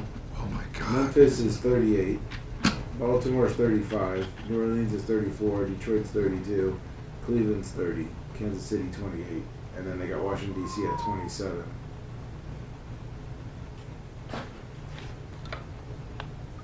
And on the big balls thing, the updated story with it is that him and his significant other were out. Oh. And they were about to get jumped. So she was the girl they were talking about? He pushed her in the car, keep her safe. And then they arrested two 15-year-olds. I guess there was like 6 or 7 that just beat the shit out of them. And then some cops came and saw. 2 cops actually came? Yeah. Yeah, I saw that They part. arrested two people so far. Okay. What's up, Double XL? Good morning. Yeah, Lummy pays attention. He's got pretty reliable sources. It's Jay. No. Sources. Yep. Derek Merchant, what up?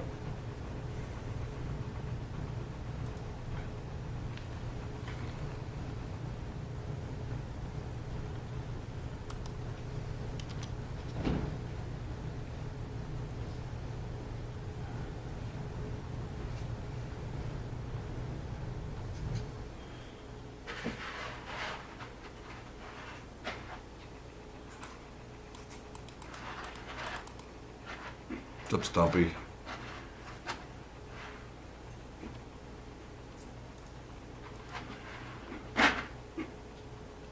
Thank you, Samson.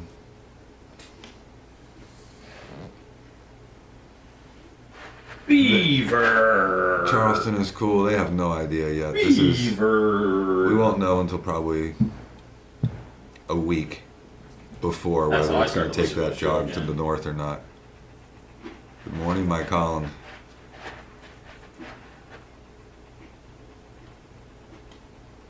What's up, Heather Spin Instructor? Gene Lasker, 62. What up, brother?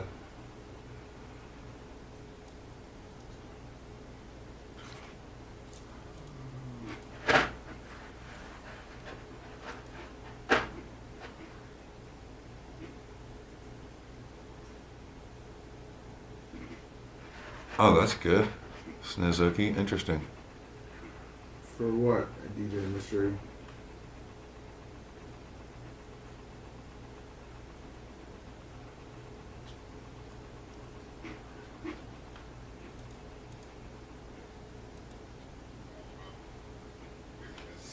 What's up, White Iced Tea?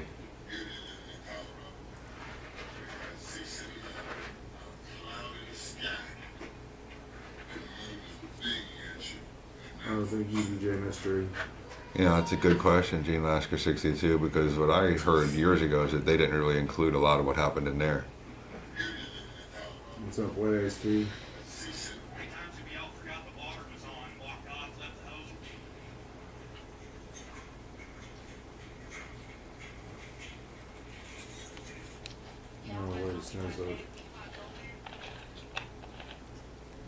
Jimmy Jam, good morning. Jimmy Powers.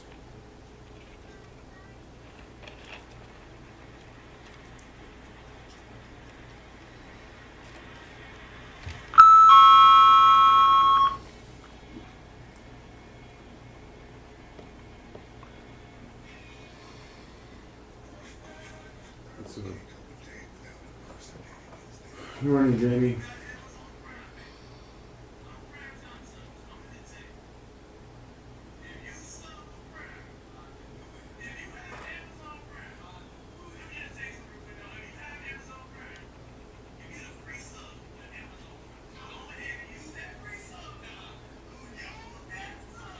Talked about it. I think it's there's a clip on our YouTube.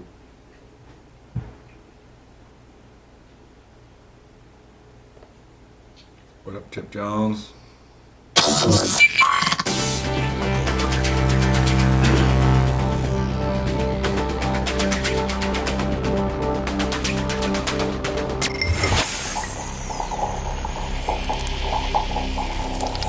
Broadcasting live from the Aquabito studios. Aquabito.com/Bubba. It's the Bubba the Love Sponge Show. Figured we end with a little Tom Holman kicker. Tom Holman's going to break down the D.C. issues. I like Tom Holman. For sure. I really do. Urging law enforcement to D.C., National Guard, FBI, ATF, Secret Service. Is ICE a part of this equation at all? Yes, ICE and Border Patrol. I think it's a great idea. I mean, I've been in law enforcement for 40 years. I won't transit D.C. without a gun. And any of these reporters said the crime rate is way down, and it's and I don't know that. I think D.C. is one of those areas where the average law-abiding citizen cannot have a gun. I was going to say, you and I can't carry a gun, but Tom Holman can. Right. Safer than they say. I dare any of them walk the streets of D.C. after dark. If it's that safe, go ahead and do it. See how that works out for you. What do you say? I mean, the people that are trying to spin this, how blind do they think the average American is, especially one that might live and commute in the D.C. area, to try and get us to believe that it's really getting better in Washington when you see the stories? It's the same people who said the border's secure as you and I watch thousands of people cross the border every day. They just don't. They think we're idiots. So, anybody that transits D.C. What's the View saying? That's what I got to go with. We'll the View. Works in D.C. or lives in D.C. What's Whoopi think? Oh, geez. That's where I get all my news from. It's a gulag. They know the truth. And just like the ones who were smart, we knew the border was not secure. We knew the border is a historic crisis. So, and what if that's your business? What if that's the Uncle All? What if that's the Bubba Radio Network? What if that's Dan's Plastic Surgery Center? The lies, the lies, the lies. They think if they lie enough, people start believing them. But Americans are smarter. Well, that won't happen in Florida because DeSantis expanded the castle doctrine to your business during the George Floyd riots. Oh, really? And you can protect your business like you can your home. If I'm here at night, that's correct. Training or something, and somebody comes in the door and you're in fear for your life. Now, what about on your property? No, you're not allowed to do it. It's called your curtilage, which is the perimeter of your property. Can I at least hold them at gunpoint? Yeah, I mean, anywhere. If you're in fear for your life, you can defend yourself. In Florida, we're a constitutional when a 7-foot carry. African American homeless man jumps my gate, I mean, that's like if it happened anywhere, you'd have a right to defend yourself. But when you talk about the expanding the castle doctrine so that a business owner can sit at their door and make sure that no one comes in to do that to their business. I know, but what if a 7-foot African American man jumped over my gate and then jumped over another gate and is in the back trying to talk to the goats? Can I hold him at gunpoint? Because I did. I think you can. There we go. I think you can. I took my AR-15 out and I pointed it right at his face, and I said, "I'll blow your face off if you don't get back on." Jumping 2 gates is really unacceptable. And then I posted no trespassing signs for homeless people. But what did he say when you told him? He got to stepping when he saw my Nick the Gun Guy military short stocked AR-15. He knew I was for real, because I also told him in no certain terms, very LM LH, you want the old Bubba? Here it was. I said, I will blow your head off. There's no reason why you need to be. My blink camera goes off. I'm over at my apartment. My blink camera's going crazy. I'm like, what? A lot of times raccoons and stuff are getting the trash. It'll set off the blink camera. And I look at it, and there's an African-American man that has scaled the big fence. And now in the back, I got it cameraed up as well. And now I'm getting, motion movements from the back because he wants to play with the goats. And so I drove over here with my gun, ready to shoot him. And I, needless to say, there was a good outcome. I got him to leave peacefully, but I did trespass him. I don't know how this can happen. And maybe like Jay, you're an attorney and you wear hats. And, and I don't know if you'd ever wear a MAGA hat just because in today's world you instantaneously could lose business or lose friends or lose us. You keep your hat pretty ambiguous, if you will, I fly a Florida flag, which says a lot to some people. Right. But still, it's not MAGA. No. But, so I just want to play this story. We're on cameras up here. No, I just want to make sure. Yeah, what's up? I'm Michael Weitzel. I'm being asked to leave by the police because of Donald Trump. I don't know why it was coming up. Click on continue watching on X. Maybe that'll help it. Where's that at? Up top, right there. Keep going down. Right here? Right there, yeah. Okay. See if that changes Maybe it. that changes it. Yeah, hopefully here this changes. I just want to make sure. So this guy is at a soccer game. It's a soccer game, a pro soccer game, and he's got a MAGA hat on him. Make America Great Again. That's it. That's the only hat he's got on. And they are saying that he has to leave. Cameras up here. No, I just want to make sure. Yeah, what's up? I'm Michael Weitzel. I'm being asked to leave by the police because of Donald Trump. Hey, I'm a Donald Trumper. You're a Trump fan? I'm a man. Yes, I am. And so I just want all these coppers, you got to deal with them MAGA. But they're not political here. They don't want any kind of political. So those flags over there. Those are pretty. So you can't wear a hat that supports our current sitting president. Those flags over there, those aren't political. So my question to you guys is, are these rules equally enforced on everybody? Here's my question to you. And the only way I can do that is if I enforce it with you. You can go out in handcuffs. Here's my question to you. You can go out in handcuffs, or you can, I'm assuming he's going to say, or you can walk quietly. The only way I can do that is if I enforce it with you. Go out in handcuffs, so I'm being threatened with arrest. What law am I breaking? What am I? Well, if we ask you to leave, you're asking me to leave. Am I being evicted from the premises? You're being evicted from the premises. You want to make a big. We're gonna walk up. I'm being evicted from the premises because of Donald Trump. Because we can't wear Donald Trump hats in public. And my question to you is, why can't you? I haven't seen this. I think that's terrible. Now I'm being evicted from the premises. The police, under the color of law, are now enforcing unenforceable rules. That's a problem. Now, could you argue, Jay? First of all, I'm appalled by this. But first, could you argue that it's a professional soccer game, and that soccer team that leases this facility is a private entity and can have any type of political affiliation rules they want, and they don't like to have anything political in the stands in the stands. I've never heard of that rule, or could you imagine it would be enforced in LA? You couldn't wear anything anywhere. I mean, I've never seen anything like this in my life. It's bizarre. Trump is not welcome in St. Louis City SC Club. Trump is not welcome here. St. Louis. That's crazy. St. Louis.